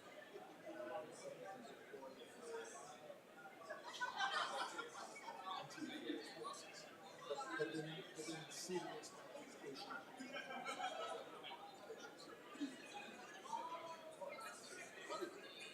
Let's get on.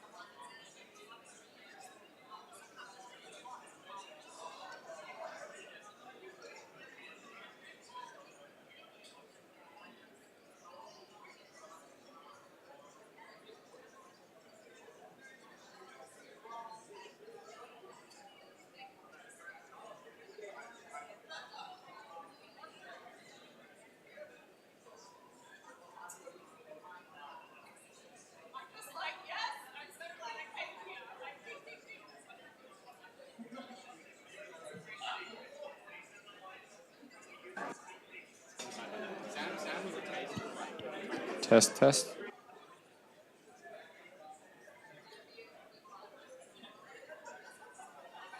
It's not.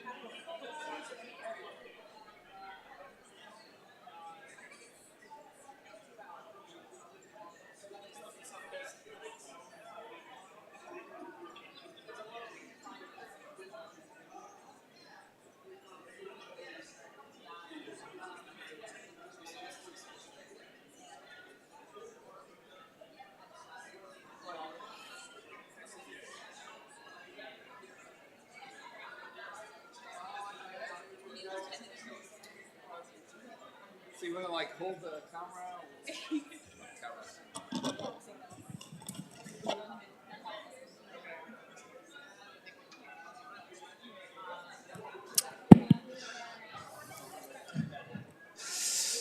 Okay, ladies and gentlemen, we are going to be getting underway in a minute or two. So if you would come and take your seats close to the front again, if you can. Beam the love to our panelists and the amazing questions.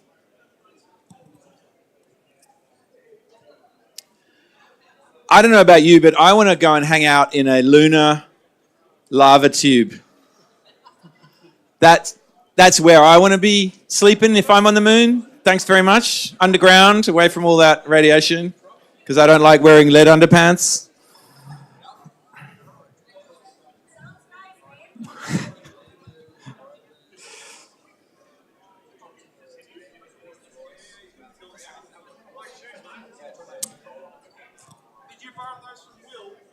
I didn't. His don't do this. His don't do this, man. So, yeah, exactly.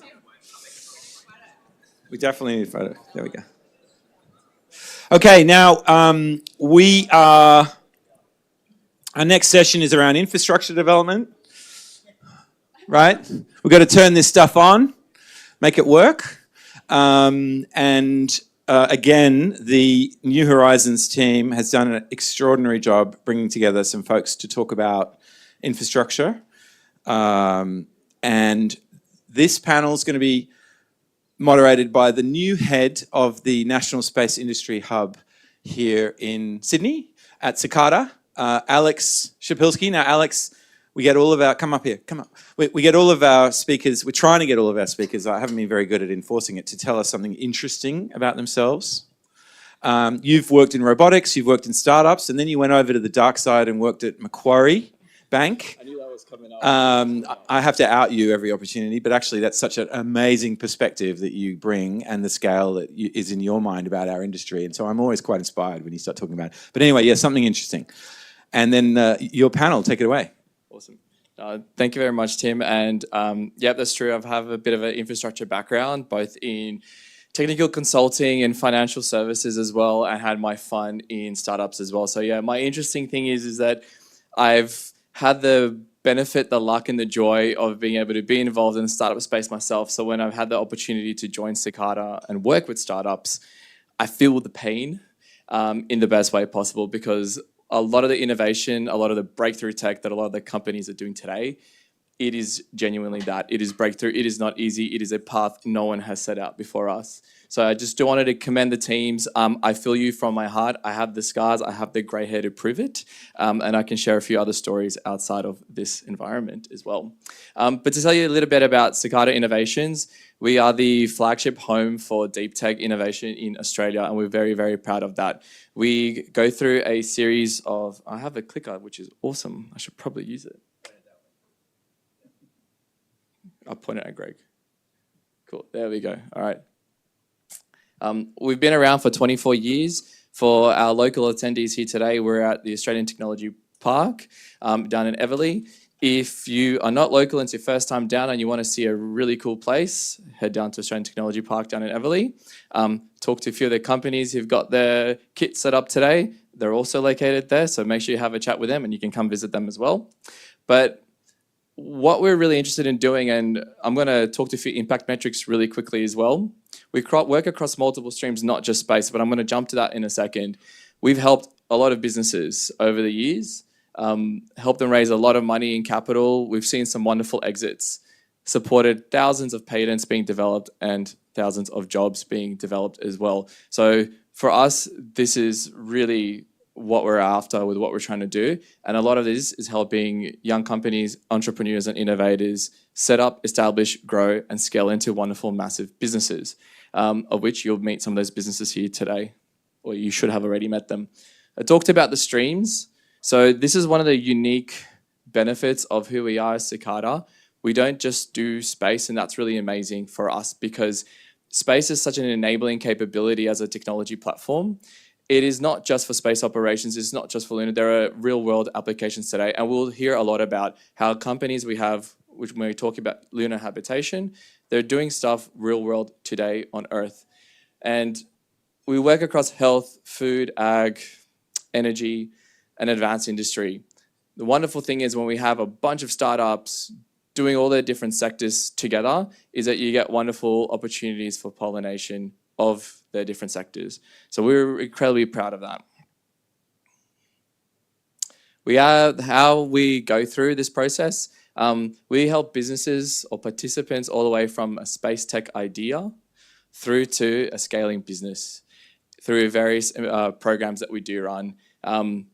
Tim is also our expert in residence at Cicada Innovations in the National Space Industry Hub and is a key part of delivering that bespoke mentorship, coaching and support, our wonderful community of industry mentors and experts that help companies scale. And we do have a lot of structured programs as well, though, for those that have an idea, that don't know how to start a business, actually get some of that commercial support as well. So what we do in the hub, fundamentally, the way we run our programs is we're here to help build Aussie capability at a competitive level across the world. So we're thinking globally, but we're here to put Australia on the map in any way and every way we possibly can. And there's a very important partner we have that's supporting us on that journey, which is Investment New South Wales. So we have big thanks to the state government. We have representation here today, which is really, really good as well. And I was going to be really quick in terms of what Cicada do and spend a lot of time talking about our residents. If you look around, thankfully, you'll see quite a few of our residents out where you were having your lunch, more of our residents. So this is who we live for. Why we breathe is here to give them the best platform we possibly can. So we have quite a few of them, and this is a bit outdated. We've had a few more join us since. But please, I do ask you, see the cool stuff around you. Mawson Rovers, Crest Robotics, and 61 Extraterrestrial Power, Leo Labs. I see the team sitting somewhere around here as well. RJ, you can give a wave. And there's probably a few more residents which I haven't had a chance to see. Yep, there's Peter and VXB as well. So we have a great representation. Please talk to these individuals. They are great residents, they're great companies and great individuals in their own right. Okay, enough talking about the boring stuff, which is me, and let's talk more about the more exciting stuff, like our residents. But let's get our first panelist up. You can get in touch with me if you want, but just throw stuff at me and I'll turn around. I know who you are. We can have a conversation after. No promises it's going to be good though. So I'm going to make a joke just to kick things off and help get everyone laughing before we introduce Michelle up. We talk a lot about housing crisis here in Australia and how habitability is really, really hard. I'm really glad we're having this discussion today in terms of lunar habitation because it's nice that we're going to get ahead of the curve. So let's hope we're not going to have a housing crisis on the moon when we get set up there. Great. I'm so glad the fake laughs were amazing. I think I heard a real one too. But now that I've got everyone laughing, it's a great opportunity to invite Michelle Keegan up to talk about what she does with the Rose. She's the Director of Resources and also the Space Deputy Chair and Founder of the Resources Advisory Board. So Michelle, if you'd like to come up. Thank you. It's quite interesting, the discussion around house prices coming from Perth, where we probably have one of the worst, I guess, increasing price of housing in Perth. So we contribute badly, but I love living there. Interesting fact, I come from the mining sector and I've spent a lot of my career in explosives and I've led a couple of teams to develop new explosive charging systems for the underground mining environment. None of them you probably ever would have seen or probably would ever hear of. We don't need explosives on the moon, from my understanding. So I will get into this presentation. I assume, Greg, you'll tell me when the time's up, or someone will. I think probably a lot of the people here in the room already know about Arose, so I'll try to make this the short story of Arose and get more into what we're doing. I guess we were formed 3 years ago, and really the main focus for us is about catalysing that knowledge transfer from the resources sector into the space sector. And so very much the Lunar Rover program, of which we're really privileged to have been awarded a grant from the Space Agency to start designing that rover in stage 1 of the Trailblazer program. It really embodies what we're trying to achieve. We're trying to take the knowledge from the resources sector and take that into space. And we're proud to be doing that with the teams that we have. So Fugro, and Dawn's in the room somewhere. She's leading the mission, for us together with Nova Systems. We're also bringing together a huge set of companies and research organisations from around Australia to be a part of that too. And it's amazing to be working with that really wide ecosystem. So outside of the knowledge transfer, our other big focuses are trying to grow that ecosystem, and then also STEM advocacy is really important to us. And we've got some, we think, fantastic programs that we've embarked on, and we're doing that not on our own. We're doing that with partners that we've looked across the country and across the globe to see who we could do that with, and proud to be doing that with Australian Virtual Astronaut Challenge as a robotics challenge we're focused on, and equally for university students and early stage grads, the Milo program is something that enables students to effectively get an internship, a 12-week internship, and it's pretty cool to have a couple of the students here today. So Graham and Sapir are here, so hands up. They're keen to meet industry throughout the day as well. So that's really a bridge between university or TAFE and industry. The intent is to help get students to be more job ready. So outside of a very small core team that we have at Rose, really, the powerhouse are the members that we have, and the members are listed across the bottom of the screen. We have both financial members, we also have sponsors, and then partners like the STEM partners listed at the bottom left, and then also industry partners like Robotics Australia Group and OSMINE, who really have strong funding also from the West Australian Government to do what we do. Other than focusing on the rover and having the teams around us from each of our members, we also have some great advisory groups, and one of those is a resource advisory group. So there's around 10 people in there that represent the leading minds, we think, in industry, both across the mining sector and also the met sector, providing technology and services to the sector. So they help guide us on where we need to think about to solve for challenges for them, and they also bring their knowledge into the work that we do.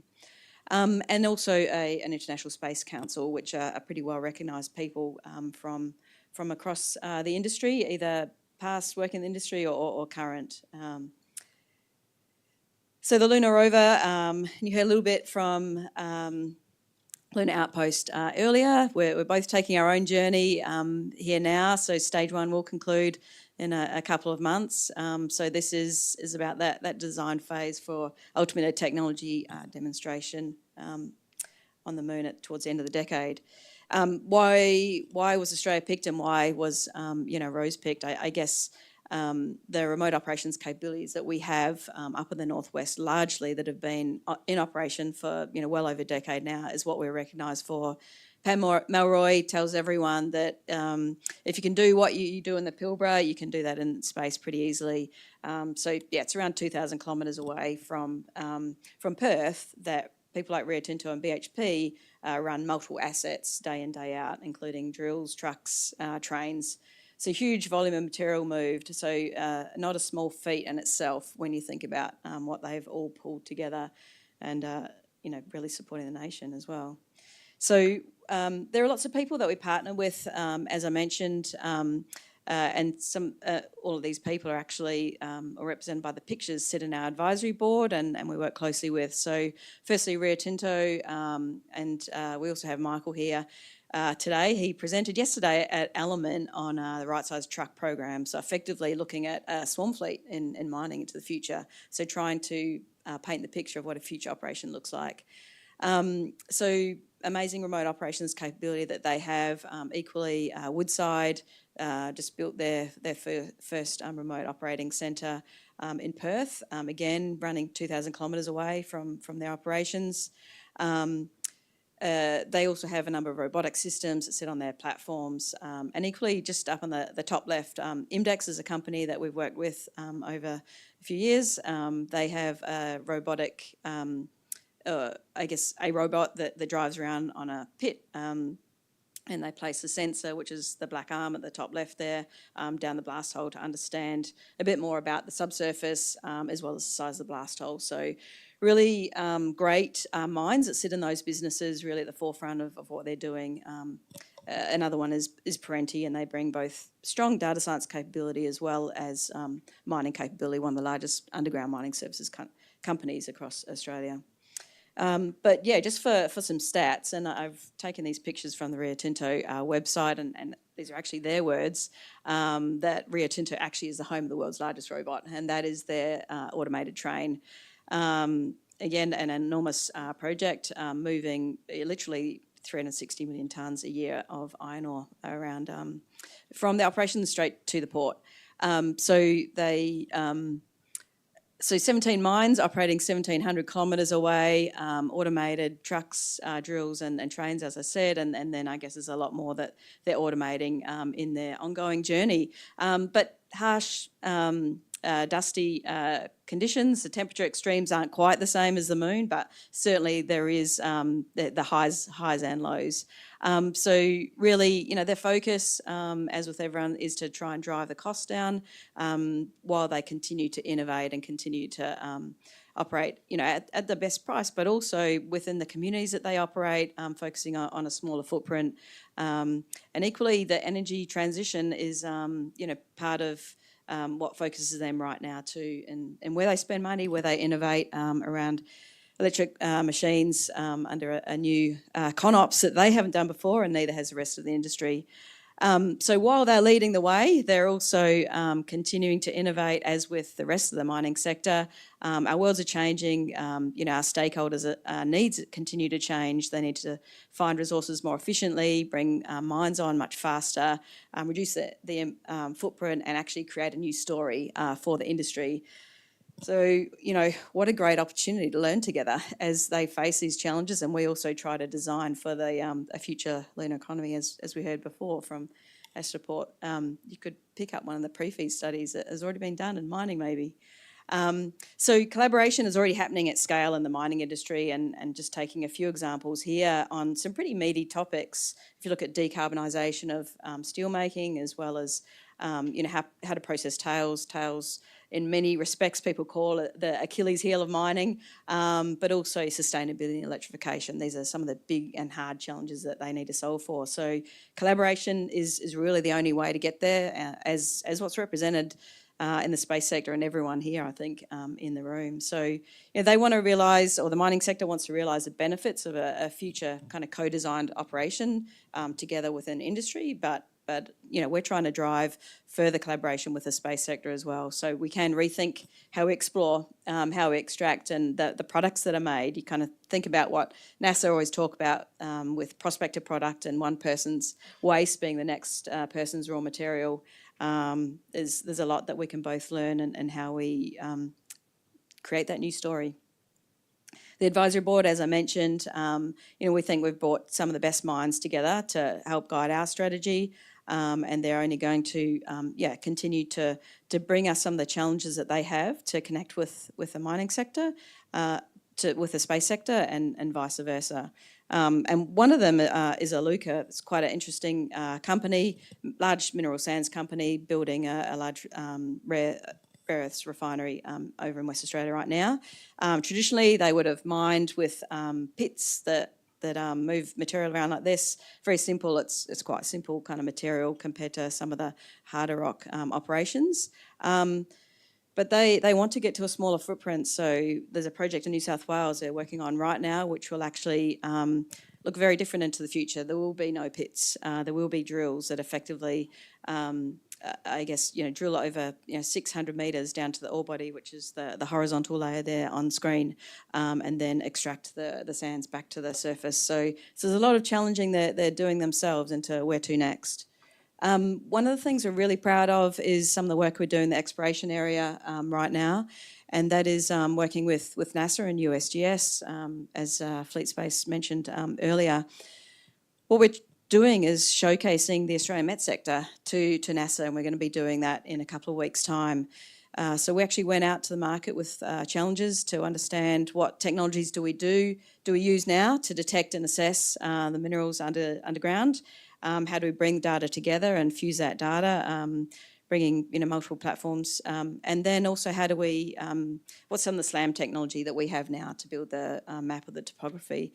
So there's 3 companies that we found which represent gravimeters, neutron gamma, and there's one that I can't remember right now, but really exciting. Quantum sensing. So great examples of companies that sit right here that have an interest to work in the space sector, and we'll be showcasing that, as I said.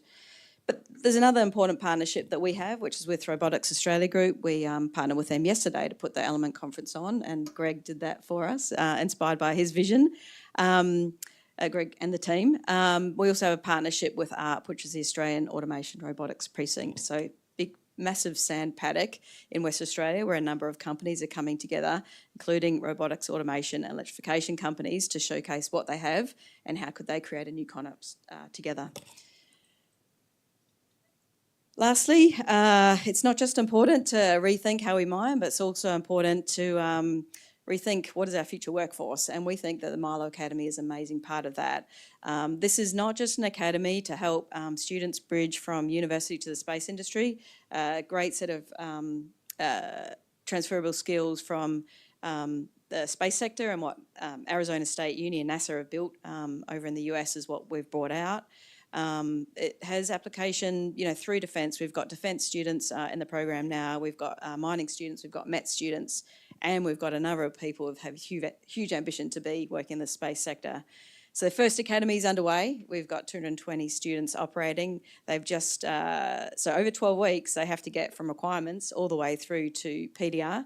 They're given a robotic mission. They're given a budget a bit bigger than what we've got, it's $250 million, and they're investigating, what's possible. The guys can tell you a lot more later than what I've just represented. So that's a rose. At the end of the day, we're keen to fuse space and the resources sector and continue to do that with everyone here in the rooms. So if anything here has resonated, please reach out to us. We want to get to zero entry, zero waste, zero emissions and zero footprint operations. Thank you.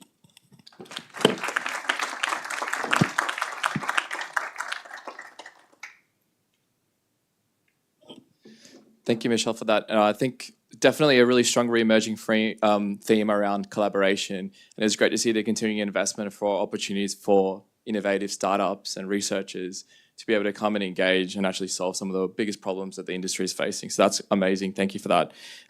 Next to invite up is from Offworld, Jim Caravallo, who's the CEO and Chief Architect, to talk to us about resource transportation and efficiently transporting extracted lunar materials. Thank you.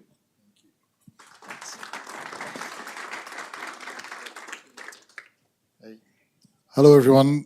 Good to see you again, and see many old faces and friends.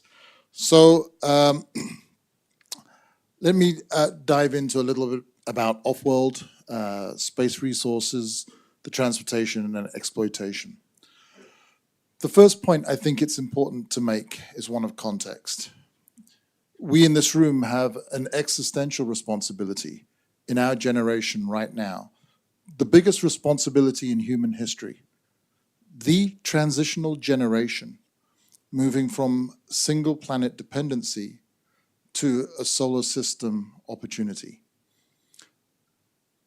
We don't know what the future holds within a generation before the end of the century, but like every time we get in the car, every time we walk out of our house, we take insurances on multiple aspects of our daily lives. At a civilization level, we are pretty bad at taking insurance out. This is what we need to do now. The acquisition and utilization of resources from outside of planet Earth means that we can generate all of that excavation and processing without adding to the energy and environmental burden of our planet. We can then scale and we can build infrastructure in space that adds to the energy solutions that we need to create a benign economic cycle that moves beyond our 17 terawatts of power consumption today into the tens of terawatts of power consumption that also allows us to create the circular economy with all the cost of energy of recycling and cleaning up the last 100 years of industrialization. So what are the foundational steps, and what does that opportunity offer us in the future? What we have to look forward to are tens of billions of people into the 22nd century, living in habitats, in free space, on the moon, on Mars, and exploring and expanding out, doing what we do at a human level. If we look at the growth of relative economies from Europe in the 15th and 16th centuries to modern day America and the global economy, it's an unfathomable set of wealth generation, opportunity generation, and raising standards of living for many, many billions of people. And this is the responsibility we have today. So it's just a little context on why, arguably, the space resources industry is the most important industry in human history. And it's not just because we're in a space mining event that we say that. But what we're doing at Offworld is building swarms of machine intelligent robots that are starting off this journey in terms of how would we intelligently mine today if we were starting from scratch? Rather than moving millions of tons of waste rock of sub 1% grade ore, let's just move hundreds of kilograms of pure metal out of the mines.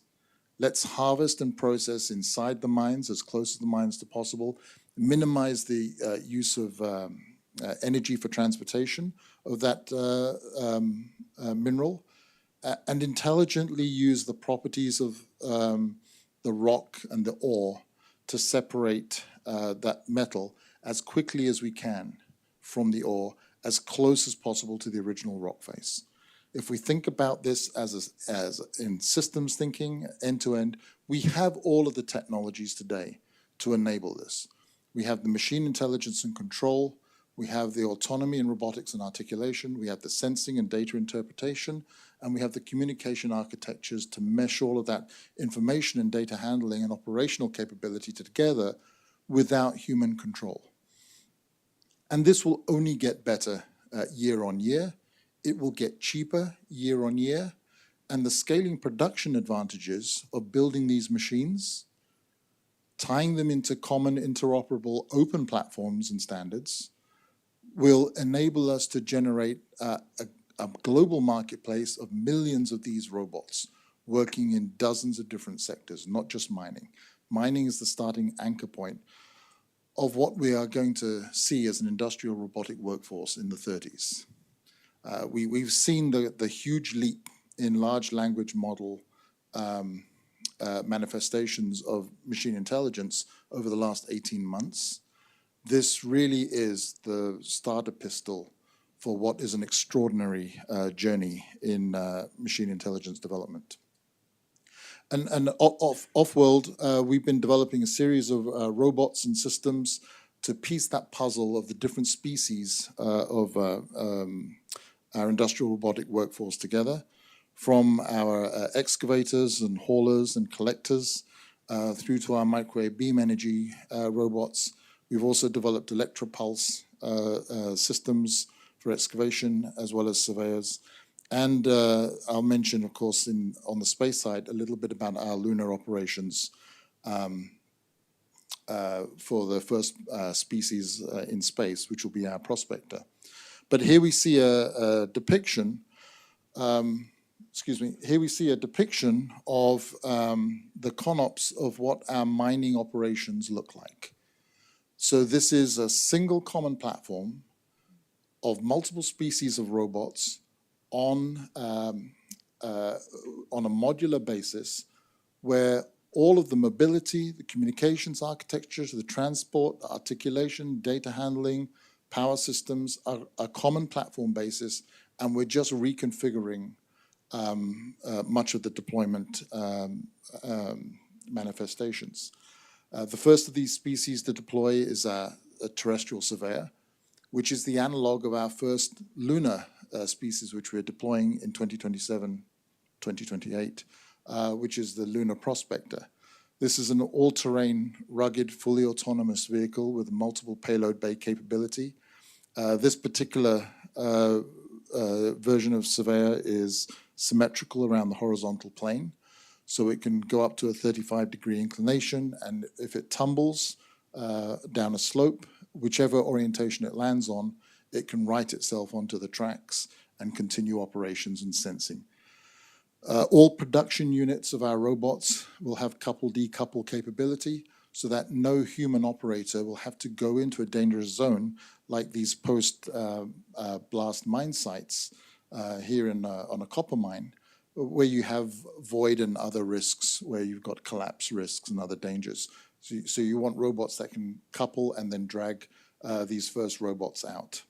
And irrespective of the terrain, in the trials that we've had on our pilot programs, these robots have operated superbly across the board. And so sensing and data collection is one aspect. Interaction with rock is the hardest, most challenging problem in this sort of level of industrial field robotics today. What we've developed is closed loop articulation and sensing to allow us to not only interact with the rock at high precision, but to identify to effectively centimeter scale where the ore exists, where the waste rock exists, and even where the grades of the rock are the highest. So we can now forward load our revenue of our mine plan, which occurs now in real time over minutes of data acquisition and then decision-making determination, rather than days and weeks in traditional mine planning operations. And this really allows us to create the future of mining. Now, we're taking that experience and accelerating our lunar developments. We've had multiple grants and contracts with NASA. We have a large engagement with the Luxembourg Space Agency and the European Space Agency for our lunar processing plants. This is for our first mineral acquisition on the lunar surface, which is water, naturally for water ice and LOX hydrogen propellant. And we've developed now to TRL-4 our first water processing unit, which will be sitting on our Prospector 1 system, which we'll deploy in the 27-28 period. The Prospector is the first species of our lunar swarm robotic mining platform. This is a multi-purpose vehicle with an additional power system in tow that can operate across multiple payloads, hosted payloads, and other systems with excavation capability, with in-situ chemical and processing capability, and multi-mineral acquisition. We expect to deploy around 30 of these vehicles across the lunar surface at key points from the 2028 period to 2035. This is to get the most comprehensive ground truth mapping of a multiple array of data sets across the lunar surface before we start real heavy-duty operations on the moon as we start deploying swarm robotic mining systems. Of course, I think many of us are baselining Starship, and that level of capability for lunar deployment, the inflection of Starship's presence is the biggest change to the space industry since Goddard blew his hair off with his first failed experiments. We cannot underestimate the impact of heavy reusable launch capability to low Earth orbit.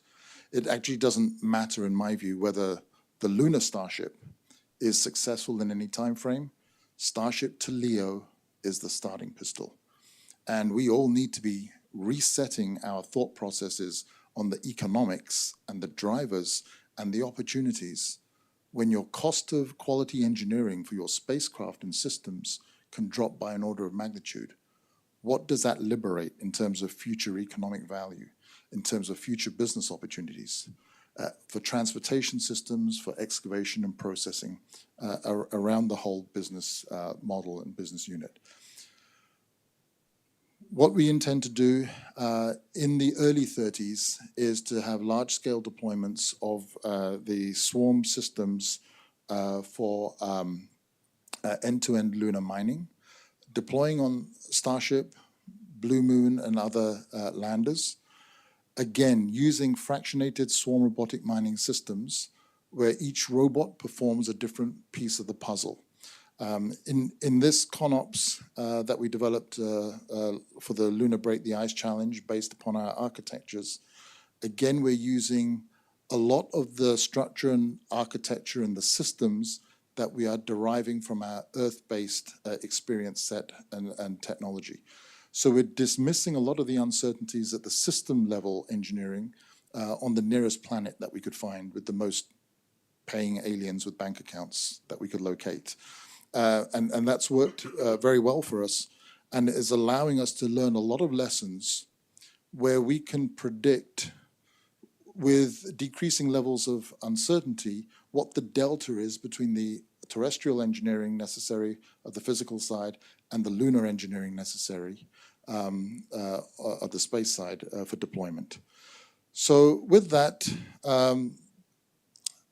I will wrap up here in terms of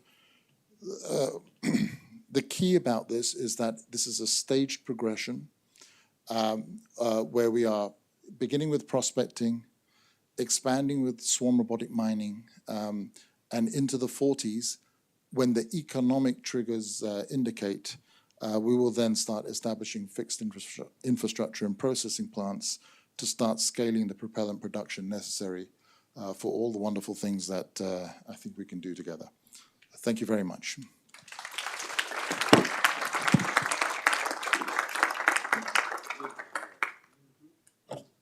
Thank you very much. And it was very interesting to hear kind of your reference to this whole, if we could start it again, what that would look like. I think with the technology today, this notion of approaching lunar mining with a clean slate is going to be very fascinating to further explore with you. So thank you very much for that. Our next speaker, joining us from Interloon, we'll be talking to processing and refinement and how we can be converting raw lunar materials into usable forms. So I invite Nina Hooper, who is Interloon's Business Development Manager. Thank you.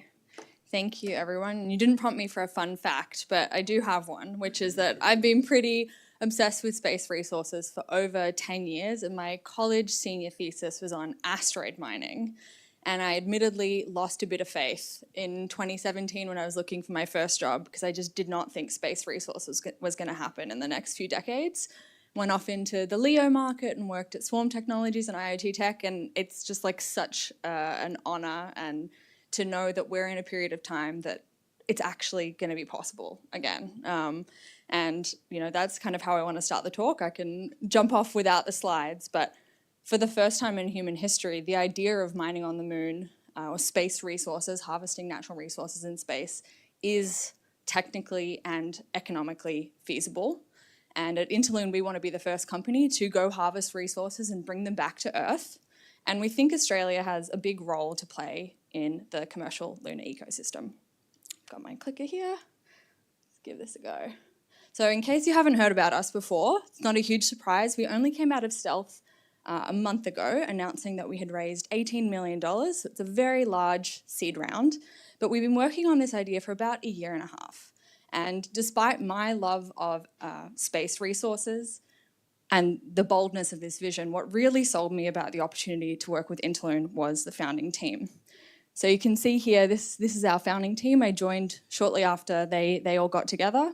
And amongst them, we have Rob Meyerson, who's the former president of Blue Origin, and Gary Lai, who is the chief architect and also went up on a flight, fun fact, in place of Pete Davidson, who apparently pulled out last minute. So there's an amazing People magazine photo of Gary and Pete Davidson next to each other. Like, this guy went instead of Pete Davidson, if you guys know who that is. And then at the end here, we have Harrison Jack Schmidt, who was an Apollo 17 astronaut and who was on the moon in 1972. And who's been really obsessed about going back ever since because I think he probably had a pretty awesome experience. So what resources do we have on the moon and how do we know? Well, we know firstly from the samples that were collected in the Apollo era. And that's actually Jack there in this very photo. And again, as a space geek, it is such an honor to be like talking about this stuff on a call and have him like challenge me. I'm like, yes. But yeah, so he collected a bunch of samples, as did all the other astronauts. And we've also had many lunar orbiter missions, such as Lunar Reconnaissance Orbiter, the Clementine missions, other remote sensing techniques from Earth, robotic landers and missions, and we've also been able to learn from the meteorites that have been kind of bounced off of the moon onto the Earth's surface that we can study. And this is an awesome visual from the USGS in collaboration with NASA and the Lunar Planetary Institute as well. And it gives you a sense of the range of minerals. But the little arrows that I have off here aren't actually relevant to what I'm pointing to in particular. I'm just trying to list out what is available. So I've put helium-3 up in the top left corner because that is what we're going after. And I'm going to tell you a lot more about it in a second. But suffice it to say, this has been a concept that people have been talking about in sci-fi and in television and for a long time, and we believe that it is now viable. But some of the other things that people are interested in and we've heard from today is the regolith itself, which can be used for making bricks, water, ice, metals, rare earth elements, silicas, and volatiles, a number of gases like hydrogen and carbon dioxide and things as well. So all of these different components are just there in the soil, and we can manufacture with them, we can create fuel out of them, we can grow plants and support human life, as well as all the activities that we want to do in space in the future. So focusing in a little bit more on helium-3, what exactly is it? So it is an isotope of helium. It is not the stuff that you put in your party balloons. They would be extremely expensive party balloons. That is helium-4, and it has 2 neutrons, but helium-3 just has 1 neutron, and it's a stable isotope that is extremely rare on Earth. In fact, it doesn't actually occur naturally on Earth. The only reason we have any of it is because it is the byproduct of radioactive decay of nuclear weapons and nuclear reactions. So there is a small stockpile that the US Department of Energy is managing, but as technology has developed, the demand for this resource has increased, and in 2010, Congress recognized that there was a major shortage and crisis, and since then the price has gone way, way up, and the government has been distributing it rationing it basically very carefully for high priority industries and not giving it to some others that are also interested in using it. One fun fact I found out when I was researching this for this talk is actually helium-3 was discovered by an Australian guy, and his name is Mark Oliphant, who was working under the Sir Ernest Rutherford at University of Cambridge, and he discovered helium-3 while he was doing his PhD in the process of using some particle accelerators. So it's full circle that we're here in Australia as well. So even though we don't have much of it on Earth, it turns out there is a lot of it on the moon. Helium-3 is produced during the fusion process on the sun every single day, and our magnetosphere redirects the polarized solar wind, but it hits the moon's surface and implants in the regolith. So there's actually quite a lot of it. And because of this shortage in supply, it is the only element that we think is economically viable to bring back to Earth. And that's why we're excited about it, because we want the lunar economy to be something that is sustainable in an economic way so that we don't have to rely on government funding forever, and that there are real customers back here on Earth for it, which I can talk about in a second.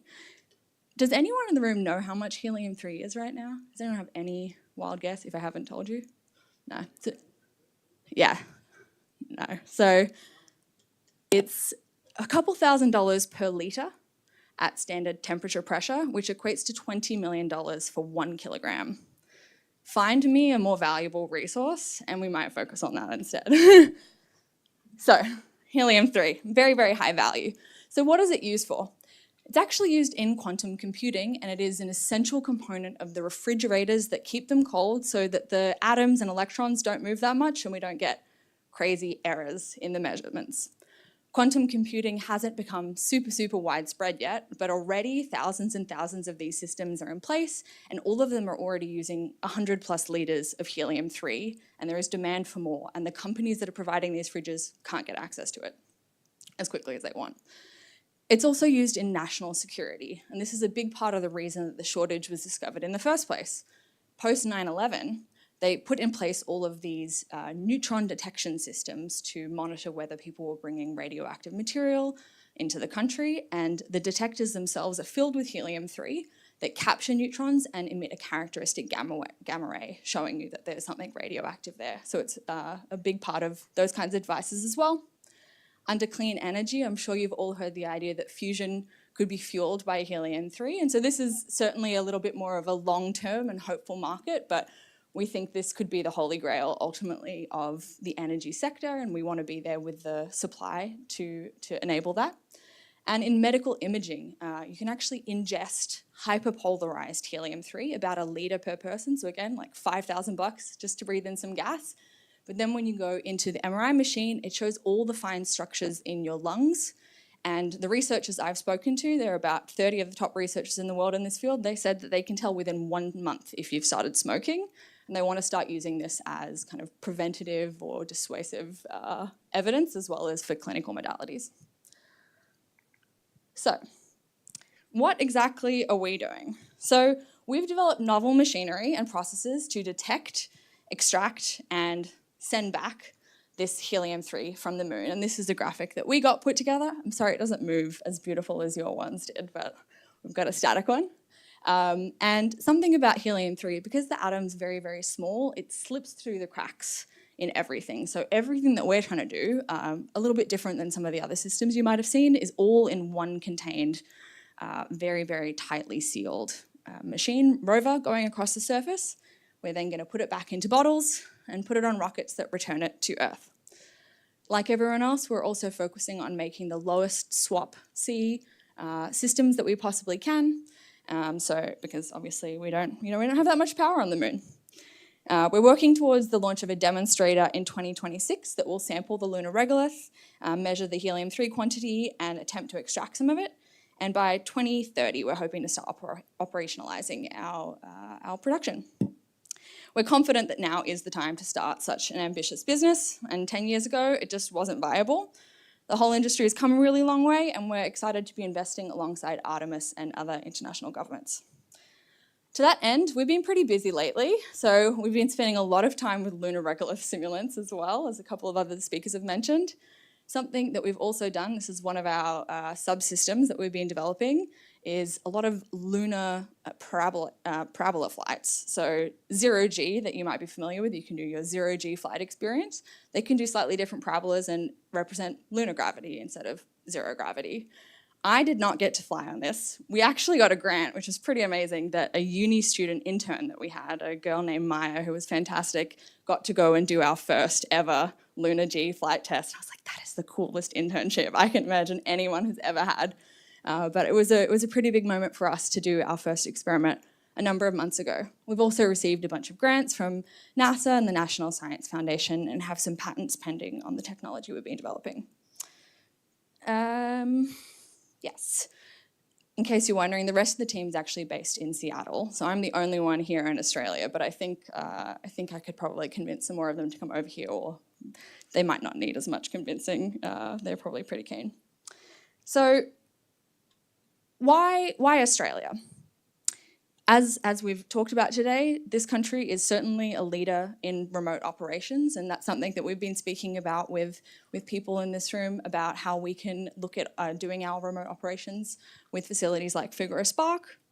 We also recognise that the experience of mining in this country is something that we want to leverage and learn from.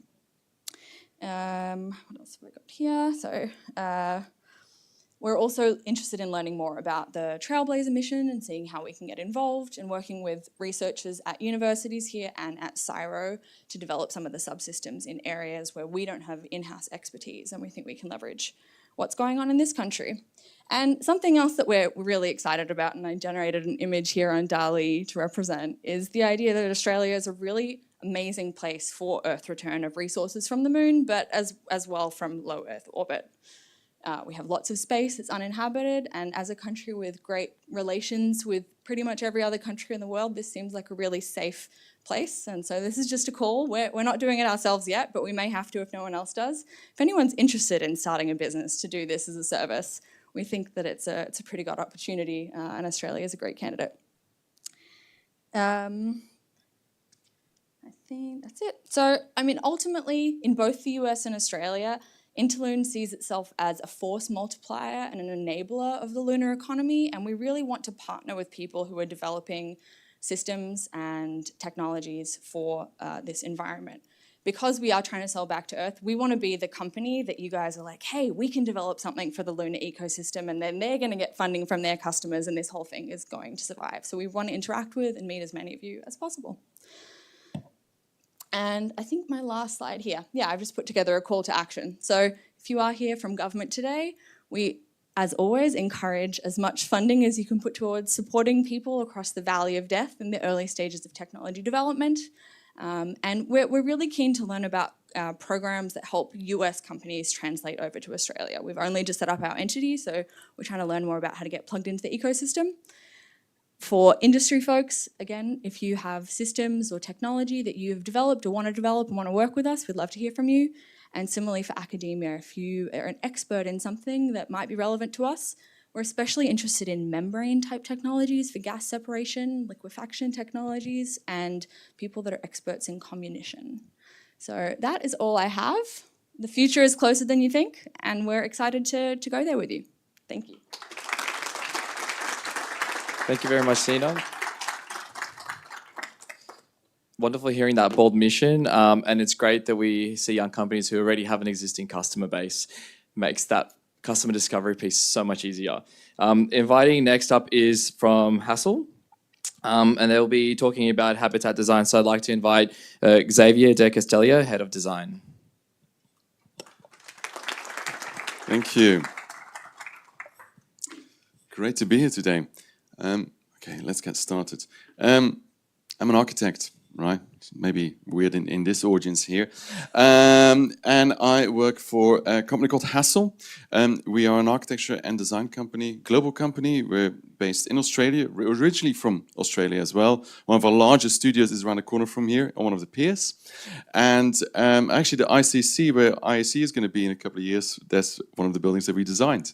So, but, you know, we work globally in Australia, in Asia, Europe, and US.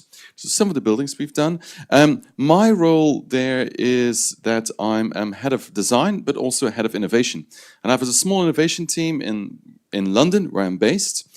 And we work in extreme environments. And of course, space is a very much an extreme environment. So about 50% of the work we do is in space. Now, I've been working in space for quite a bit now, for maybe over a decade. Some of the space-related stuff is maybe on Earth, which is our First Light Pavilion in Jodrell Bank. I also worked in my previous company, for example, on the Spaceport America. Worked on the Centennial 3D Printing Challenge for NASA. Worked on habitat design for ESA as well. And we even worked on lower orbit stuff with Sierra Space. So, very quick overview of what I've been working on in the last decade.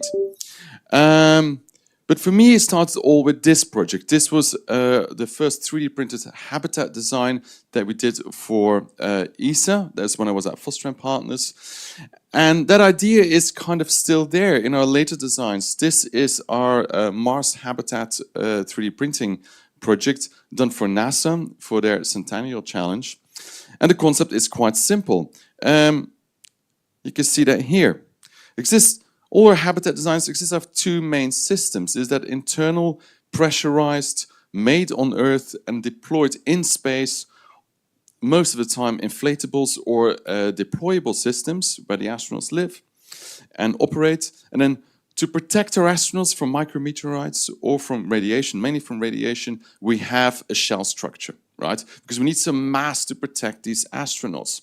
Best thing would be to probably go and live in caves, but we don't really know where the lava tubes in the caves are. So we're trying to kind of build our own. What do we make that with? Well, we need some mass. Of course, we're going to use local material, ISRU. We're going to use Regolith. This is on Mars. Our first project on Mars is where we used, of course, Regolith. And we're going to 3D print those shell structures, these protection shields for our astronauts.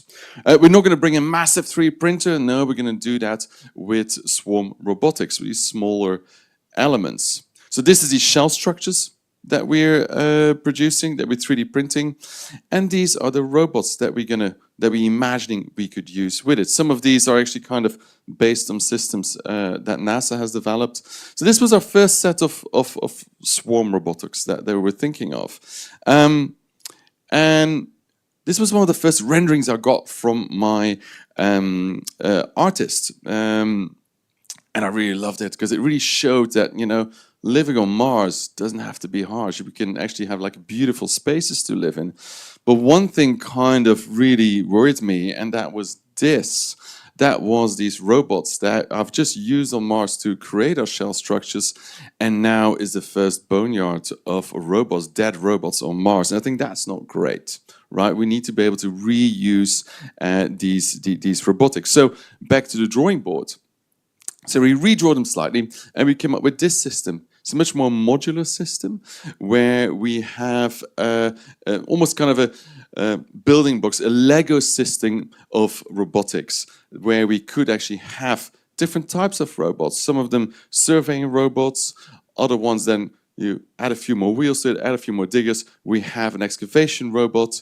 And then it could even be a melting and microwaving robot to actually do the actual 3D printing. And you can see them here in action on the Martian landscape, refinery, and then finally also being deployed in the 3D printing of in situ 3D printing here with microwave technology of the Regolith. Now, here we have our Mars habitat, a shield, and underneath we have these inflatables. We believe we can actually make these kind of interior space actually much better and much more efficient than we currently have, the current architecture of the ISS or even Gateway, with a movable rack system, a radial movable rack system that could be swapped around. So we could have a lab, could be swapped with a greenhouse, but also with a workshop.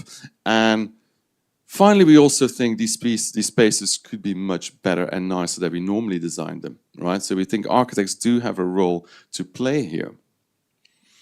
But the project I want to talk about today is on the moon. This is our latest project. We just launched this a couple of months ago. This is for the European Space Agency. It's a master plan for the moon, right? So think about this definitely behind the past Artemis. You know, we're on the moon. How are we going to come up with a master plan for the moon? Not just for a base for a few astronauts, but for up to 150 astronauts. How do we do that? How would we design something like that? Well, it has to be a growing system, right? It has to work for 6 astronauts all the way to 150. How does that grow? How do we plan that? And can we come up with a system that doesn't only come up with one idea, with one vision for the moon, but with different visions, more commercial, more tourist-driven, and so forth. So different outcomes for that same master plan. So this is it. So we have a whole set of inflatable modules that are connected. Now, that's a bit of an issue, really, if you have a system like that, because how are you going to go from one end of the base to another end of the base? You're going to have to kind of walk through each another space. It's a bit like going from one house in a street to the house on the other end of the street and having to walk through every other house. That's a weird way of doing it, right? So we need to have streets. We need to have our own streets. So these are kind of our skyways that we call them, which are connecting on a different level all these parts of our lunar base. We actually have 3 levels. We have 3 levels. We have one where the habitats are, one where you can connect outside, and a third one, which is really where you connect with our speedways. Now, I've done projects before. I've done the Lunar one for ESA in the past, about 10 years ago. We've done our Mars habitat. Each time when we did those projects, they were for about 6 to 12 astronauts. But we always imagined they could grow. And each of my renderings, on the left and the right, I show more modules. right? I just add a few more, but that's not really how a habitat should grow and how it can grow. Because the problem is, if you start with an in situ formed shielding, how can you add more to it? It is actually quite a bit of a tricky thing. So we wanted to start thinking, isn't there another way with maybe looser building blocks that we don't do an in situ system, but we're able to kind of have separate elements that could shield these habitats, but we can also change them in the future. So maybe we work with separate elements. Get inspired by different things. This is a friend of mine, Philip Bloch, who, with the Bloch Research Group, did beautiful shell structures. This was done at the Venice Biennale quite a few years ago. Great system, I thought. The problem is it needs high precision manufacturing and high precision assembly. But that's something we don't have on the moon. That's going to be very, very tricky. So how can we do a different system? I was looking at this project by Carola Dierichs.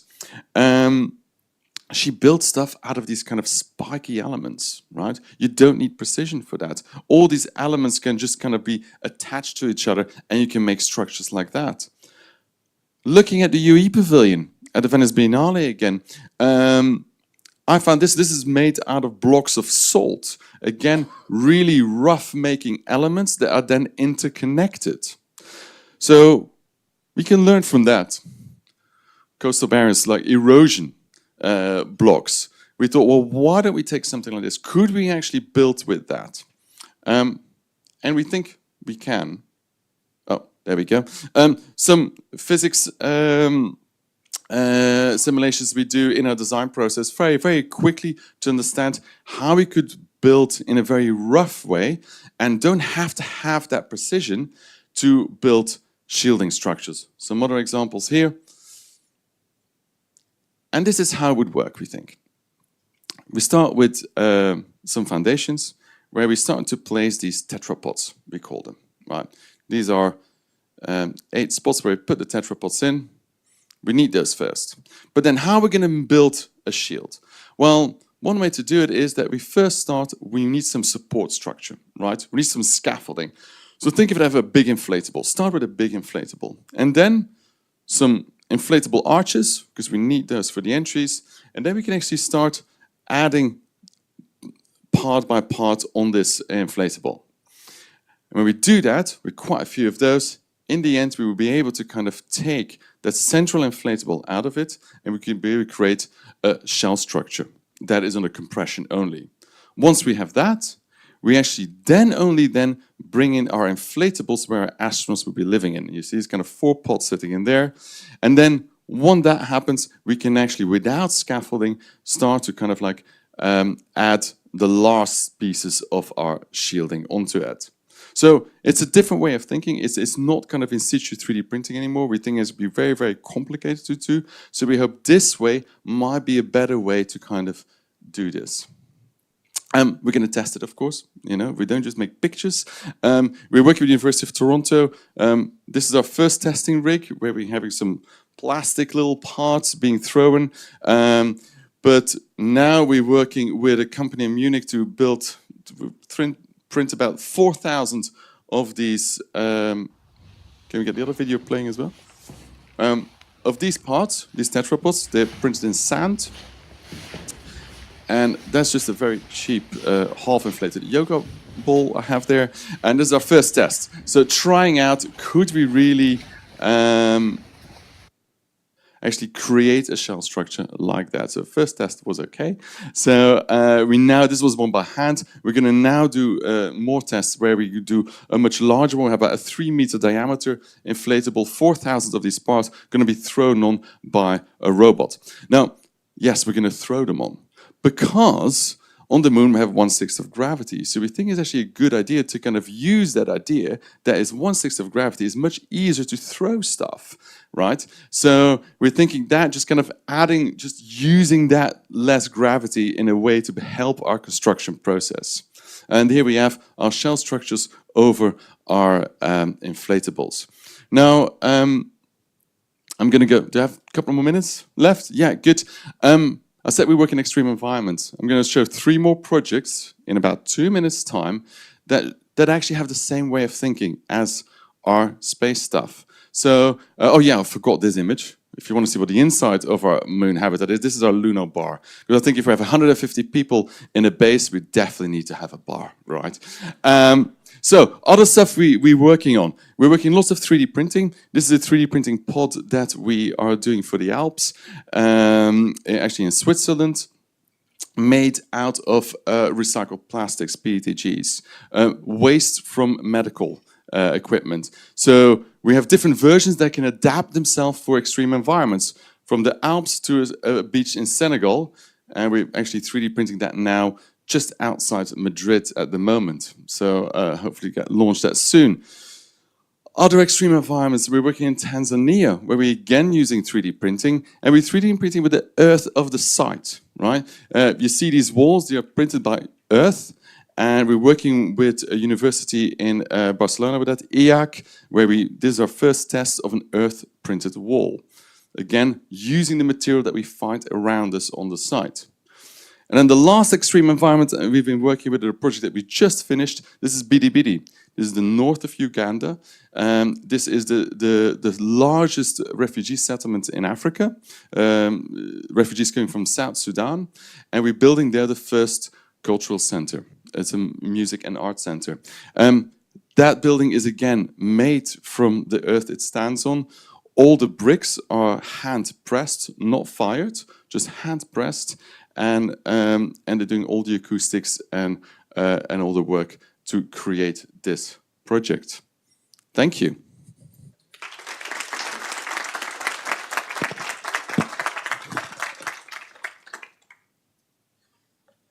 Thank you very much, Xavier. And it was amazing to see where inspiration came from for that design, that it's something we have readily available here for different applications. So the last on our list. Yeah. So last on our list, joining us from ICON to talk to habitat construction is Ryan Timoni. And Ryan is the Senior Mechanical Engineer for Off-Planet Robotics. Thank you.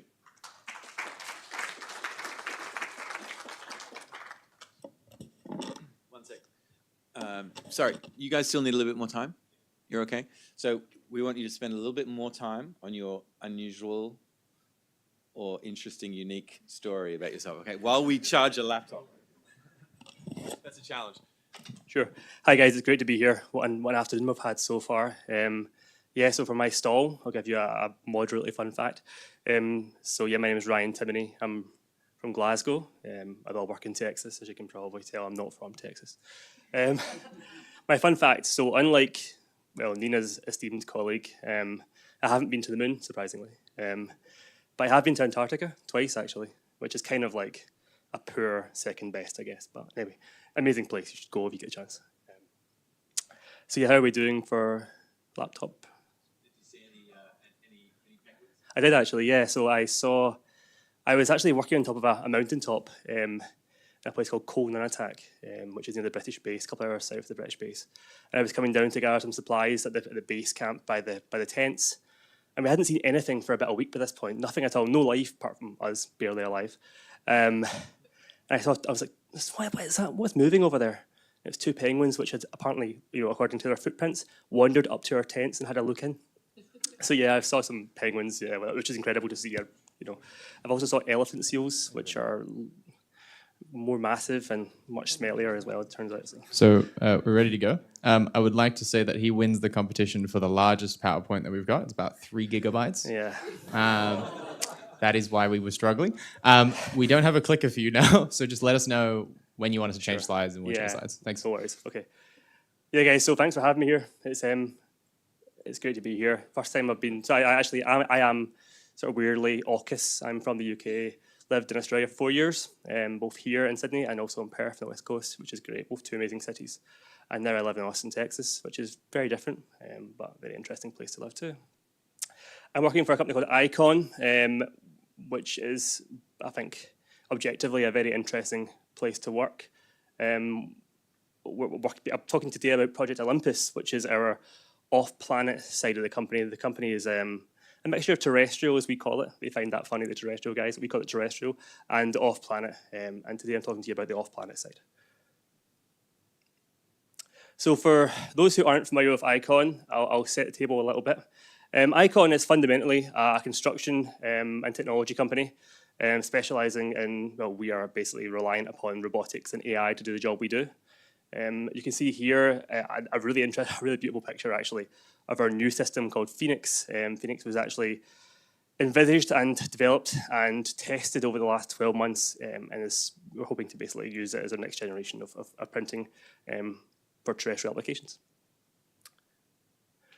So why do we exist? Why is Icon a company? Why do we exist today? I guess this is quite a long story, as you can see in the left here. I'm going to take you back to 1200s, which wasn't yesterday. But basically, the reality is that for home building on Earth, it's all been sticks and bricks for the last, well, almost millennia, I guess. And sticks and bricks have their limitations. Earlier on, we talked about the cost of living crisis and the house price issue we have here in Australia and everywhere else around the world, really. To make homes more affordable, you make them cheaper, and to make them cheaper, you make them typically worse. So you use worse materials and worse processes, and that's not really the way to go for reasons of dignity and just quality of life. We as a human species want to improve our processes, improve our construction technologies. And that's what Icon believe truly we can do. We can bring down the cost of housing while also improving the quality of the housing too. So really, currently we're developing technologies which will see us 10x our ability as a species to produce homes quickly and of a higher quality and standing, which is obviously a big deal. So we are a company which works across multiple areas, as I mentioned, both hardware and software. What's amazing about our company, actually, everything you see here, all these examples of technologies we're developing on the screen here, are actually our most recent technologies. We've actually developed these over the last 12 to 15 months. We operate in a South by Southwest to South by Southwest cycle, which is a big Austin Tech Festival. So the cadence in which we develop is obviously almost unparalleled in the tech world. Phoenix, as I say, was envisaged like 12 months ago, and we're testing it. That structure you see on the left here is actually a real structure. This is not a computer-generated image. This is real life. Also working on producing sustainable building materials. Obviously, concrete is a massive CO2 source. So our new technology called CarbonX is a way of buying down that CO2 burden. Also, in the sort of soft side of the company, we've developed a catalogue of homes called Codex, which is enabled by our printing technology. Really amazing topologies you can create using printing technologies, as you can imagine. And what's really fun, actually, and really a bit of a game changer too, is Vitruvius, which is our AI architect. A really amazing bit of software. I recommend you go onto our website and download it and have a look, have a shot yourself.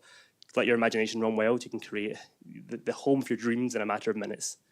Realizing them is a bit harder, but you'll definitely create them graphically. So yeah, Icon's a relatively young company, and we were founded in 2017, 2018 sort of time frame.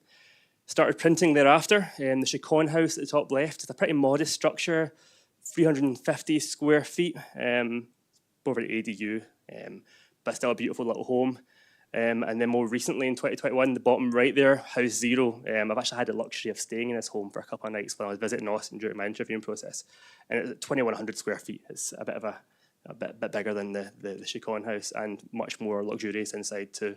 Truly amazing. I had no idea what to expect from a printed home until I spent one night in one. And yeah, it's a bit of a game changer. Really, you have to see it to believe it. Amazing place, amazing technology which has enabled this better way of living, really. So it's not just home building on the terrestrial side. This gets a bit confusing because it's now like sort of NASA stuff on the terrestrial side. So cementitious structures for other alternative organizations, Mars Dune Alpha, a NASA structure. Really interesting development for NASA.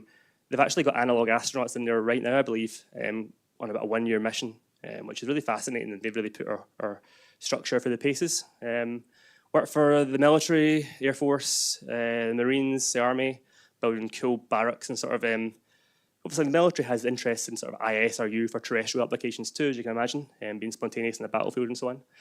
The bottom right though is particularly cool. We've got the Lunar launch pad, which was actually a collaboration between us, some students, and NASA to sort of develop a cementitious launch pad structure, which we then fired a rocket on and watched how the plume of the rocket impinged on the structure. Really nice project that happened a few years ago. Again, much more stuff here. I won't talk about it all because it's obviously the terrestrial side, but I'll concentrate on Wolf Ranch here, which is the middle top image. We recently completed Wolf Ranch, which is in Texas, just about an hour north of Austin, and a 100-home community, which is truly the biggest printed home community in the world, I believe, to date. Also, the House of Phoenix I mentioned earlier on, the bottom left there, enabled via Phoenix, more of a monument than a house, I guess, technically, although a truly staggering effort. Manufactured over a few weeks, actually, which is truly insane. I think it's maybe 3 weeks, maybe a month, actually, but not very long at all, almost in secret for South by Southwest unveiled this year. But the reason we're all here, Project Olympus, which is our NASA-funded R&D project for off-world construction, in the bottom right there. So, as you can imagine, the technology, well, let's reframe this. NASA saw in us, in our terrestrial side, an ability to rethink how we did things, I guess, thank you. And as you can imagine, when it comes to the moon, you have to rethink things entirely, or you have the luxury of rethinking how we do things in the moon. On the moon, we can be sustainable, as was touched on earlier on. We can rethink the status quo and hopefully do things better from the start. And that's kind of why we have always had an involvement with NASA from the get-go of the company. I truly mean that, although recently we've been working on Olympus the last couple of years.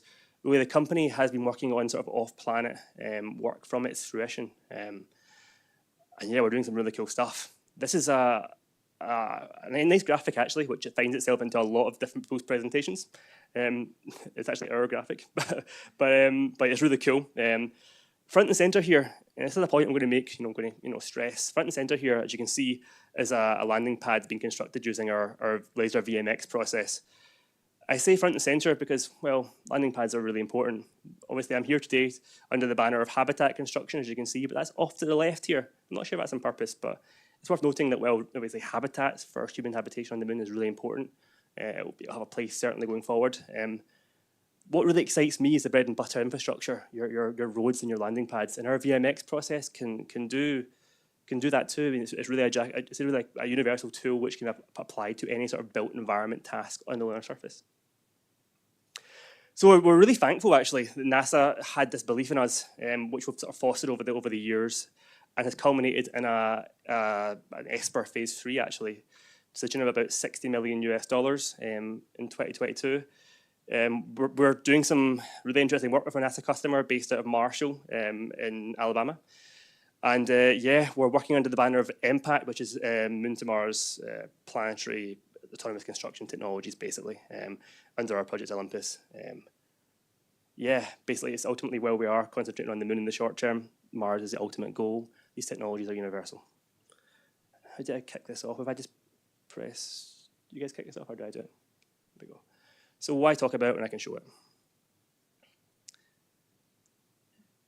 This is our kind of a medium-term goal, let's say.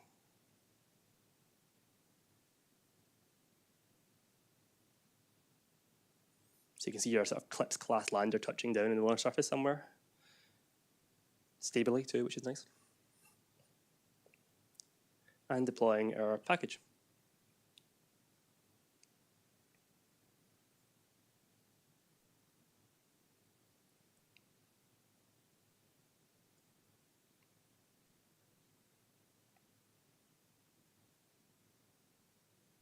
Lasing here to consolidate surface.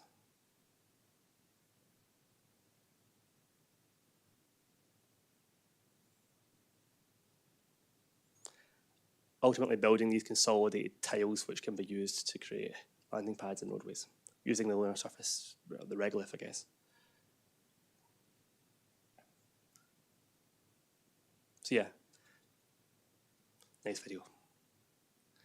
Oops. But we aren't just making graphics, we're actually building stuff too, making this a reality. So this here on screen is a little bit, I must admit, I'm a bit biased here because I'm actually responsible for this package. I'm a design engineer, ultimately, at the end of the day. This is our STF tool head, or scoop tamp filter system, which basically is a sort of jack of all trades, sort of Leatherman type tool, which can be used to excavate, prepare, beneficiate, and ultimately laze the lunar surface into as part of our VMX process. This is sort of where the tar meets the tarmac, where the sort of ultimately it's the first point of contact the robot makes with the terrain, and I'm very fortunate to be looking after it. This is absolutely one of the key components of our VMX process. And getting it right has been quite challenging. You can see here, this is actually an earlier prototype here, but we do generally try to get into the chamber or into a testing environment as fast as possible. You can see here the tool head itself is attached to a nice robot arm, and our basilisk, we call it the hot tub actually, which is full of really high fidelity lunar simulant. Pretty cool video here. This is a site prep we're doing here, so we use the robots to basically level the terrain ahead of the VMX process. Trying to get that level of robotic control is challenging. It's challenging, and we've mastered it, but it's been an uphill battle. But we've really managed to prove this technology out. And here's the cool part here: we're basically creating rocks out of moon dust. We're creating lava in the lab here every day, which is exceptionally fun. Also really hot work, as you can imagine. The combination of the heat from the melt pool and the horrible dust of the simulant itself makes for quite an interesting workplace. But yeah, you can see this process really playing out here. Worth noting here that the reason our VMX process has leveraged so much money from NASA. A couple of years ago, we placed the VMX process into a competition for NASA. They compared to a lot of materials that were being contested for lunar construction next to each other, and ours came top. Actually, we placed two material types, two process types, the VMX process and molten regolith extrusion. They came 1 and 2. VMX can produce material up to 300 megapascals, which is 3 times the strength of structural concrete. But more importantly, we don't have to just opt for that extremely strong sort of high grade material. We can tune our power levels and actually produce sort of a less capable material for less energy or time. I won't play this whole thing, it's quite long. And we don't stop there. So why build and test in ambient when you can build and test in vacuum?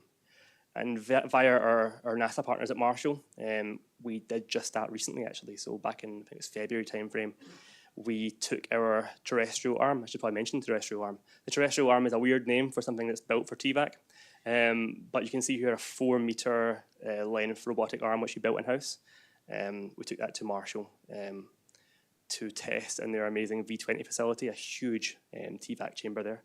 You can see a mass dummy here where the VMX end effector toolhead would be eventually and will be in this year. We're going back this year following the successful campaign. We're going back end of the year probably, attaching our VMX, sliding in a massive bucket of Regolith simulant into that chamber and doing this whole end-to-end process in vacuum at minus 70 degrees C. And it's going to be wicked, but there's a lot of development between now and then to enable that. So you can see here we did succeed in sort of dummy running the laser VMX process in February. That was a massive step forward for us. This bit of kit is truly colossal. It's worth noting this bit of kit is not designed to fly. It's designed to fly in that it's capable of withstanding an environment, TVAC environment, but it's too big. The reality is we'll develop something smaller for flight to the moon. This thing can lift 50 kilograms on Earth, which is substantial. And for scale, this is the chamber we tested in. I mean, this robot's huge, right? Look how dwarfed it is in this chamber. It's a truly amazing facility in Huntsville. And we do look forward to going back there. This NASA, our partnership with NASA has truly enabled us to get into these amazing facilities and try out our hardware in a way that only NASA allows, right? I mean, how often do you find the chamber that's able to take a 4.5 meter robot arm, lays in a dusty environment and still drop to like minus 7 torr? It just doesn't happen very often. I'll finish as well on this cool image, really. Nothing more than that, it's just a pretty cool image. This project we worked on earlier on in our company's history with NASA and the students. It's a really nice visualization for what's to come, I think.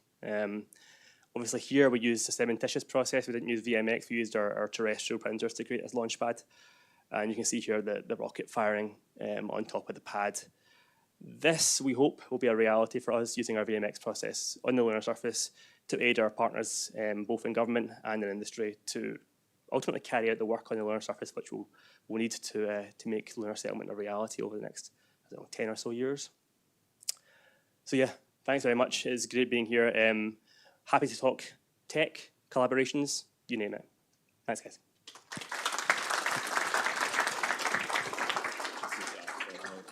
Thank you very much, Ryan. Yep. If I could ask the speakers to come out and take a spot out in front. Do I have time for how many questions? 2 quick questions. Okay, I'll be super quick. But having had some experience in construction, the idea of having one robot that can just build everything, that is definitely quite innovative. Cool. Perfect. Okay, so I'll take it out to the audience. I think we have some supporters walking around with a microphone. Do we have any questions? Sumit, go for it. Hi, Sumit Yamnagni, Mawson Rovers. Ryan, that was really interesting. I just want to know what, I guess this is a solid state laser, and what's the kind of wattage that you need, and where would you get that energy on the moon? It's a good question, yeah. Thank you. It's a good question, yeah. Ultimately, what we can do is we can tailor our power levels to suit different grades of material. We can create less competent material using lower power and energy states. In terms of where we get this power from, that's a good question. I think anyone who's doing infrastructure on the lunar surface, anyone who's doing anything on the lunar surface is really hoping that a future that involves tens of kilowatts is available to us, right? We're not unique in our demand for power. Certainly everyone I'm here with today, I think, will require equally as much power, if not more. But really, it's a matter of time. With less power, it will just take us longer. I guess that's kind of the gist of it, really. Do we have one more question? One sec. I'm so sorry, I've actually forgotten your name, but on one of the PowerPoints you said that in-space resource extraction will be profitable within the next 36 months. Can you elaborate on that at all? No, I did. Fight. So what I actually claimed is that there is a quadrillion-dollar economy that is profitable within 36 months. What I mean is if you're looking just on this stage here of some of the activities and some of the markets that are being addressed, there is no such thing as a space business. There is just business. Whichever planet we're working on, we look for the KPIs of conventional economics to make our systems work so that we can grow, so that we can get into the domains that we want to extend into. So that's kind of what I meant by that, a little bit of a hedge on the narrative there.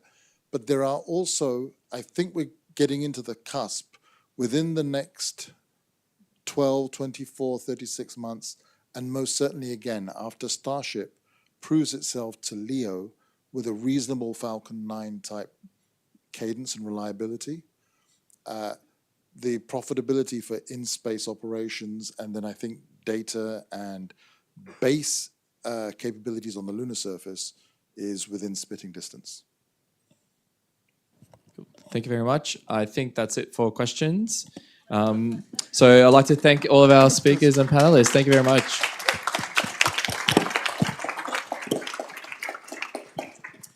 Thank you so much, and thank you, Alex, for a great job moderating there. We are going to break for 20 minutes. Please enjoy. There's some more refreshments outside and some conversations, some great conversations, I think, to have following on. So, wow, what an amazing panel. We can do a hot mic.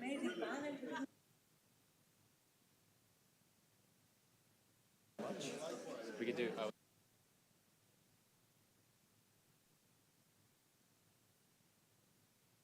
We'll do that.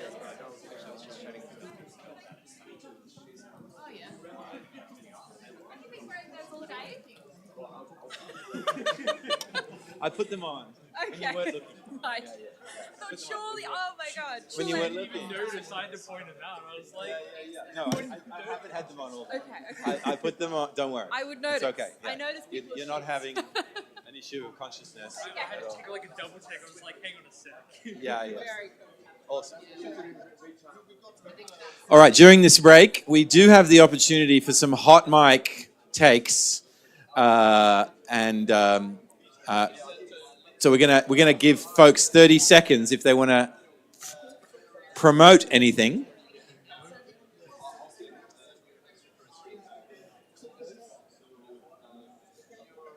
I'll just.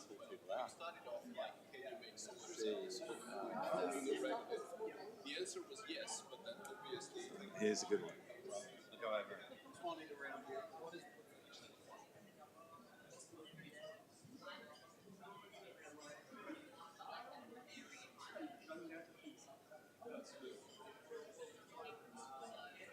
Hey. light up as well. Yeah, man. I mean, you've already got one working right now. You need a jump, or No, I need to charge the other one. That's the problem. Fair enough. It's one of those challenges. Do you guys know each other? Hi. No, I'm Michael. Hello, Michael. Tim. Nice to meet you, Tim. Nice to meet you, Tim. Tim's the man today. Oh, well, gosh. In some context.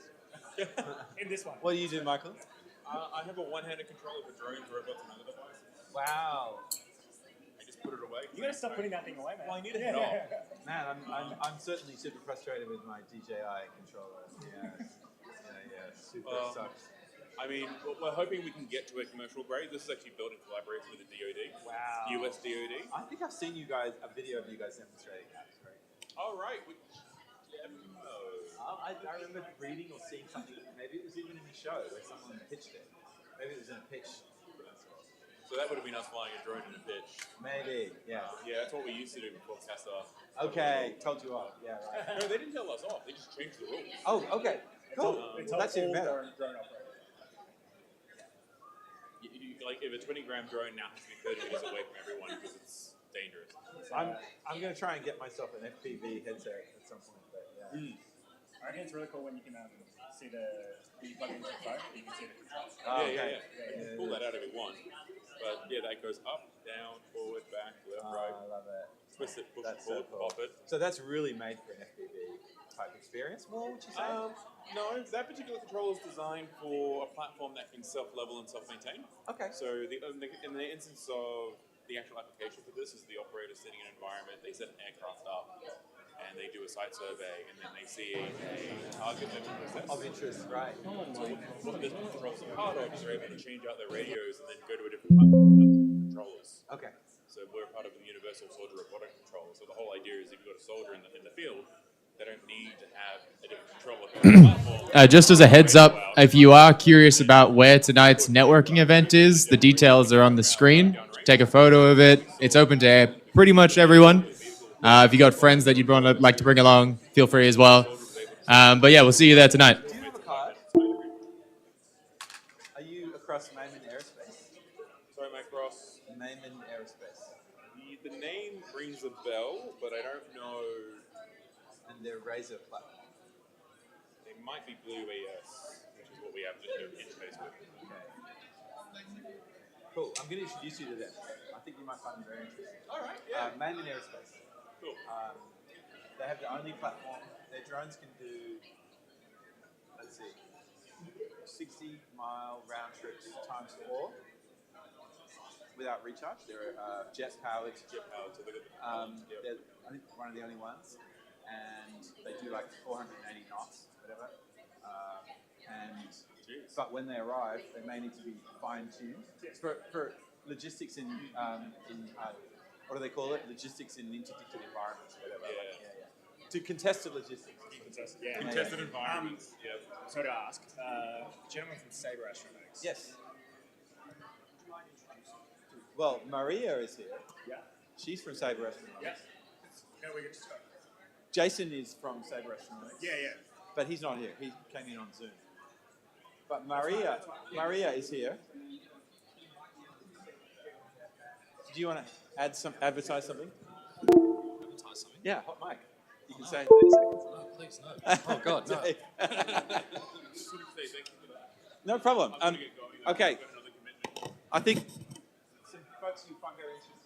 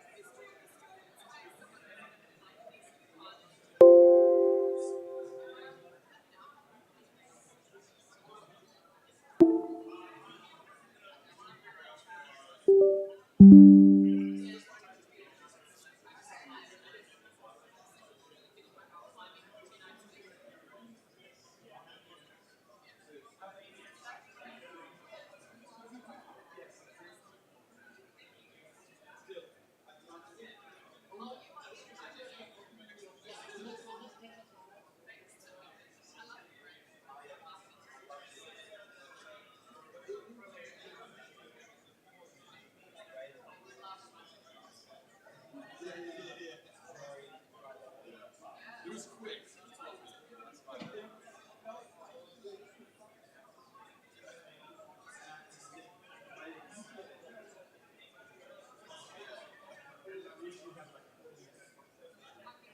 Oh, okay, yeah, I could, there's a whole, so many aspects. Yeah, like the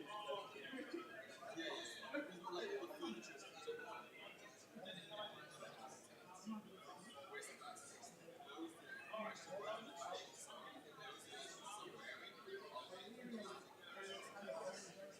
this suit is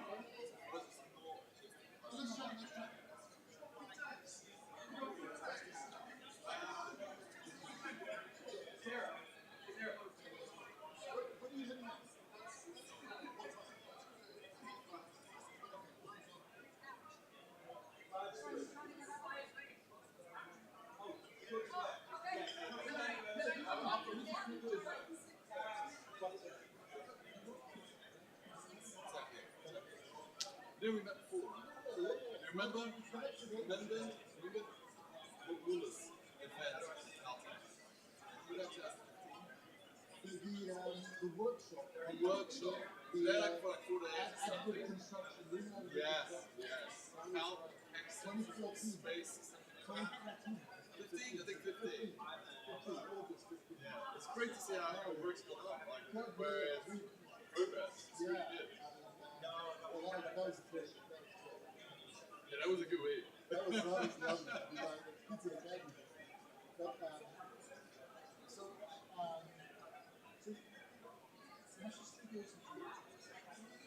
it's a big company. We're 800 people. I'm one of you. It's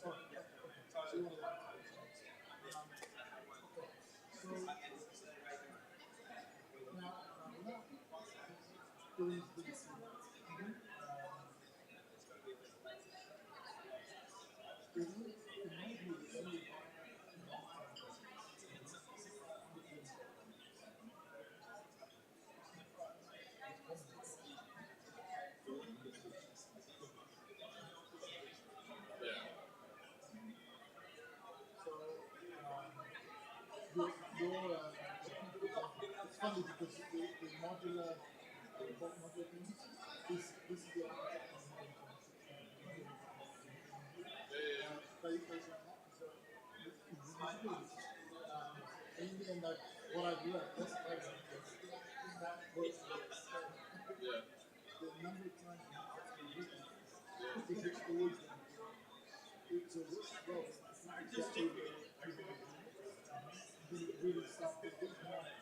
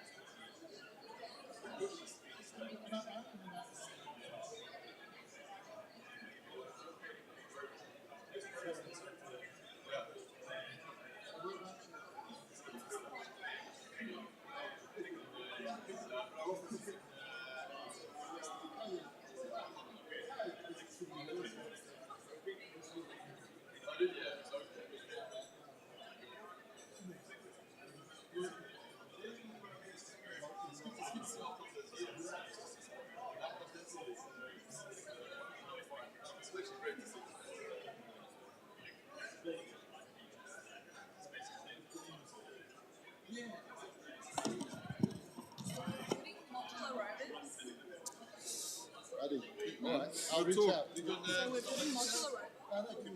The Australian Rover Challenge and the University Rover You have Challenge. to say all this stuff. Which is Lunar mission and Mars mission. And our goal is to have So a single start with rover. hi, I'm Kaylee, and I'm looking for a sponsor for an incredible university team.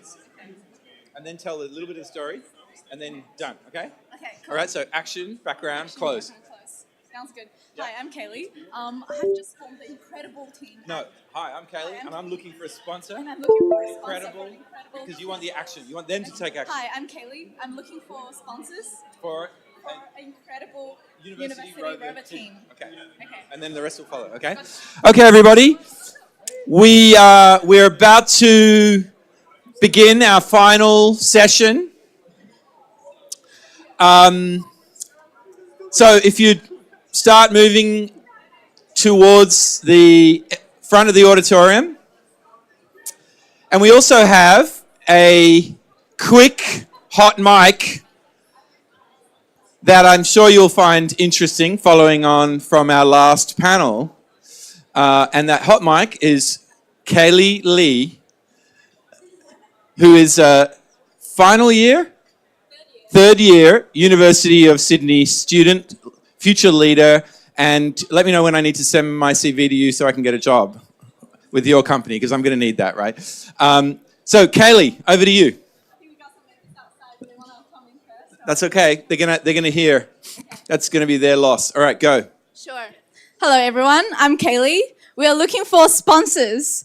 Okay, sponsors out there, you here, we are looking for you right now. Whether you can contribute $50, $10, $100, you know, 1,000, 5,000, 10 grand, anything counts. Any little bit counts. We are building next generation Mars and lunar rovers, a modular rover that's capable to work on lunar terrains and Martian terrains. We're going for the Australian Rover Challenge and University Rover Challenge in a single year. And next year, we're doing demonstration at the Avalon Air Show and also the International Astronautical Congress. We'll do a full demonstration at the IAC next year in Sydney. And so right now, we're looking for sponsors so we can participate and then show the world what we have.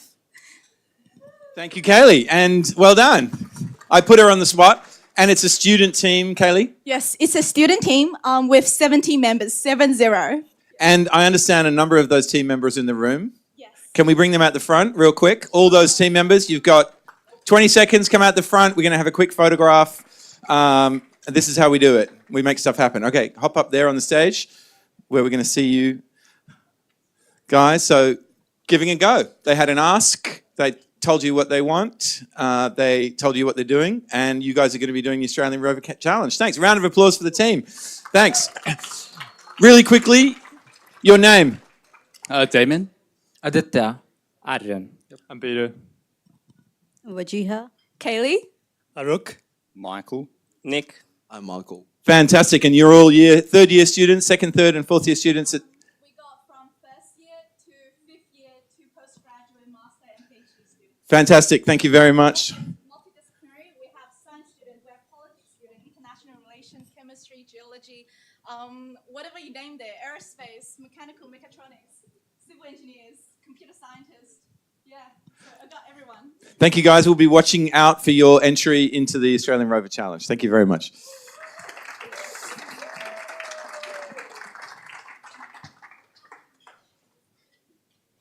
Okay, we're going to have the last panel of the day. Very excited to welcome to the stage our next moderator. And let's see. And this session is establishing a self-sufficient and sustainable pathway for lunar operations. So we're going to have Tenzin. You here, Tenzin Crouch, g'day, from Element Robotics is going to be our moderator. Fantastic to have you here. One interesting fact about yourself for us all. So one person once asked me what I'd be comfortable walking out on the street and shouting I'm awesome at. And despite all of my years in engineering, I said cooking. So if you want an awesome dinner in Melbourne sometime, let me know.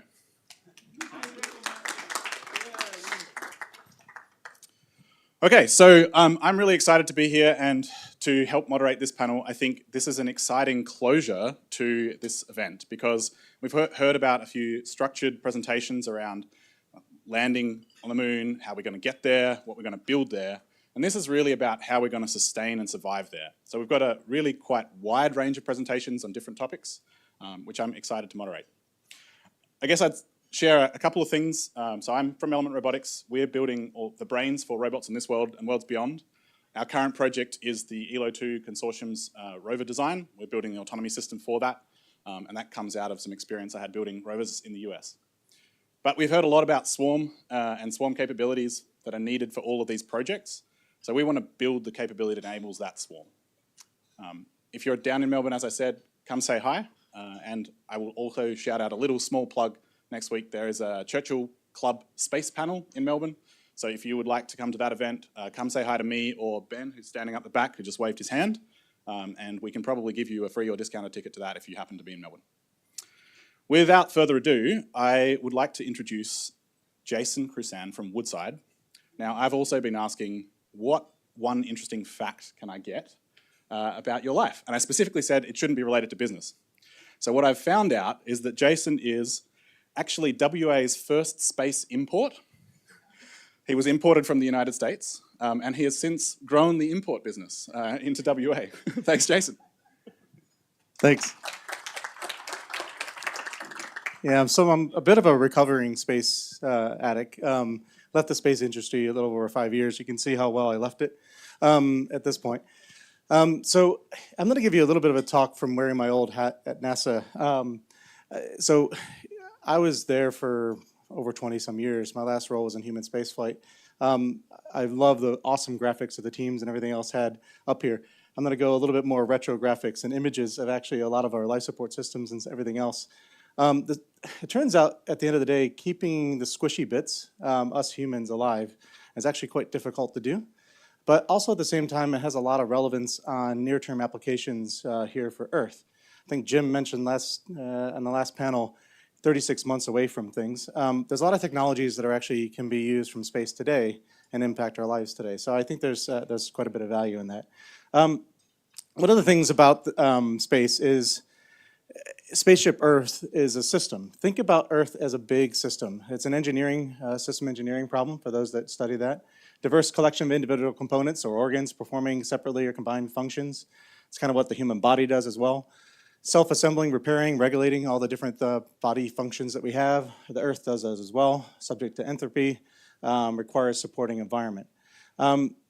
Spacecraft ecosystems then are made up of all kinds of things. So water purification, air purification, you name it up there, thermal control, nutrient cycling, all those types of things. And these are all systems that we must have that's part of any kind of human activity off of Earth or here on Earth. The one thing that we have here on Earth, though, is we have a diversity and we have a lot of protection systems already built in. So we have radiation protection for free. That's one of the major things. We have gravity, which is extremely helpful, it turns out, in a lot of electrical, chemical, physical systems, stable orbits, and all those types of things. When we go off to the ISS, we move away from some of those things. Let me go back. Sorry, I hit the button too fast. ISS, just to remind you, we're basically 2 days transit time.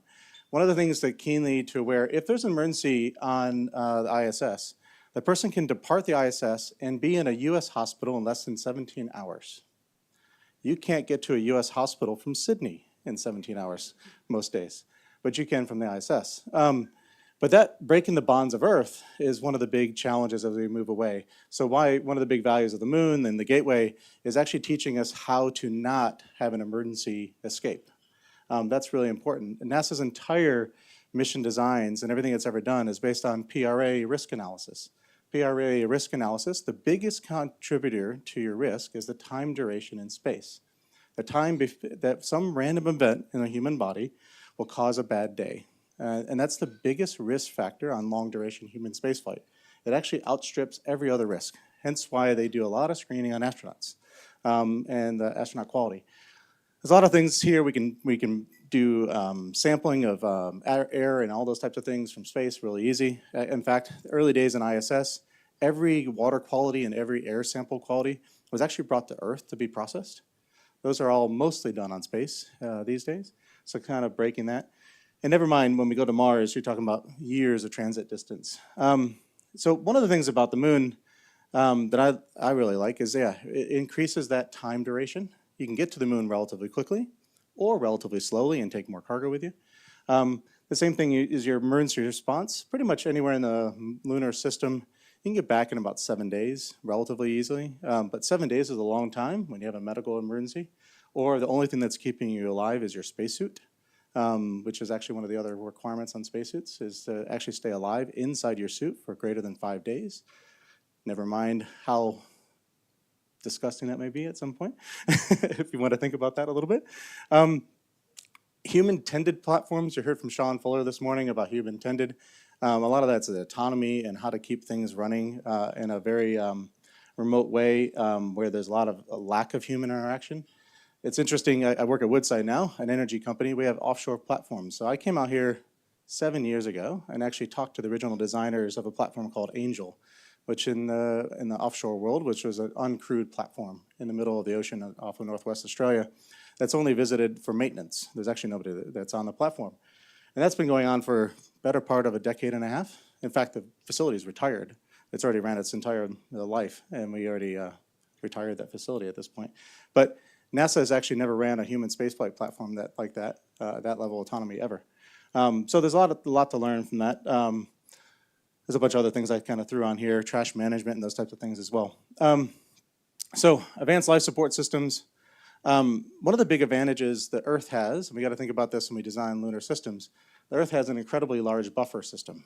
So the buffer comes for free, whether it's water, whether it's air, small nuances in it, it can absorb quite a bit, and it shows its resilience. The problem is when you go to the moon, how big of a buffer system are you going to carry with you? Because every bit of buffer is going to cost money. So how do we get that buffer the right way? So we figure out how to get that design done. This is a famous, been around for a better part of 2 decades of the life support systems and interactions of all that. If you pull up any kind of NASA architecture drawing, this will be in there of the life support systems and the interdependencies on them. Obviously, to build this 5-bedroom house that's up there, which is the largest thing we've ever built.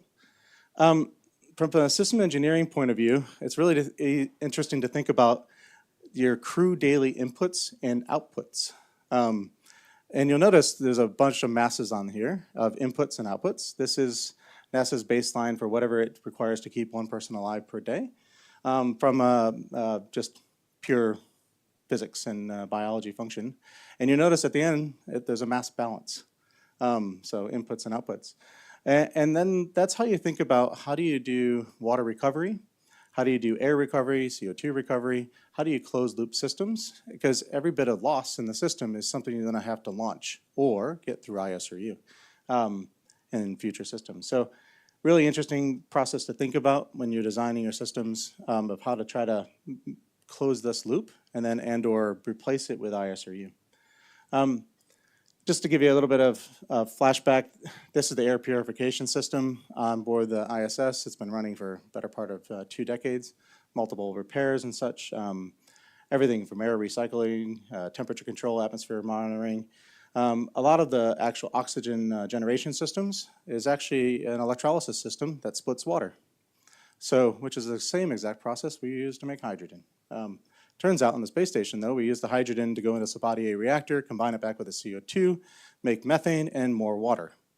So more water to close the water cycle, and the methane currently on the board the space station is vented overboard, because it's only about 500 kilograms per year that's created through a system like that. So it's not really worth keeping for the space station at this point. But very complex systems, finicky over the years, but they've been running fairly well. But a lot of that is working today.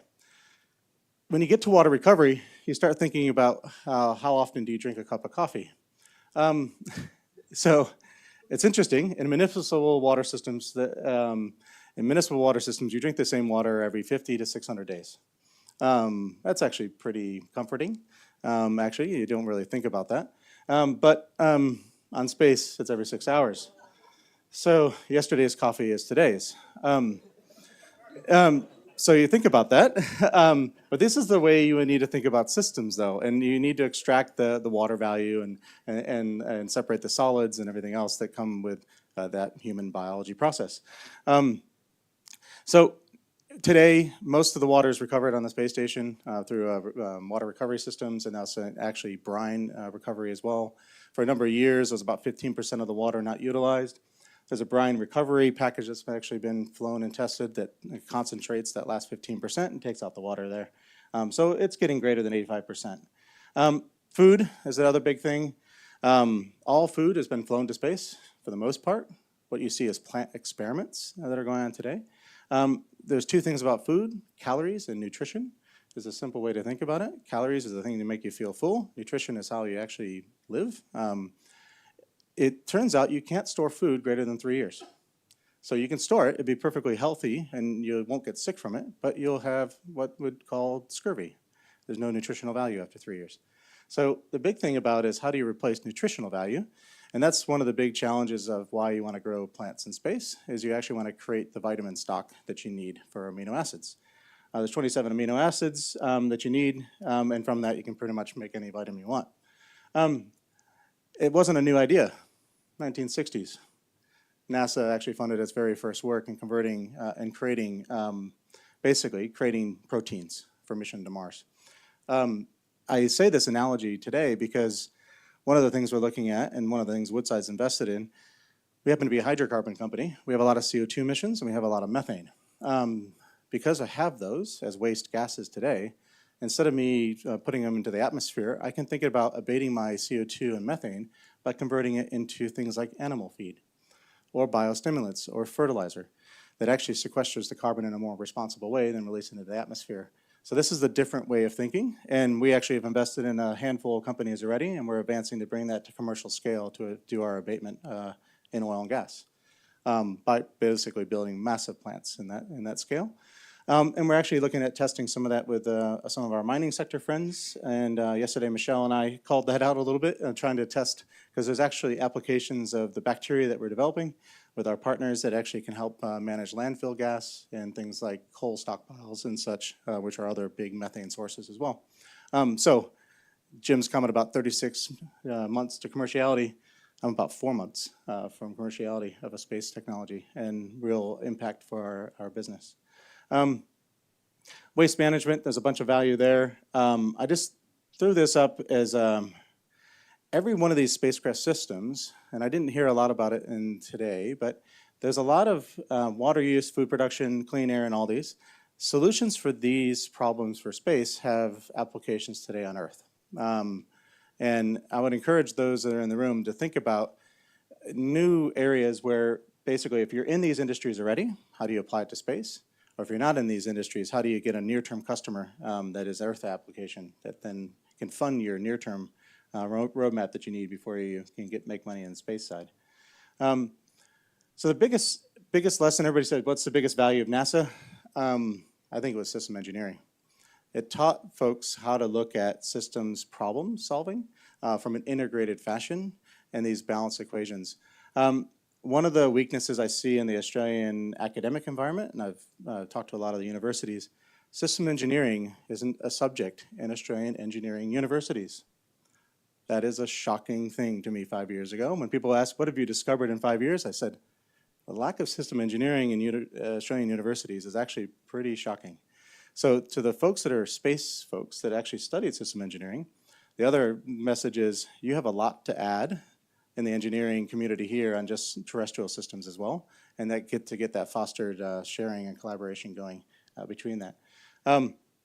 So incorporation, all the system of feeling will obviously give you a big advantage to a lot of these systems. So with that, I think I'm right spot on time, and I'll yield back to you. Thanks so much, Jason. It's very interesting to hear about these systems of systems approaches and particularly the emergency response. I'm very curious. I hadn't really thought about the transit time to get back in an emergency situation.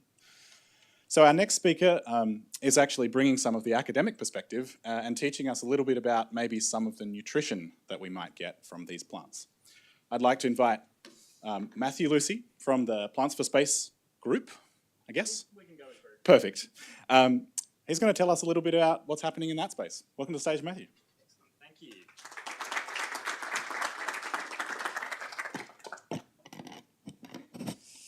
Oh, we forgot the fun fact. Okay, I reckon I'm the least commercial person in the room. All I do is spend your tax dollars. I don't sell anything.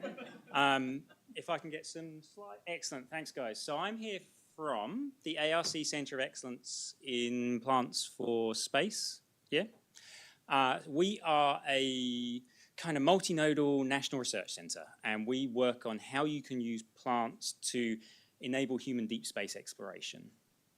And so that is, in fact, that's our purpose, right? Take plants, use them to enable human deep space exploration, but also realize on-Earth sustainability benefits from this. And so the first question, which actually Jason has very helpfully started to address here, is why would you even bother doing this with plants? And the reason is because we can't go to space long-term without plants. We can make these short journeys, but out to Mars, it's too far, the journey's too long, you'll have no food left. And plants are going to provide us the nutrition, the physical well-being, micro, macronutrients, but they also provide us materials that we'll use, so pharmaceuticals, textiles, all of these types of things. And then lastly, I was very pleased to see that some of the architects here had got plants in pictures of their space designs. Humans respond very well to the presence of green things when they're in this very sterile environment. And so there is great psychological benefit to being able to grow plants when you go to space. So to this end, we at Plants for Space have set ourselves 4 missions to work on. The first is to develop zero waste plants that are optimized for controlled environments. So everyone here has kind of touched on this a bit. We've got big sustainability challenges in space, and plants have their own sustainability challenges. When you grow tomatoes in the greenhouse, you only eat about 50% of what you grow, and everything else is in the trash. So we want to optimize plants so that we can get the most out of all of the different components that they grow. The next challenge is to develop complete nutrition plant-based foods. So astronaut diets are, again, as Jason touched upon, they're not great. So astronauts are eating mostly dry packet food that they rehydrate and then suck up through a tube. And even these highly trained Marines who go into space these days are under-consuming calories by about 20%, and they lose weight over time. So when all of us start going to space, most of you, I think, are probably not as disciplined as the average Marine. You're not going to eat this food. You're going to lose weight rapidly and become unhealthy. So we would like to use plants to develop foods that can be produced in situ and that are much more palatable and enjoyable. But stepping on from there, plants are very efficient factories for the production of bioresources. So basically, they're really good at harvesting light energy and doing very complex chemistry, producing complex molecules. So we're using synthetic biology approaches to go in and reprogram plants to be kind of a chassis to make the vaccine that you're going to need on Mars when you have the first Mars COVID outbreak, for example. And then lastly, we think there's a very important aspect in training the future workforce and society to educate them on new space technologies and the applications of these space technologies on Earth, and considering how they may be accepted, the regulatory compliance, the ethical issues. Now, these are big missions, right? And so this takes a big team. And so we have a diversity of skills in the team. We're really rooted in the plant sciences, which is kind of in the top left corner there. But I'm now looking, and I actually see we have put systems engineering on here. So we spread across the spectrum. We've got engineers, we have food structural people, we have nutritionists, psychologists, all the way through to people doing law. You actually heard from the chair of our advisory committee this morning. So I'm based at La Trobe Uni. I have colleagues at the University of Melbourne, Western Australia. Our headquarters is the University of Adelaide, and we have Flinders University. But then we draw upon a big network of international partners. So we have selected international universities that bring particularly useful skills, but we have national space agencies. The ASA have been extremely supportive. NASA have been very helpful to us too. We have the private space sector. We have vertical farming companies, a real span of skills that feed into all these projects. Now, in just the last few slides, what I'm going to do is tell you about 3 snippets of projects that I'm particularly excited about. The first is these zero waste plants. So once we get to Mars, for example, we will not be, I guess I was about to ask if anyone has seen The Martian, but judging by the audience, everyone has watched The Martian.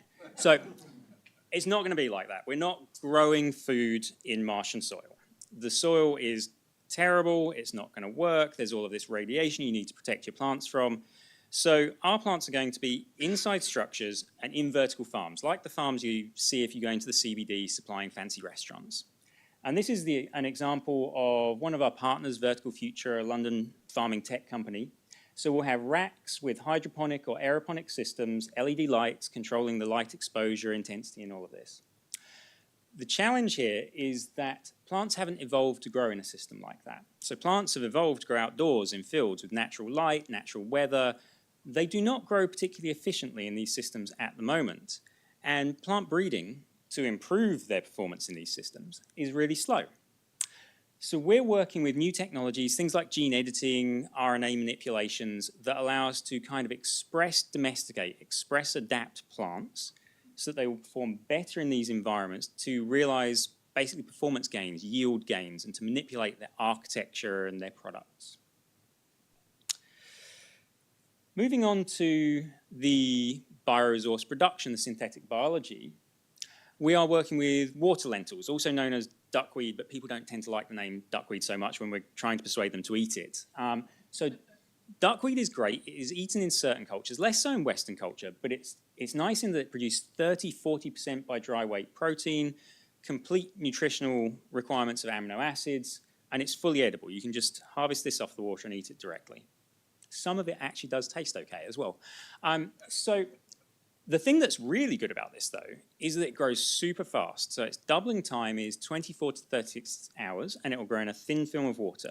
So this is quite ideal for production of loads of biomass. So it can harvest light energy, it can grow very rapidly.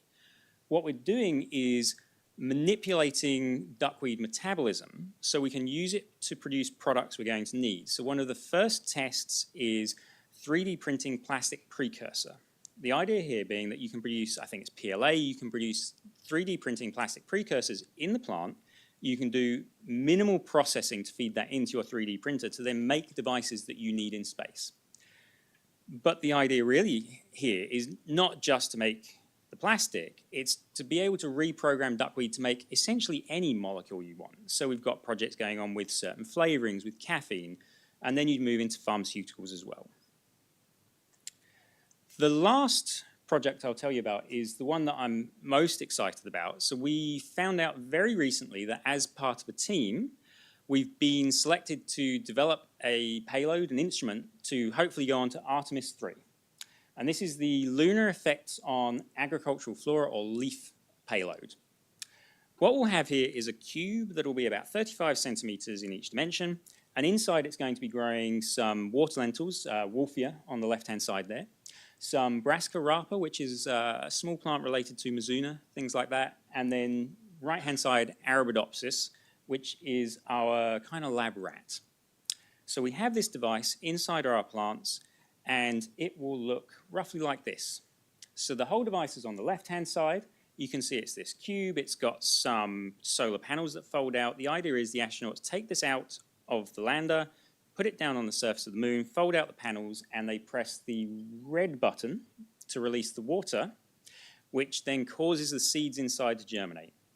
In the middle, you can see where the seeds are growing. So they're growing under these special cameras that can image and collect data about the plants. That's going to be fed back in real time. But at the end of the experiment, the astronauts press the blue button, and this chemically fixes all of our plants, and we can bring these back to Earth, or they will bring them back to Earth, where we can do some pretty advanced genetic, genomic, metabolomic analyses to understand how plants respond to the increased radiation, the reduced gravity, and all of these different challenges that they're going to have to grow in. So I should say, and I will finish up now, that to do that, we have to be part of a big team. And so our team's led by Spacelab, a small business out of Boulder, Colorado. And we have partners at NASA Kennedy Space Center, CU Boulder, the University of Adelaide, Purdue University. And that's us. Thanks for your attention, guys.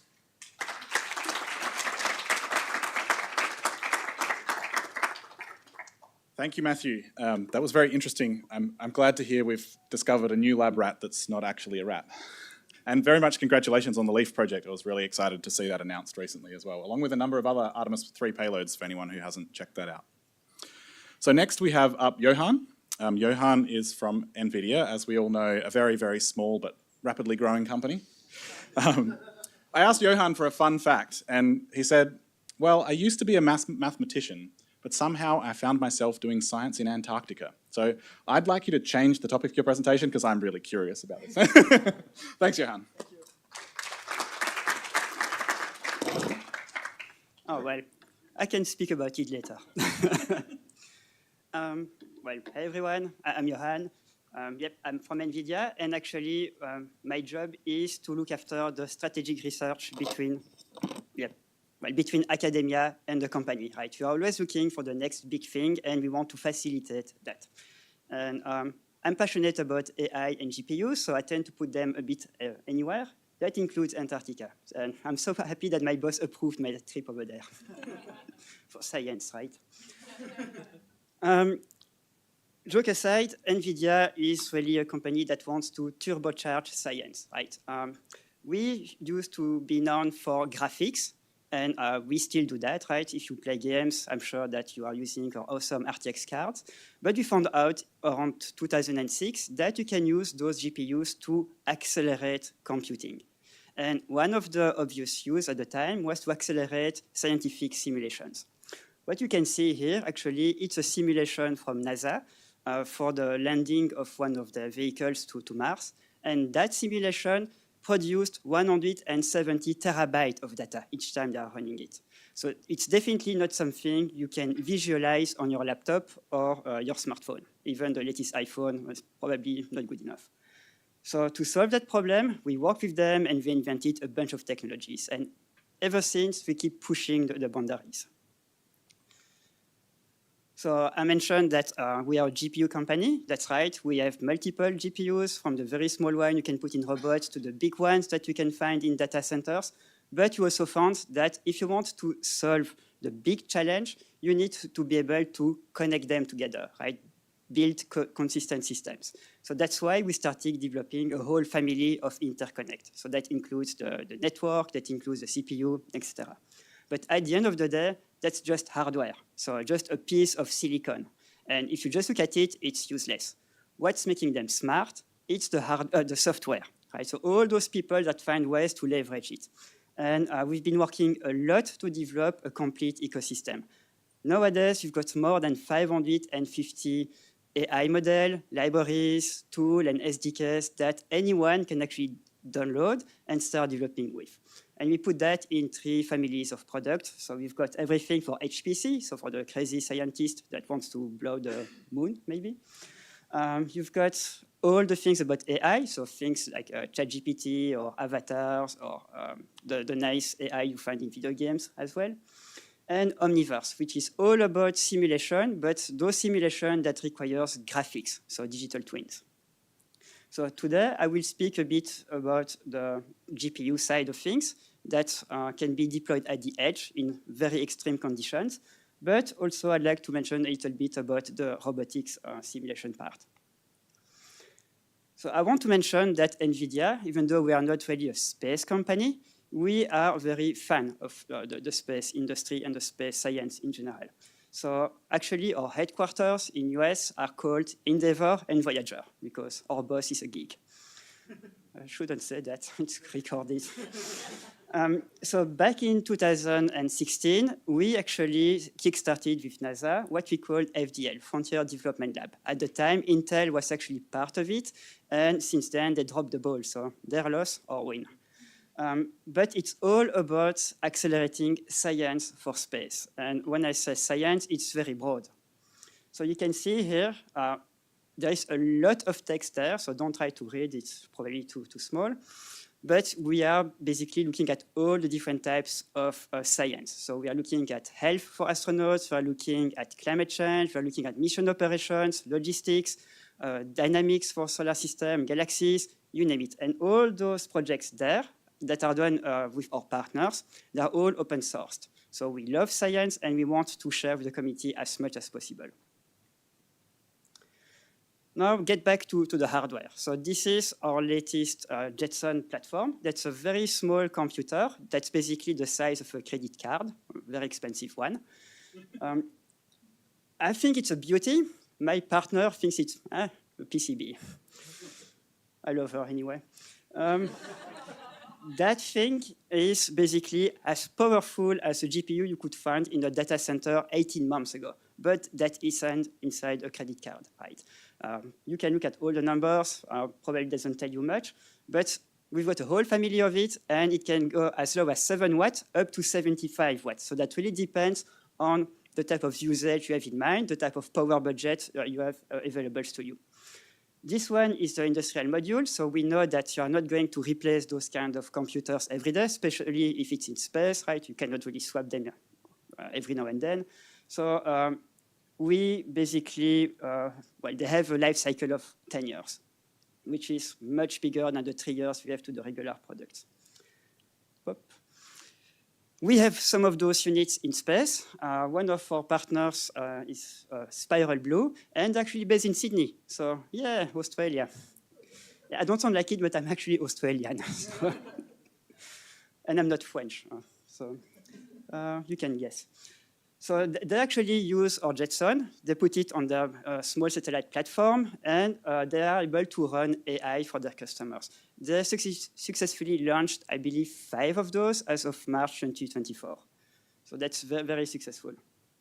And there are others like that. Now, to get back a bit down to Earth, that's one of the platforms, right? The Jetson is just one part of the compute. We like to build platforms. So we actually developed Holoscan, and that's something that comes from our work into the medical space. So it's all about collecting data from many different types of sensors, processing them in real time, and using AI and getting the right information for the end user. So we have data fusion, we have very low latency, and it has all the certifications you can dream of for medical grades, or so I'm told. Right, so we want to make it super easy to use. You've got a lot of different tools there that you can basically download out of the shelf. You've got big level of compatibility. It's very safe, secure, bunch of certification I'm not able to pronounce, and it's production ready. So if you want to go into the medical space or take that for your own application in space or somewhere else, that's definitely the way to go. I'm going to go quickly there, but just to show that we work with different vendors for the type of sensors, very low latency. So between the time you get the data from the sensors until you've got the output there, it's 20 milliseconds. And that beast is able to process, I think, yeah, 20 or 30 different types of streams at the same time, right? So you've got a stream, and you can apply many models there. Now, that platform is built on top of the beautiful piece of PCB I mentioned before. And we put that on a nice motherboard there, and we put also a bit of connectivity.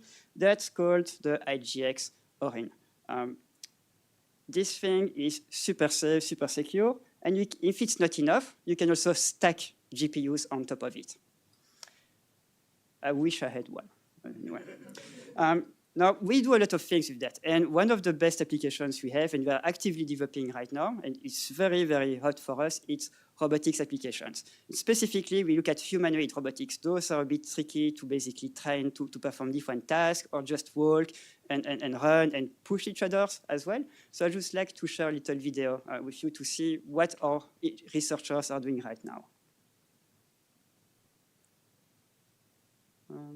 Does it work? Go back.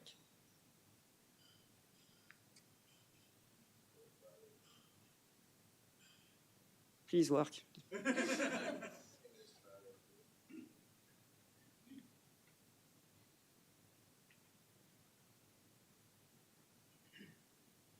I'm always the one with the technical issue. That happened yesterday.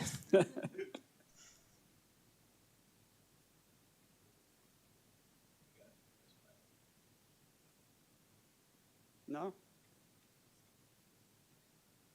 Doesn't seem to be working. Okay, well, Probably just skip it. Okay, well, I'll just explain it a little bit. So we are building with different partners robots that are basically humanoids, right?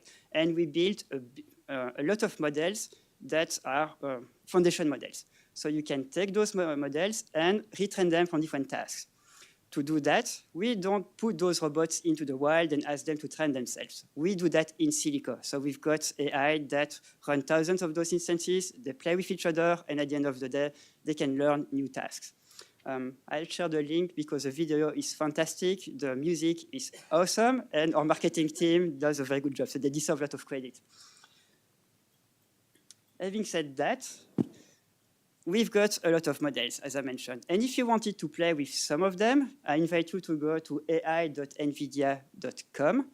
And basically, you've got a lot of freebies, you've got a lot of tokens to play with models like ChatGPT, Stable Diffusion, Sora, you name it.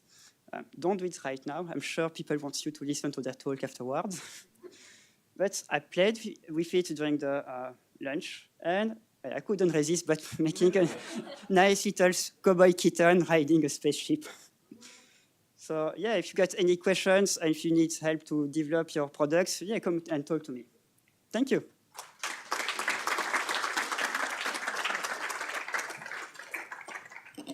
Thanks, Johan. Certainly a lot of exciting stuff happening, particularly in the use of simulation for robotics. And we saw a lot of visuals coming out of simulated systems, I think, earlier today. Next up, we will have more compute, a different type of compute in this case. David Freeman from AWS, over there. I asked David a little bit about some interesting facts, and I said no business, but he kind of tied it a little bit back to business. He said, I'm going to change my talk up a little bit, and he's going to talk about extending the cloud to space and beyond, but he's not going to build a data center on the moon. So no data centers on the moon. I didn't know that was my fun fact. Oh, well. I still had to provide it, but anyway, the fun fact I actually thought of while we were over this time, I was lucky enough, one of my first entries into working in the space sector, I'm not a space guy, I'm a cloud guy, was an event we held in Seattle, and I managed a photo of us as a team, got printed and put on the International Space Station, and I've got a video of us floating in space. So that was my fun fact that was relevant to this sector. So can I just pull this up? Because that might be easier for me.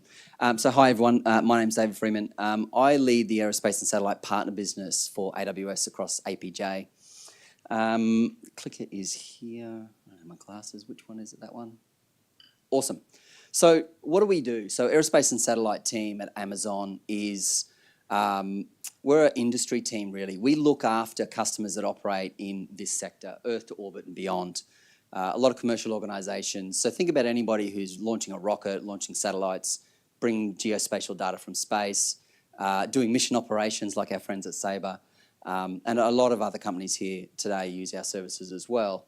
And so a few years ago, we combined a bunch of space people like Major Clint Crozier, who ran the Space Force in the US for a number of years, with a bunch of cloud people to establish this team to really help drive innovation in the sector.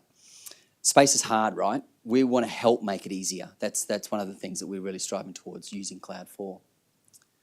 And so we know we're all in a really exciting age, lots of data coming from space, tons of satellites going up, new human space flight eras are dawning with, countries that weren't doing it before. You look at India and the amount of the emerging superpower they are, and we've seen a lot of growth in those sort of markets.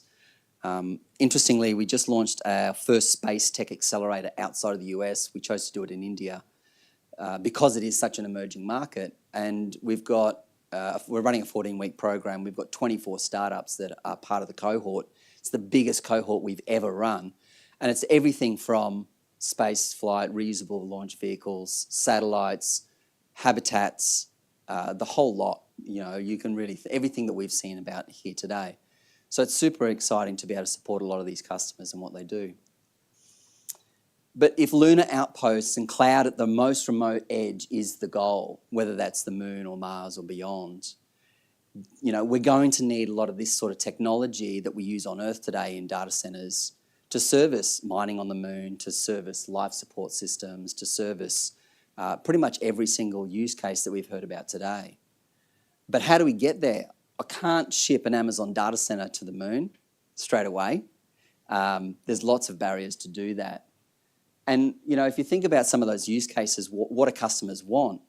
They really want more efficient use of the data that, the connectivity that we've got in today, whether that's in orbit or on the moon. They really need to process that data much closer to where space sensors are, vehicles are, those sorts of things. You need to be able to do a lot of things that the cloud traditionally has not done. You need to be able to operate without the ground in the loop. You can't do that today with a lot of cloud services. And you need to be able to have a very software-defined platform to operate on. You want to be able to make updates on the fly. You want to be able to push these sorts of updates as much as you can. And on terrestrial, network connectivity, that's super easy. So how do you get there? You can't, like I said, ship one of these containers. You can't put this on SpaceX tomorrow and plug it in and hopefully it works with a bit of solar power. We've got to do a lot of experiments on the way to get there. And so some of the things that we're doing is building things like these modular data centers on Earth. These are for, putting into very remote locations, third world countries, mining, those sorts of things. And the idea here is that you get the reliability, the redundancy, the security of the cloud, but in remote locations. The same operational efficiency, the same APIs, the same technology stacks. There's a really good reason why we're very focused on making it very consistent to enable customers to have that same pace of innovation. It's because if you're using those tools, the same tools in the main region as you are as remote, you've got access to the same type of people. One of the things we really believe is that if we can open up the space sector for any developer, you don't have to go and learn about RF, you don't have to go and learn about disconnected systems and all this sort of stuff and use the same technologies. We're giving the space sector access to the 20 million developers that know how to use cloud technologies today. So as we go further out to the edge, some of the experiments we have been doing is we put a snow cone on the International Space Station. So snow cone, again, is a disconnected edge device. This was an 8-month project. We wrapped it in some gold foil, stuck it on a spacecraft and put it up there. It was a lot harder than that. It's easy when I say it. But the goal of this was to prove that you could remotely connect to it, you could remotely run machine learning models, you could task it with research and get that data back. We had problems with it. We had to, then had to enable the connectivity for people on Earth to be able to connect over SSH. For any of the techies out there, you'll know what that is. But we could fix it, and so we proved and we, trialed a few things. We uploaded a machine learning model and we changed the way that those things were working. And this is just an experiment to sort of give people access to this technology to be able to try new things. The next extension of that is, productionizing these types of services so that we could do this experiment with D-Orbit and Unibap, where we ran Space Edge runtime service on the spacecraft. So this is AWS Edge Runtime Compute running on a Unibap processor in D-Orbit's satellite. And this was to prove that you could do machine learning and artificial intelligence in orbit and get the data back really efficiently. So we proved that you could detect fire, you can detect clouds, all these sorts of things. That's super interesting. It's not as interesting, anyone who's a network engineer or been a network guy here before or done connectivity with satellites and dishes, that's hard. One of the things we also wanted to prove out with this and the Space Runtime Service was the ability to connect to it like it was a device on Earth connected to 5G or something similar. You've got low latency connections, you've got disconnected environments. They need to be able to handle those sort of connections. And that's always been a problem. I was a network guy back in the day, and that's always hard on Earth, let alone up in space. So proving that out was that in the next iteration of, well, how do we make this easier again for people who have got the skills to do this on terrestrial systems to be able to then do it in space and make it simpler. Another example, if we think about the robotics and digital engineering on cloud, is Gitai is a startup in Japan. They're doing some cool things with robotics. They're using the cloud for a couple of things. There's a couple of angles here. Digital engineering, simulation. We've got a service that helps you simulate the robotic operation, but then also getting all the telemetry out of those systems to be able to then do machine learning, work out whether those systems are operating efficiently or not, failing, etc. That sort of stuff. I don't know what I stood on there. Alexa, take me to the moon. This is not Space Odyssey, this is not HAL, it's not that smart yet. But a really interesting application of artificial intelligence for astronauts that we wanted to test was on the Artemis? Was it Artemis? Might have been Artemis mission. We built an Alexa solution that could go in the spacecraft. And the idea here was that we wanted to prove that astronauts, there was an application for astronauts to be able to do, voice-controlled tasks without having to use their hands, using this sort of technology, and that you could, put it in a spacecraft. And this was really cool because you could control this from Earth, and we gave access to some students and researchers, and they could do things like turn the lights off and say, how long is it, until I get to the moon, those sorts of things. But the hope there is that this sort of technology opens up the ability for astronauts to use voice control for the future, and hopefully the voice control doesn't try and destroy us. Look, lastly, I think some of the really, interesting, key points for the, getting the cloud to the edge, it's hard, right? We know that it's hard. And like I said, I'm not here to announce data centers on the moon anytime soon, but we want to help customers innovate in this space. If you've got any ideas, if any of your applications, could use any of this sort of technology, please feel free to reach out to me. Come and have a chat with me later. But, the Space Edge runtime has been a key part for opening this up for customers that are operating in orbit and beyond. Being able to deploy the cloud on customer hardware. Like, it's not the cloud, it's not EC2 and all those sorts of things, but it is connectivity to the cloud and enabling technology people on Earth who know how to do development, know how to use cloud technology to apply those skills into the space domain. And that's a really big part of the democratization that we see as opening this sector up and supporting to innovate and make it a lot easier for everyone. Thank you. Thanks, David.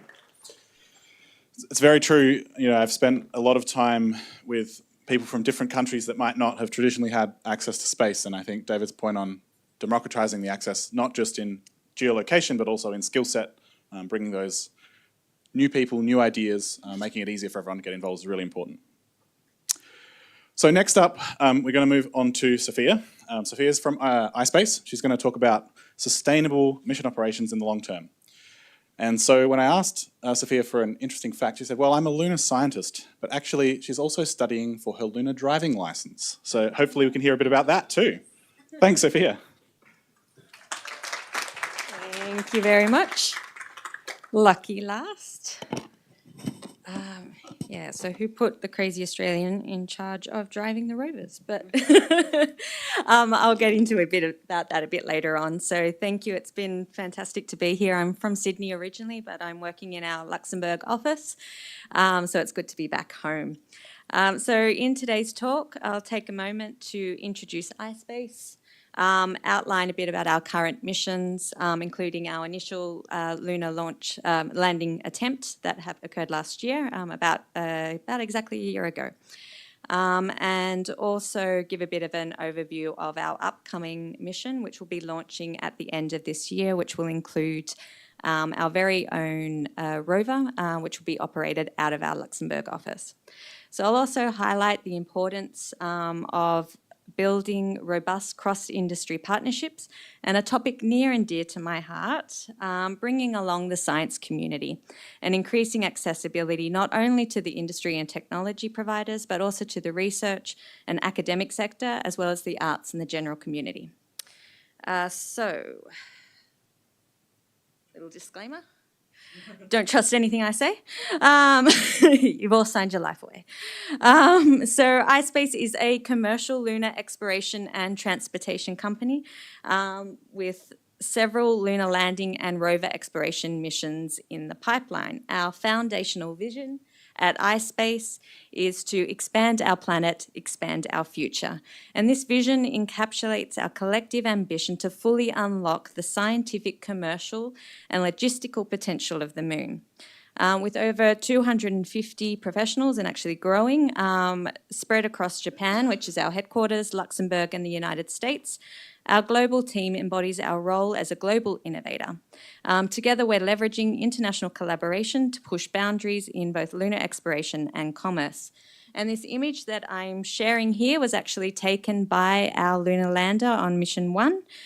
It's a pretty spectacular image, not only because it captures a very stunning Earthrise, but also because it was captured during the solar eclipse. And if you look closely, you can actually see the shadow of the moon as it's passing over Australia. So it's pretty cool. Unfortunately, our Mission 1 did not have a successful lunar landing, although it did obviously reach the moon and was in orbit around the moon for 2 weeks and was able to conduct some of our customers' experiments in lunar orbit. It also actually did complete its descent burn correctly and in fact exceeded performance expectations. Unfortunately, there was an error in the way, or a miscalculation in the way in which the ranging data was fed into the software, which resulted in the lander attempting to land on a plane several kilometres above the surface, and it pulled a little bit of a Wile E. Coyote and fell. So yeah, space is hard, and so was our landing.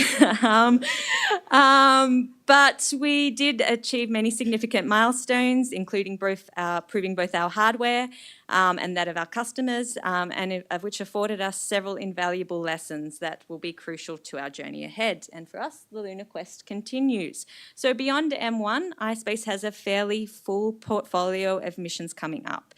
Mission 2 builds on our experience for Mission 1. It will use the same lander design, and it is poised to validate our lander design and technology. In a tribute to our enduring perseverance, we have aptly named our Mission 2 lander Resilience. The design of Resilience leverages the proven architecture of its predecessor, incorporating a series of pivotal enhancements aimed at perfecting our approach to lunar landings.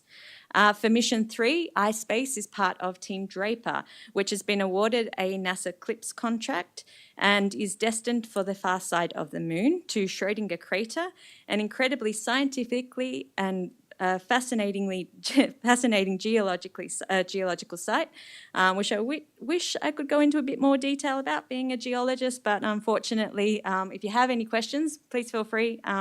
Happy to talk about it for a long time. So our Mission 3 is scheduled for 2026.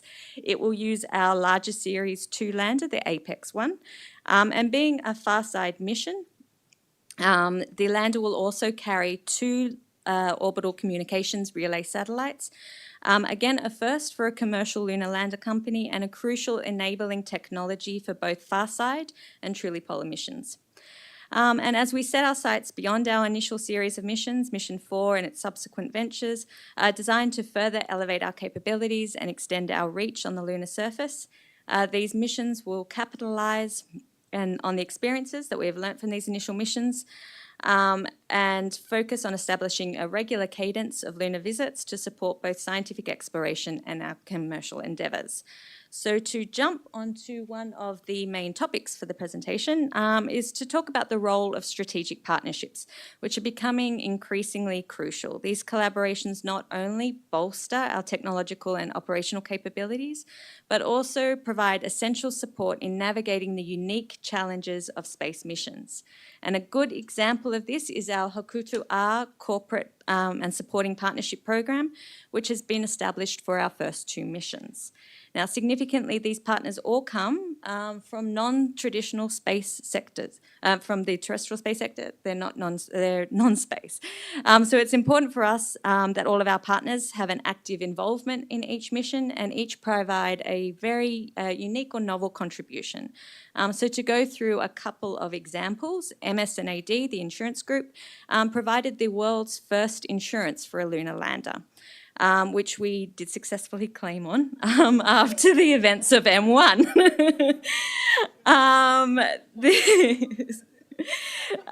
This unique coverage supports iSpace by helping mitigate the inherent financial risks associated with space transportation and instilling a greater confidence in us by our stakeholders. Insurance policies such as these, I'm sure you all agree, will be crucial in paving the way for a sustainable economic activities on the moon. Our partners are also testing new materials for space. An example of this is Citizen, the watchmaker, which supplies super titanium, a material developed using their proprietary Duratech technology, which has been utilised in the structural components of our Hokuto-A lander. Our partners are also payload providers, such as Takasago Thermal Engineering Company. Takasago is a leader in environmental engineering and has developed a pioneering water electrolysis system designed for the lunar environment, a critical technology for propellant production on the moon using water.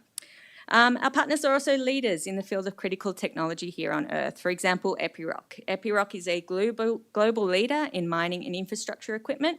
They have developed a specialised regolith collection system which will be mounted on our micro rover in Mission 2, which I'll tell you a bit more about now. So our mission 2, which it will be launching at the end of this year, is not just about demonstrating technical capabilities, but it is also about demonstrating the commercial feasibility of lunar transportation and exploration services. Significantly, Resilience will be the first commercial lunar lander to be fully manifested with commercial non-space agency payloads. Among the very payloads it will carry to the moon include, as I mentioned, the Takasago water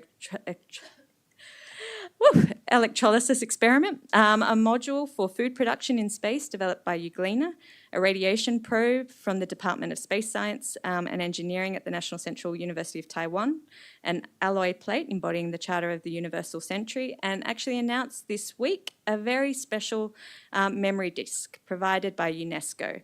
One of UNESCO's mandates is to maintain linguistic diversity and preserve culture, and preserve culture. The memory disk bears the UNESCO Constitution's preamble, which expresses the importance of preserving world unity, linguistic diversity and cultures, which has been translated onto the disk into 275 different languages, and we're really honoured to be a part of fulfilling this ambition for them. And finally, last but not least, the iSpace Europe Micro Rover, designed, built, and field tested and flight qualified in Europe, and will be operated in Europe as well. So this is where I'm getting my driving license. I will be a navigator on board. I'm not on board. An operator for this mission. And if successful, it will actually be the first European-built rover to operate on any celestial body. And to give you a sneak peek, there we go. This is a earlier engineering model of our rover in our lunar yard. So the rover is equipped with HD cameras. It's designed to traverse difficult terrain. The rover will actually have on board 2 European commercial payloads, an artistic piece, which will have an unveiling announcement later this year, so I can't unfortunately go into too much detail about it, but I can tell you it will be deployed onto the lunar surface and has a really cool story behind it, so look forward to hearing more about that. The other is, as I mentioned, our Regolith collection system, which you would have just seen operate just then, which was developed by our partner Epiroc. And we're very excited about this partnership with Epiroc, as it highlights the crossover between terrestrial mining technologies and lunar resource extraction, paving the way for in-situ resource utilisation that is vital for sustained lunar exploration and habitation. Now, our scoop actually serves as a very practical purpose and an interesting one for any lawyers in the room. In December 2020, NASA selected iSpace Europe to procure Lunar Regolith to test the legal framework of transfer of ownership of extracted material on the moon, the first transaction of its kind, and will be tested using the Luxembourg Space Resources Law. Being able to prove and claim ownership is a critical and pivotal step in cementing the commercial value of lunar resources. So the theme of this session was self-sufficient and a sustainable pathway for lunar operations, which is critical for all parties entering this field. As I've discussed, at iSpace, we're beginning to lay the groundwork in several key areas that will enable this path forward. From our development of high-frequency, low-cost transportation solutions, the installation of relay satellites for reliable communication, and far-side landings for greater accessibility to challenging regions on the moon. Development of rovers to offer the much-needed mobility to conduct both polar and non-polar scientific and resource exploration. And actually, I didn't mention, but we actually do have much larger classes of rover, much larger in size compared to our micro rover, which are under development, and we can offer custom solutions to our payload customers. As I mentioned, we're testing critical policy and legal frameworks, such as the demonstration of our lunar lander insurance and the Regolith ownership transfer agreement. Our services enable scientific exploration and provide greater accessibility to the lunar surface. We are continuously engaged with research institutes, universities, investigating solutions to transport their instrumentation to the lunar surface. We've entered into several feasibility and consultancy contracts to aid in bringing these missions to fruition. We test out payloads in our lunar yard and in the field and conduct joint service studies and actively engage with the global scientific community. So in addition to this, we're actually seeing the increasing drive for artistic expressions on the moon, the preservation of human culture and establishing a bridge for humanity between the Earth and the moon. From the commercial standpoint, we are proving the strength of forging strong bonds with industry, creating opportunities for both spin-in and spin-out technology transfer opportunities. In each of the regions in which we operate, Japan, Luxembourg, and the US, we have established a significant economic footprint, and our presence is building and fortifying the local space sector in these regions. So as I stated at the beginning, iSpace's vision is to expand our planet, expand our future.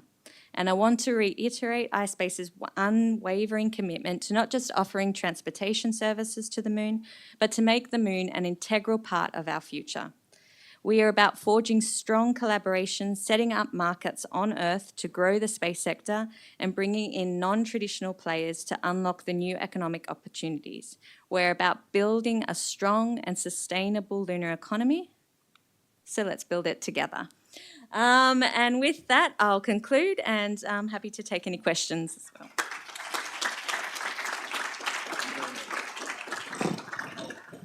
All right, thank you, Sophia. I think one of the things that I was most interested to see is it's great that we're not only exploring the technological boundaries, but also we're exploring the legal and, let's say, financial frameworks that we need to explore and grow into the humans in the moon and beyond. Sad that you had to use the insurance, but I think it's a great precedent to set as well, because it's also a great example of resilience. You know, we've got a lot of missions coming up in Australia, and it's good to see that the commitment going beyond one mission was really hard, but we need to push through that because there will be more that fail and there'll be more that succeed. So with that, I'd like to invite all our panelists up. While we're having the panelists come up, I believe we might actually get to see Johan's awesome video. So come on up and take a look.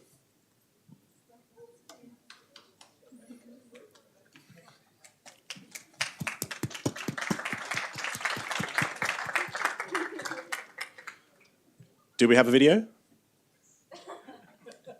Yes, maybe. It's not enough for humans to imagine.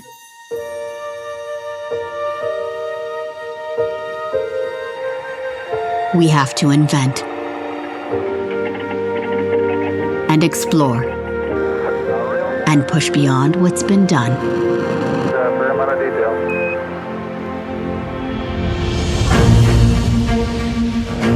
We create smarter and faster. We push it to fail so it can learn. We teach it, then help it teach itself. We broaden its understanding to take on new challenges with absolute precision and succeed. We make it perceive and move and even reason so it can share our world with us.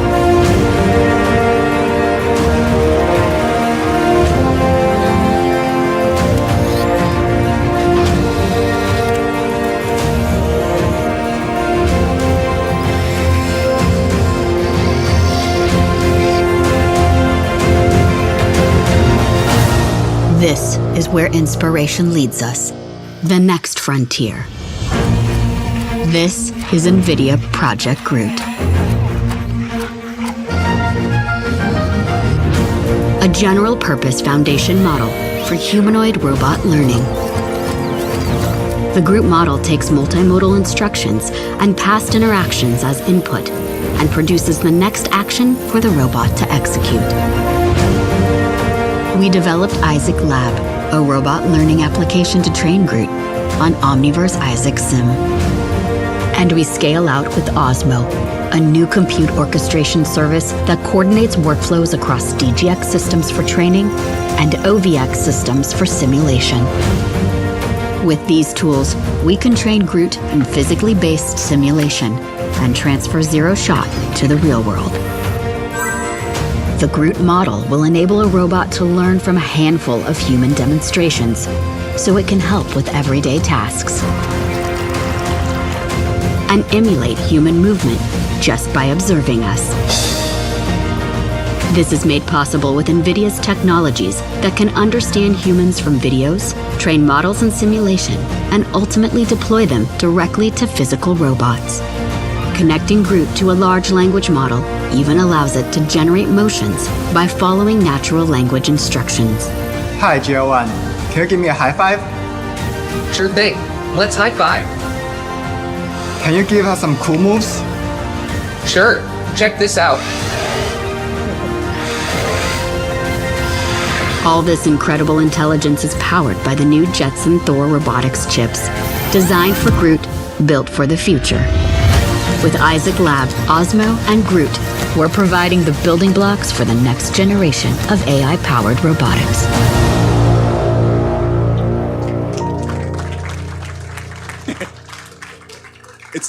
It's excellent to see that we have some great naming conventions. Groot, for example, excellent. The roots of everything. So we probably have time for a couple of questions. While the audience is thinking of some questions, I would like to start with a question for Matthew. You know, we're talking about plants in space and nutrition. You also mentioned this duck thing, and maybe you could talk about some of the flavors we might experience in space.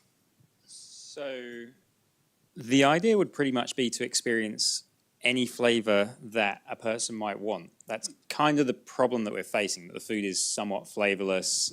The sensory properties really change as well. So we have people who work on kind of ground analogs of eating in space to understand consumer perception of flavors, and then we'll think about how we can modify the plants so that they taste best in that environment. It's not unlike what Qantas do with their wine list, right? So they use panels of people in these chairs that are at slight angles and under different pressures and things to figure out how they would perceive a wine when they're drinking at 30,000 feet or whatever. Very interesting. Very interesting. And I believe we might have an opportunity to experience some space flavors tonight at the after party, so keep that in mind. Do we have any audience questions? Yep, down the front, Cam. I've got another Plants for Space question. Last year at this same event, the speaker was talking about splicing different plants together so you could have a leaf be useful for this and then the stalk be useful for that and the roots useful for something else. I was wondering if there were any updates on that aspect of the project, because that sounded really crazy and interesting last year. Yeah, so that would have been Matt Gilliam, another Matt who's in the same centre, our director. So on that project at the moment, we're mostly focused on working with strawberries because they have these fantastic sensory properties, but they're very, very wasteful. There's a lot of matter they produce that you throw away. So mostly at the moment, we're looking at how we can minimize root mass because it's fairly useless, and whether we can either change the way the leaves taste and behave, or whether we can minimize the leaves as well. Possibly they don't need as many leaves to collect light when we're using artificial lighting systems. We're also going to look at whether we can encode different things in the leaves. So they're covered in hairs that produce certain kinds of chemicals, and those hairs are actually really easy to harvest. So maybe we can use those as a bit of a factory for pharmaceuticals, for example. Thank you. Another audience question. Oh, awesome. It means I get to ask all the questions. So if you think of one, jump in. But in the meantime, I would like to ask a question. Jason has been, doing a lot of work for NASA, but he's also working at Woodside. And so, he spoke a little bit about all of the things that NASA did, but why is that relevant to Woodside? What does Woodside do in space? Yeah, so we're not a space company. We won't be anytime soon. But what it is a lot of the technology parallels. So my time at NASA was the technology parallels is what I always was kind of looking at. Because basically I was trying to look at maximize the government money to get somebody else to pay for something. I mentioned the one earlier about basically turning CO2 and methane into proteins and such. But some of the other work that we're doing is liquid hydrogen. So one of the primary potential fuel options, obviously for rockets and everything. Who knows what the largest liquid hydrogen plant, liquefaction plant is in the world? It's shockingly small, 30 tons. So the biggest liquefiers built in the world are 30 tons per day of liquefaction. That's incredibly small when you think about LNG plants are 18,000 plus tons per day per plant. So one of the other things we're doing is we're actually taking liquid hydrogen plant designs and scaling them to basically LNG scale for LNG. And also we're for basically shipping hydrogen around the world as an energy carrier. So we're actually in the middle of designing the world's largest liquid hydrogen plants. We've already finished with our Korean and Japanese partners designing the basically a liquid hydrogen ship. So it can carry over 80,000 cubic meters of liquid hydrogen with a near zero boil off. So you don't lose any during the transit, except for what you need for propulsion. So as we want more rockets in the future, some of those will run on liquid hydrogen. It's got to come run somewhere. And we could be, and we want to produce large-scale liquid hydrogen. Awesome. That's really exciting. And how long do you think it would take to, say, fuel a Starship with one of these liquid hydrogen plants? Oh, the size of our plants, a couple days, yeah, at most, yeah. Cool. That's really cool. But they actually use slightly different fuels. They use our methane that we use today. Yeah. So. Awesome. One more audience question. Cool. Go, Tim. Hi. So my question is for you, Sophia. I was really intrigued. You sort of hinted at the partners that you brought in from other sectors. And as a space sector, we're often criticized that we just talk to each other and get all excited in a frenzy, but actually we've got to bring in a lot more folks from other industries and other sectors. You've seen that happen. What are some of the things that you've learned, maybe one or two that you've learned in how iSpace has done things successfully? Are we on? Yep. There we go. I think one of the things, and it was actually brought up earlier today, it's not just about bringing in sponsors that are there for show or want to say that they're doing something in space. Companies that can actually contribute and actually be part of the mission from start to finish, be involved, and getting them involved, and then also actually spinning off a social element to that as well. So Citizen Watch actually also developed a limited series of watches that celebrated our first mission. So there's like different elements to that, bringing in students, bringing in the wider community, establishing that communication. I think that's really part of it. So yeah. Awesome. Well, please join me in thanking our panelists for today. Thank you. And handing back to Tim. And thank you for our fantastic moderator as well, who did a wonderful job. If I could drag the team, those who aren't still needing to flick buttons and so forth, I'm hoping that's all of you at the front. What a day. We've been treated to, I think you did rightly say, a bit of a magnum opus of panelists and videos and material that we haven't seen before, and in Australia, I think very inspiring. So this is the team that brought this event to you today. I'm just a volunteer who turned up at the last second, so I don't count. So please, a round of applause for the team.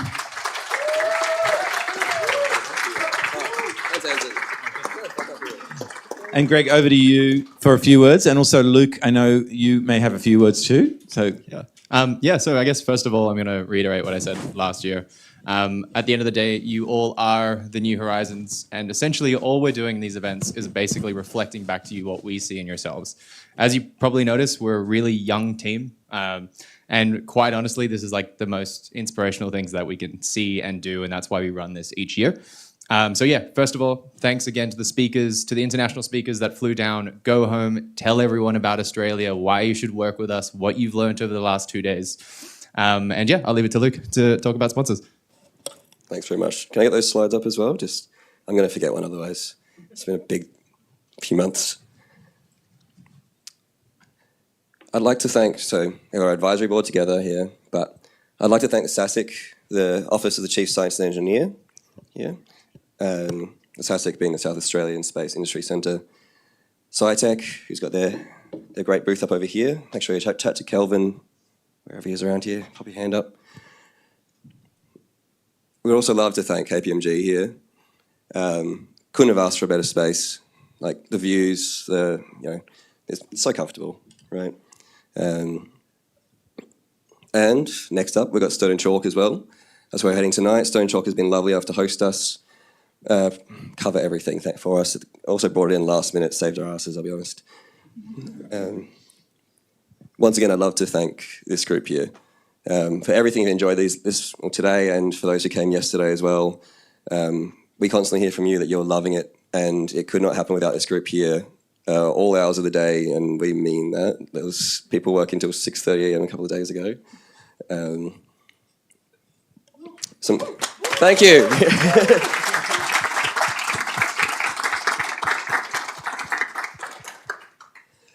I'd also like to point out that it's not just the speakers up here today that we've really put our effort into. If you're here today, we have been thinking about you particularly and how you fit into this like everything that's been going on here. I'm still comprehending that a lot of this that has been said today is real. I probably won't get it through my head for probably ever, especially after that NVIDIA video. I might have nightmares. I work in that field. But what we've got left for us to is, it's nearly 5:30 on a Friday and we are still technically in an office. We have this after party coming up at 477 Pitt Street, and we'll put that up on the screen before we head off. The sponsors have been, the Pirate Life and Yangara Estate have been far too generous with the beers and wines. So you're going to enjoy yourselves. On top of that, we've been hearing today from some of the speakers about, the tastes of astronauts changing in space, your senses, your sense of taste, smell. And we had Matt just before, I've lost where he is. Here we are. Talking about all the different things we can grow in space, focus on duckweed among other things. And we've been thinking, we talk a lot here. We get to see videos, it gets pretty close, but we'd love to see, let you taste and smell and enjoy, feel kind of what it might like to be an astronaut. So we've commissioned a series of cocktails. They're inspired by the experiences of astronauts, ask us about the details of it all.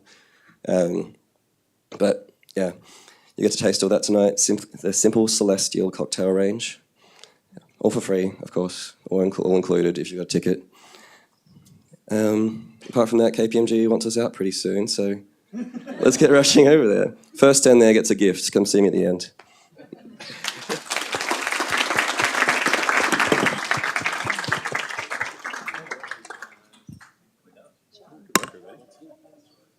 Number 6.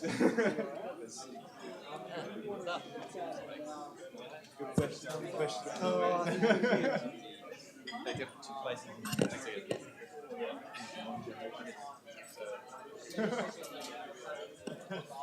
Thank you.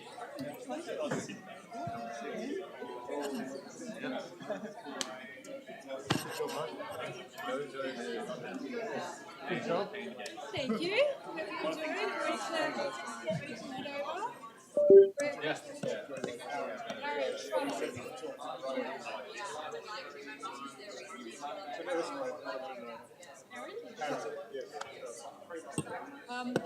If you're ready to head over to I'm kind of like yeah. Yeah, don't go flat. Just keep my life.